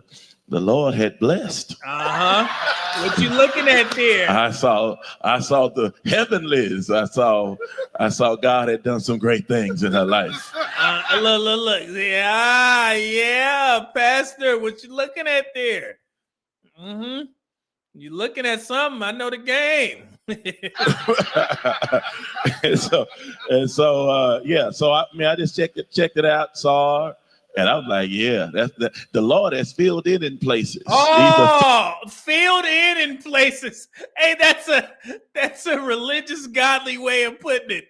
That you done grown up and out. Filled in, but the Lord did it, didn't he? Wonder how she filled out. Hold on. Filling God. He knows the Lord is my shepherd. He know what I want. Hey, so what you doing watching that, Pastor? Get up out of there. That's what that means from an external person, because we didn't know each other. And so it was, knowing each other like that, we knew each other. And so then getting to talk to her and have conversation, that increased that. Yeah. So go ahead. And so what do you? So I don't know if y'all following the story, right? So they knew each other when they was younger. Went their separate ways, you know what I'm saying? He wasn't attracted to her. They linked back up. He saw her on, Instagram, and she had, I guess, grew some cheeks. And then he was like, hold on, let me see what she getting into. Slid in the DMs, and here we are now. They're a married couple, but they didn't answer how or probably why she filled out. Let's hold on. Let's get to it. Fair use. You think when he slid in your DMs, what did he say? Okay, so he said, "You're not the same Nicole I remember, I think from biology or science or something like that." And then he said, "Hey, can we be friends?" That's exactly what he said. So when he said, hold on, let me go back I got to get the translation of that from a man. When you said be friends, what you mean by being friends, Pastor? I didn't say be friends. Yeah, you weren't trying to be no friends, Pastor. You and I, your eyes was on things. Was you a pastor back then, brother? She remembers that. I'm gonna go back and find them DMs. No, his wife is very beautiful, man. Congratulations to them. I think one of the things was I was interested in getting to know her, because where I was in my journey, I knew what I wanted. Right. So I'm not finna go on your DMs, because I already knew who she was. Yeah. So it was a safety thing. People today, they want to put all your DMs on everything. You can't even get to know nobody because they so busy trying to make money off of you, So you can't go in with some crazy person. Yeah. So I think he was a pastor back then. He's like, yeah, man. And that's an issue that he has, signed to a woman's DMs. He was thinking, if I do this, that she may want to try and expose me or something like that. That's another concern that a lot of men have. I've noticed that over these past couple of, years, guys are like, man, I ain't trying to say too much, or I may become a TikTok story time or some shit like that. I went out on a date with this man, and this is what he sent me. So, guys, I know we got so many rules for these single men, but that's something else you got to be mindful of. Watch what you say on them text messages. Are you gonna be going viral on TikTok, next week or something? They ain't playing. They making content out of your asses. So I felt safe enough to do that, and some men won't do that. If you ain't got nothing to lose, you just out here reckless, right? I was intentional because I had studied her for a while. I understood her situation, and I became safe enough because I watched her social media before I ever approached her about it.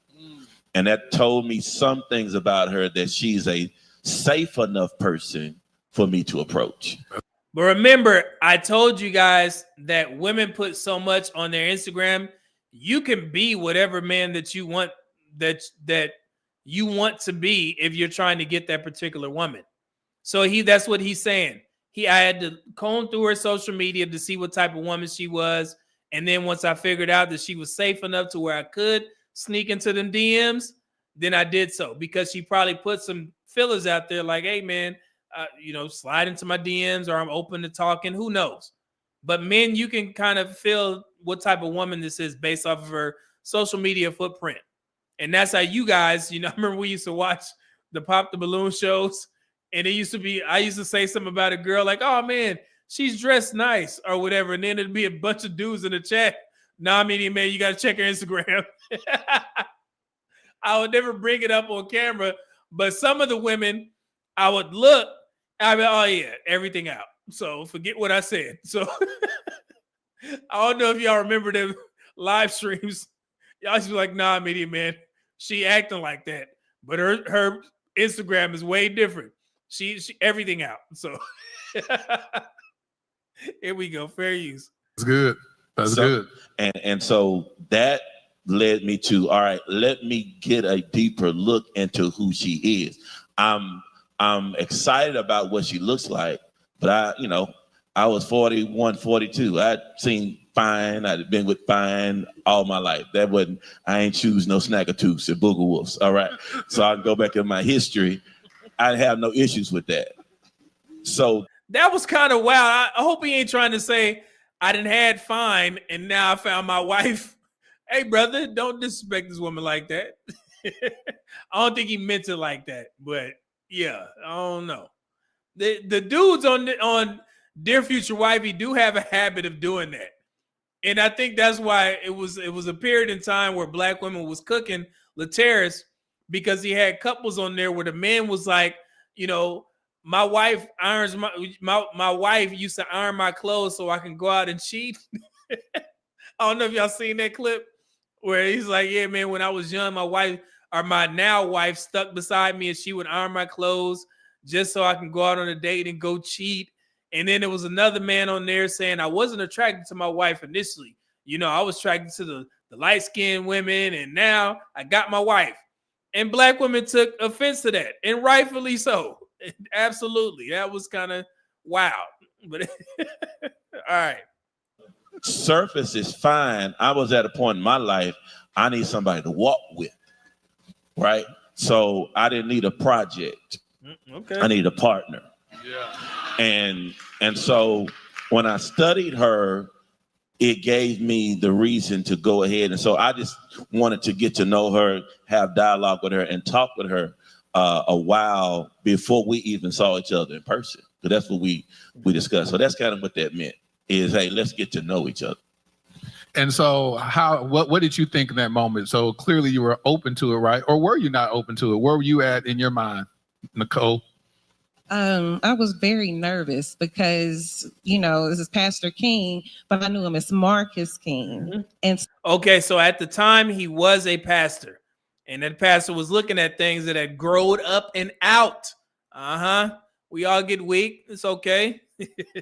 So I was so nervous that I just wanted to chat with him on Messenger. I didn't even want to talk to him on the phone because I was extremely intimidated because it's not the same guy. He's intelligent.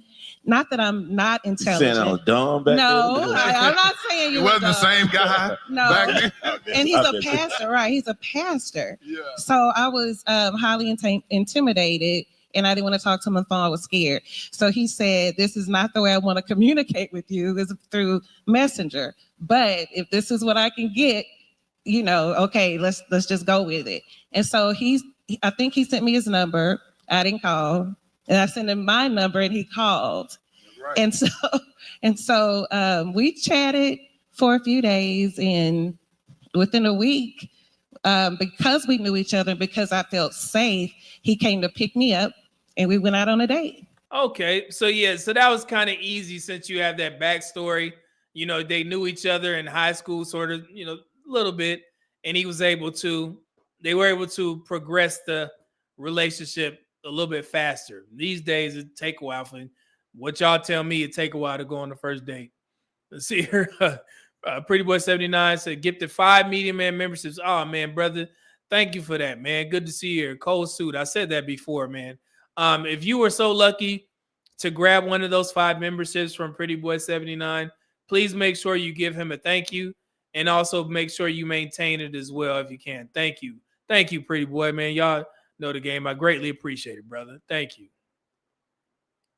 All right, fair use. Here we go. Yeah, I remember they came to pick me up, and literally that was like the happily ever after, because when he came in, he shut whatever I was doing, he shut it down, completely shut it down. He was so intentional. It could be a Friday night. I could be with my friends, like, what you doing? And I'm like, well, I'm here. Oh, I want to see you. So now, because I'm interested, I'm wrapping up whatever it is I'm doing so I can meet with him. Okay. That's exactly so, because he was intentional. He wasn't playing. I never felt the games with him, and that was scary because a lot of times women don't get that directness, because he was able to tell me immediately what he wanted, what his purpose was, what God told him. He told me all of this. So he just came, and I don't care what I said to him, because I had been married and divorced, very broken. So she was okay. So we get into the meat of the conversation. She had been married, divorced, and I guess it was on bad terms. Now, the pastor, he was in a different situation. What was he, 41, 42? He already alluded to the fact that he had ran through a lot of women. I had fine and all that stuff. So he was at that point where he was ready to settle down. So he wanted to be intentional. So that switch flipped. I just did a video about this, if you guys don't know, about the movie Up in the Air, where you have to be sure if you want to be a full-time or a lifetime bachelor, it may change later on down the road. And I think that's what happened to the pastor. So let's continue. So she was married and divorced. And I really thought God brought him into my life to help me through what I had just emotionally come out of, not knowing that he was going to be my husband. Yeah, so that's what I thought at first. But I'm saying that to say whatever I said to him, my sad story, which was true, it did not run him off. And I mean, I told him everything. Mm-hmm. Everything. Nobody can come tell him. He was ready, man. He really loved this woman. He was intentional. That's good. Anything about me that he does not already know, because that's how you live in your truth, and you do not have to avoid conversations and people. I laid everything on the table, and all he said is, I ain't scared of that. That's all he said. I'm not scared of that. Ready. I'm like, okay, so we dated, we started reading books. Excuse me, we started reading books every Thursday, I think it was. We would go to different Jason's Deli in Mansfield. I lived in Mansfield at the time. I like Jason's Deli. Oh, okay. Sorry. And we would read together. I'd read a chapter, he'd read a chapter. We go to the bookstore. It was just something different that I had never, ever experienced. So he changed my mind, because I didn't want to get married again. Mm-hmm. I didn't. I said, it's going to be my children. Y'all hear that? You hear that? My children. Listen to the story. We just gonna hang out. I'm gonna hang out with my girlfriends. I may date, but it's not gonna be anything serious. And he came, and he was so intentional with me that he changed my mind. And then I just fell in love with the person that he is and how he accepted me, flaws and all. Yeah, flaws and all. So were there moments where you were trying to sabotage the relationship? Lady Nicole, Can you say that again? were there moments where you tried to sabotage the relationship? He's coming with intentionality. You said you didn't even want to be married. So you said he had to change your mindset to even desire marriage again. You had 3 kids, right? 3 kids. Now remember, this is a different situation. She had to get convinced by him to get married. She didn't want to get married. He was intentional. He was pursuing her. Okay? So this is not the situation where she was, out there, praying for a man and all this type of shit. No. The pastor actually pursued her with 3 kids from a previous marriage. Okay? Let's continue.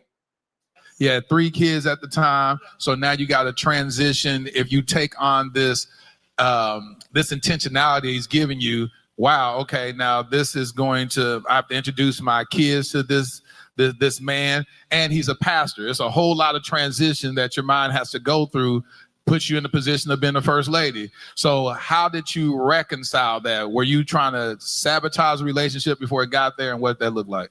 Well, I think I was kind of just telling him how I felt and that I was nervous.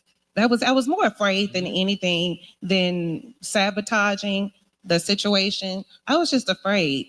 I really was. And once I researched, because I hadn't seen him, 20-something years. I may have seen him at a wedding. I may have seen him in a funeral. In passing, we would say hello. That was it. But I just did not feel like I was good enough to marry a pastor. You see, and she was hesitant.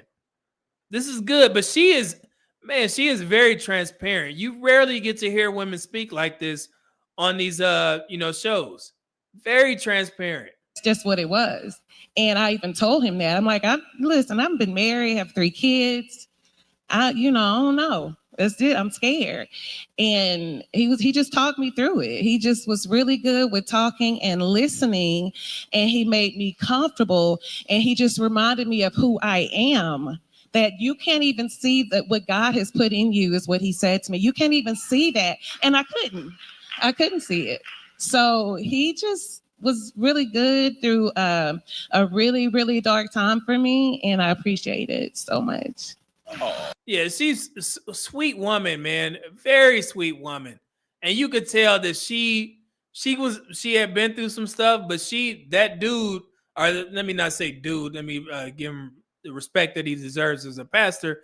The pastor, man, he was really intentional with this woman, and you could tell that she's very happy. Pastor King. Yeah. Pastor King, how did you deal with that? What made you say, that's it? I ain't scared of that. What made you think like that when it came to her? Well, it wasn't even just her initially, right? I was in a place in my life, and as you know, actually just on Tuesday, I've been preaching 32 years, right? Wow. I've been in ministry 32 years. Give it up, y'all. 32 years. I grew up, in a pastor's home. My father and mother, before my father passed in 2013, they were on their way to making 46 years of marriage. So I had seen marriage. My grandparents have been married almost 60 years, right? So marriage is what I always wanted, but I respected it enough not to just jump in one. And I think that's what the deal was. I'm glad the pastor said that. It kind of mirrors my point where I want men to be more comfortable with telling yourselves that, hey man, I'm just not ready to be a husband right now. Because I understand that society will push you into that direction, but sometimes people get married for the wrong reasons. And I told you guys my story. I got married the first time for the wrong reason. Yeah, and that's just being perfectly honest. And this is a conversation that I had with my daughter's mother. Yes, I loved her. We had a kid together, but I got married for the wrong reason. I didn't know how to vet a woman. I didn't know how to pick a woman. All I knew is that I was going on my 3rd deployment, and every time I came back from home or from the desert, it was nobody there to greet me on the tarmac. And I wanted to have what other people were having when they got off the plane, and the family would run to them and, oh, welcome home. But instead, me as a single man back then, we was running to the strip club trying to spend all our money and shit. And I wanted to be a little bit more stable, and I did it for the right reason in that aspect, but I didn't know how to choose a wife. And in that right, I have to hold myself accountable. And there was a long period of time where I told myself, right now, I am not ready to be anyone's husband at all. And that was me being honest, which has led me to start being honest with women. I needed to get better as a person, as a human being. I had to get my education up, had to secure my future, you know, things like that. I had a lot of work to do. Okay. So I don't want you guys to just go out there and you see how the Black community is struggling with the marriage rates. If you are not ready and you decide to get married, it's going to end up bad, and you're going to do more damage to yourself, that woman, and to the Black community, because we don't need any more divorces. So just be honest and don't let anybody shame you. It seems to be accepted when women say that. But when men say they're not ready to be a husband, it's a problem. I don't care. Okay? Who is going to stop you from making that decision? On social media, people are lucky. We have microphones. We could talk about this shit. But once we leave here, you're going to do whatever the hell you want to do. So just be honest. If you're not ready to be a husband, don't rush it. Just relax. Okay? Your time will come when you're ready. Okay? Oh, man, Lasher. Man, he just dropped a 50 bomb. Man, brother, y'all boys. A 50 bomb said this the reason that I said that these women, white women and Black women, ain't scared to chop at a man's DMs. I get like 40 to 60 DMs a day. Half is catfish, but it's a code to it for every gen. Video chat that 304. What if she say her camera don't work? Block instantly. So you gotta a little process there. Okay, brother, hold on. I owe you a drop. Here you go. I'ma just see these and bump into them, put gun to them, run through them, make them dookie, gas station sushi. Yeah. A boomerang. I need you. I need you. I need you. Come here. You're Yeah? Trying to seduce me on the sneak. When I seduce you, if I decide to seduce you, don't worry. You'll know. Eat Lasher, that's how they be trying to get you in the DMs, brother. That's how they get you. See, you got to watch it. Let's get to it. Fair use, fair use. Here we go. I spent my time dedicating myself to living a life of intentionality, but I would not. There were churches that would come to me that wanted me to just get married so I could pastor their church. You see that? There it is. He's saying exactly what I was just saying. It's going to be some pressure, man. But hey, if you're not ready, you're just not ready, man. I'm like, I got to live with that woman. Mm-hmm. You're going to talk about her. You're going to talk about me. And if it don't work, you see what I'm saying? Yeah. And it's a lot of churches. And that's what, the generation we grew up in, even before, people were just getting married, and people wonder why a lot of pastors are getting divorced or a lot of cheating is going on, because it was a business transaction. Yep.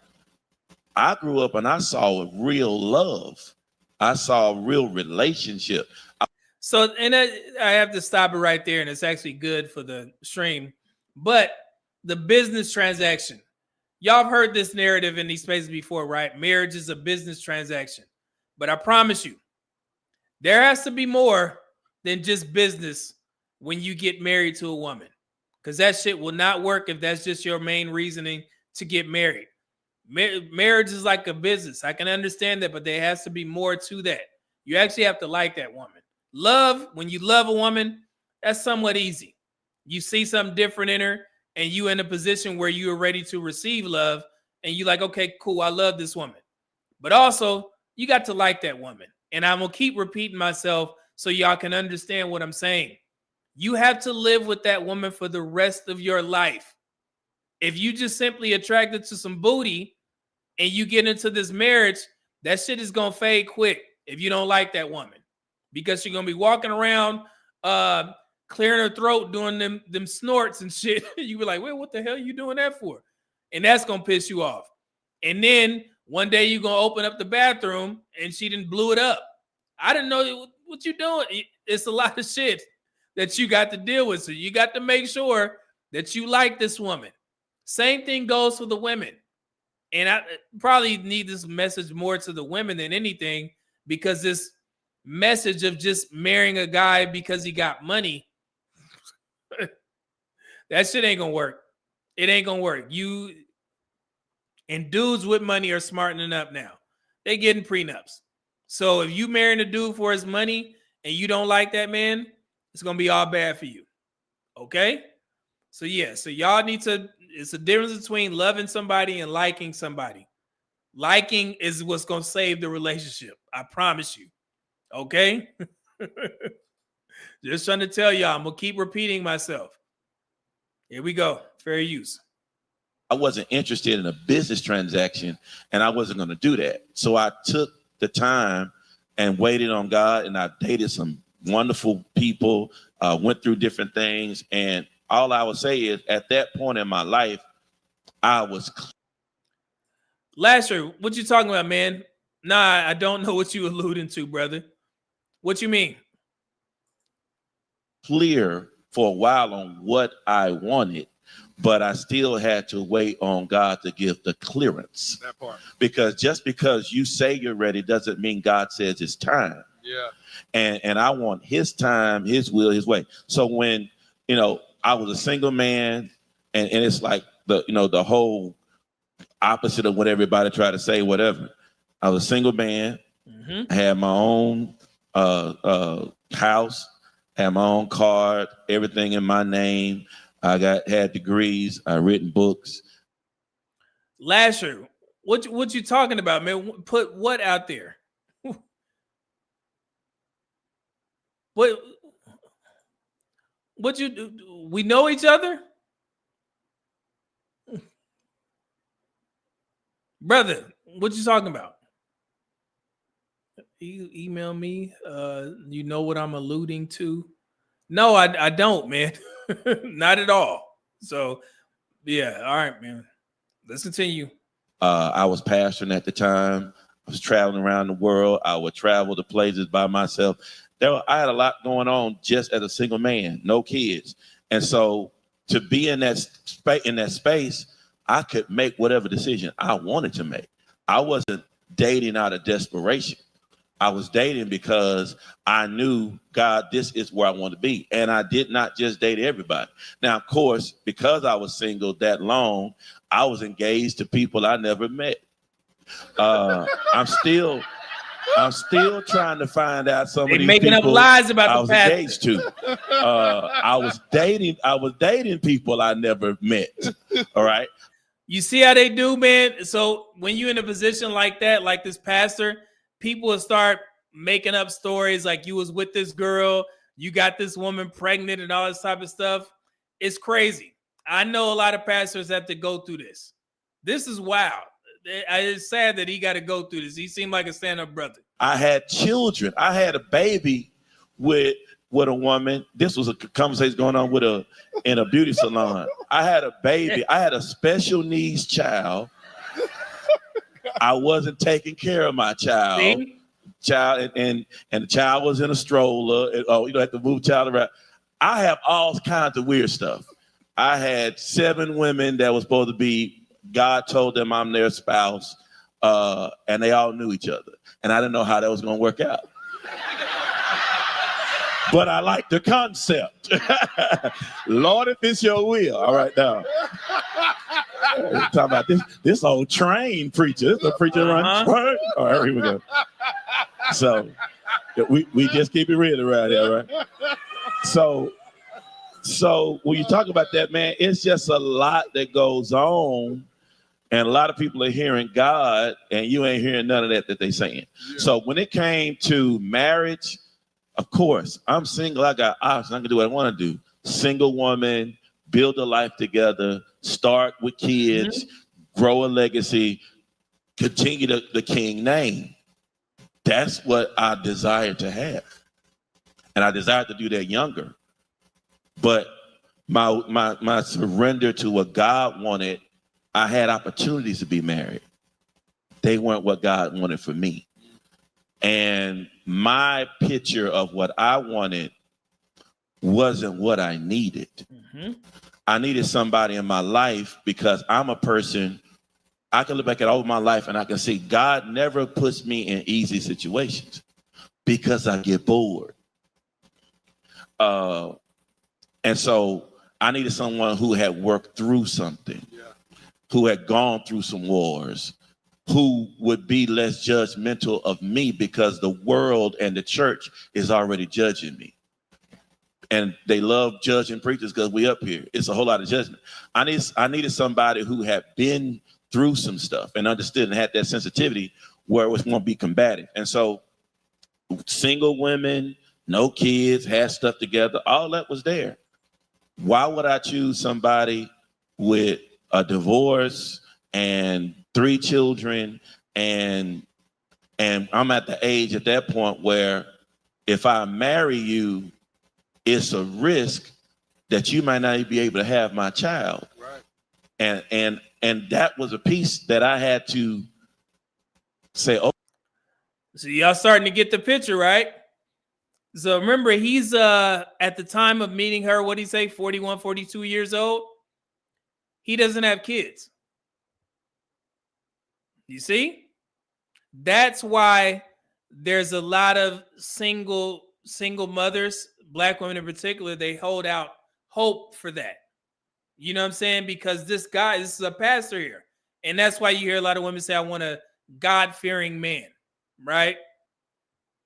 So because of stories like this. So I understand, like, remember the possibility and probability. It's very tough to explain to a single mother that, you know, and I don't like even explaining that to them because the market will decide eventually. But yeah, it's just very tough to tell them, hey man, you need to pack it up because we have stories like this. Okay, let's continue. Okay, God, but if it's you, I'll do it. And when I tell you, you know, and we have never talked about that other piece. I don't know if you want to talk about it. All right. When we got married, I desired a child and have a child because she already had 3 of her own. I think we were 40. You were 42 when it happened. Yeah. So I was 43. She was 42. And people never know what we're dealing with while we're helping other people. Teach. We wanted children, a child together.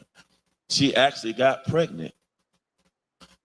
And then she had a miscarriage. Man, they went through it. So they was trying to have a kid. And yeah, that's sad. And when I saw the pain she was in, when I saw my wife on the floor and the baby didn't come out all at once, it was days that it had to come out of her. And when I sat in that hospital room with her and I saw the pain she was in, I said, we ain't got to do this. See? You're all I need. I'll take the kids. I'll take the kids God has blessed us with.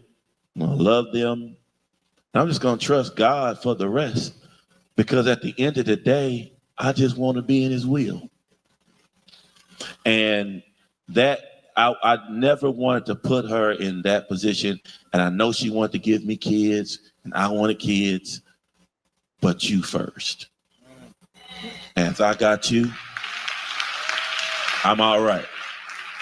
That's a good brother right there, man. That is a good brother. Does it come to my mind sometimes to see one of little me running around? Yeah, that goes there.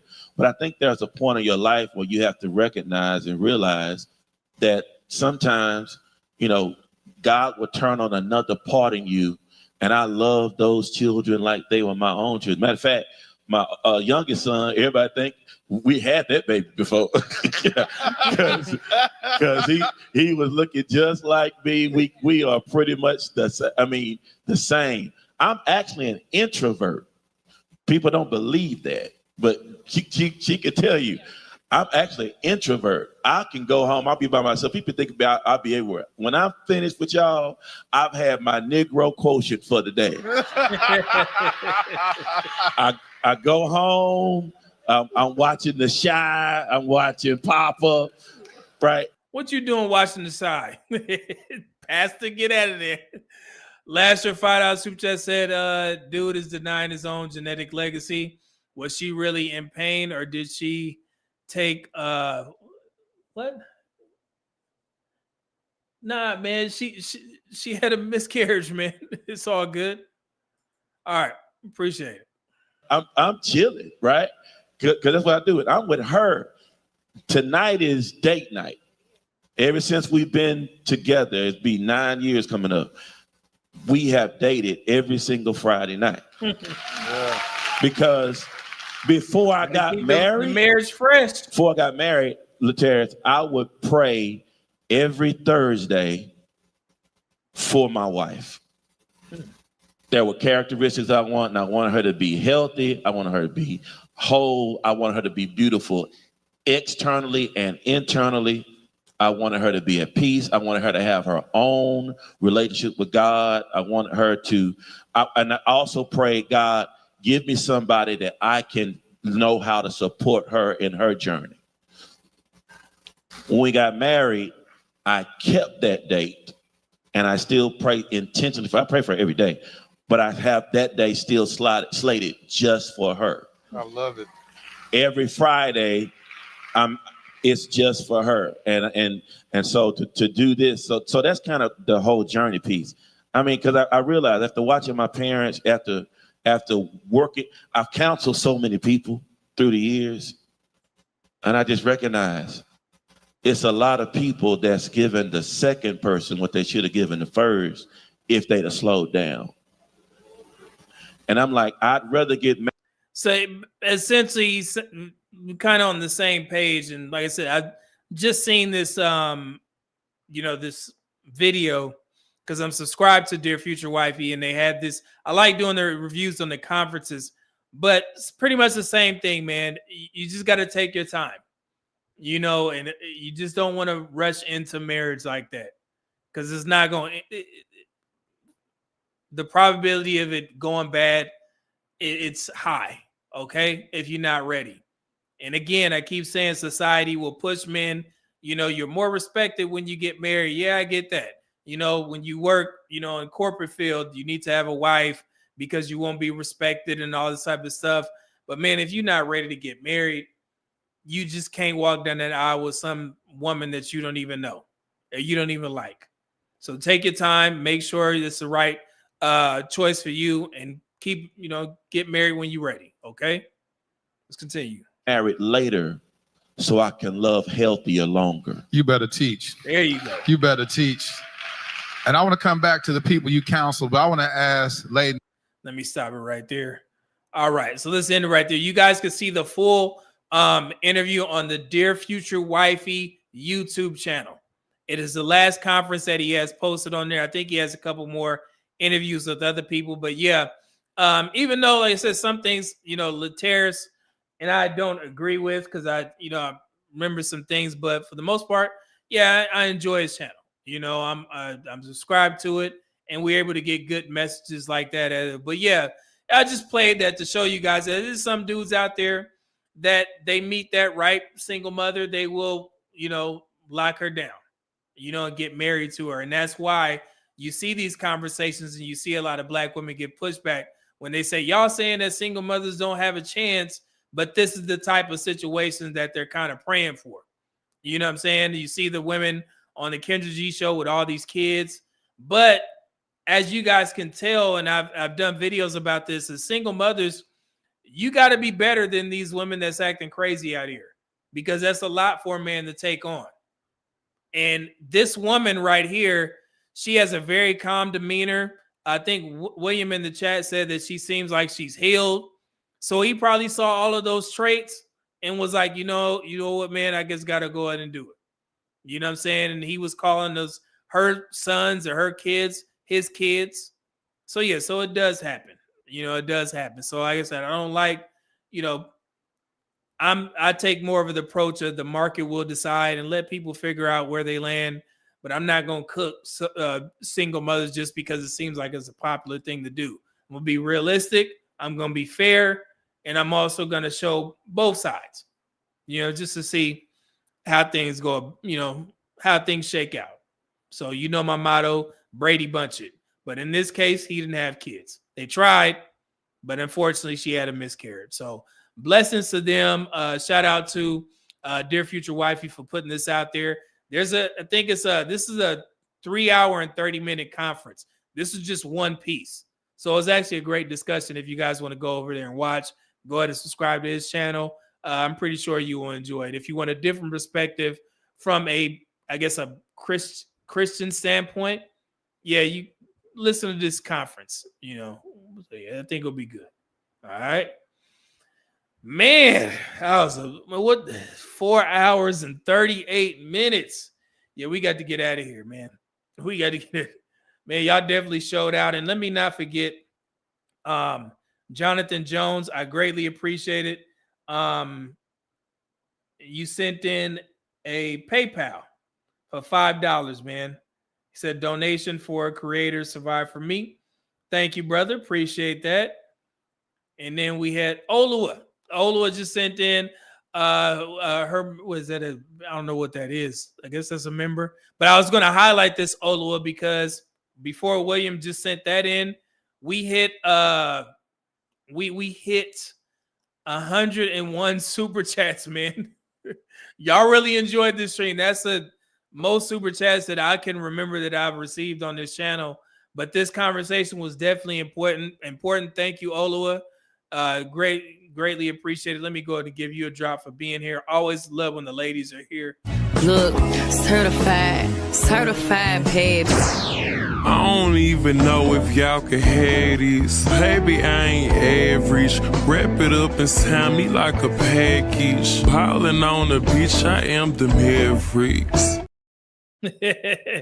Erica Banks, man. Thank you, Olua. And let's see here. William K. Jones with the 499 bomb said, definitely calling this the exception. Yeah, it is. She seems like a nice woman and it helps.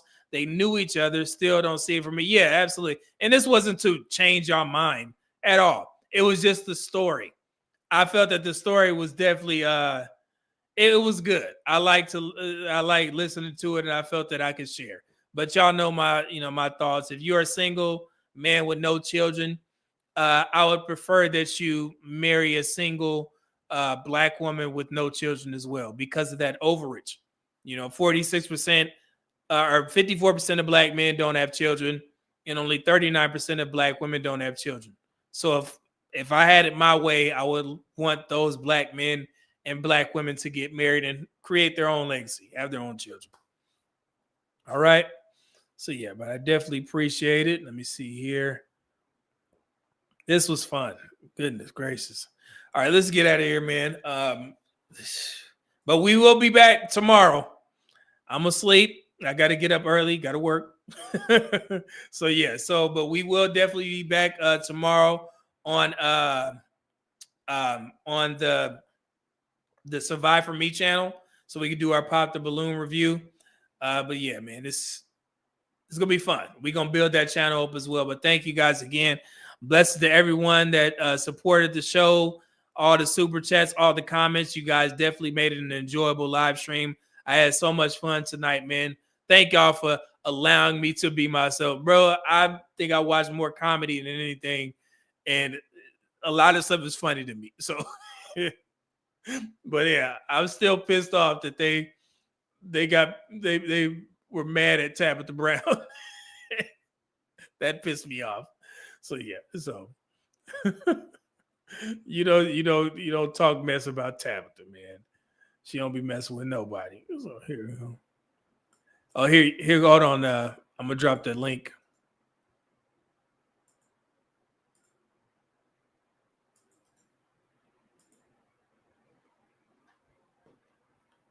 There you go. To the new channel, Jessica is down right there. Here you guys go. So subscribe to that, and we'll the same format, all that. So we're gonna be on there cooking tomorrow. It's gonna be a fun show again. I'm gonna clip as much as I can of this up. We had so many great points. Yeah, it was a great live stream, man. I enjoyed this so much. Thank y'all again. And I'll leave you what we got here. What's some good music? Let's go with Fast Car. We haven't played Fast Car in a while. Appreciate it. God bless y'all. Be safe. Go to the gym. Eat healthy. We'll be back tomorrow. Peace. Media Man out. Thank y'all again. A fast car. I wanted to get to anywhere. Maybe we can make it. Maybe together we can get somewhere. Any place is better. Started from zero and nothing to lose. Maybe we'll make something. Me, myself, I remember when we were driving in your car. Speed so fast, I felt like I was strong. City lights laid out before us. Your arm felt nice wrapped around my shoulder. I had a feeling that I belonged. Had a feeling I could be someone, be someone, be someone.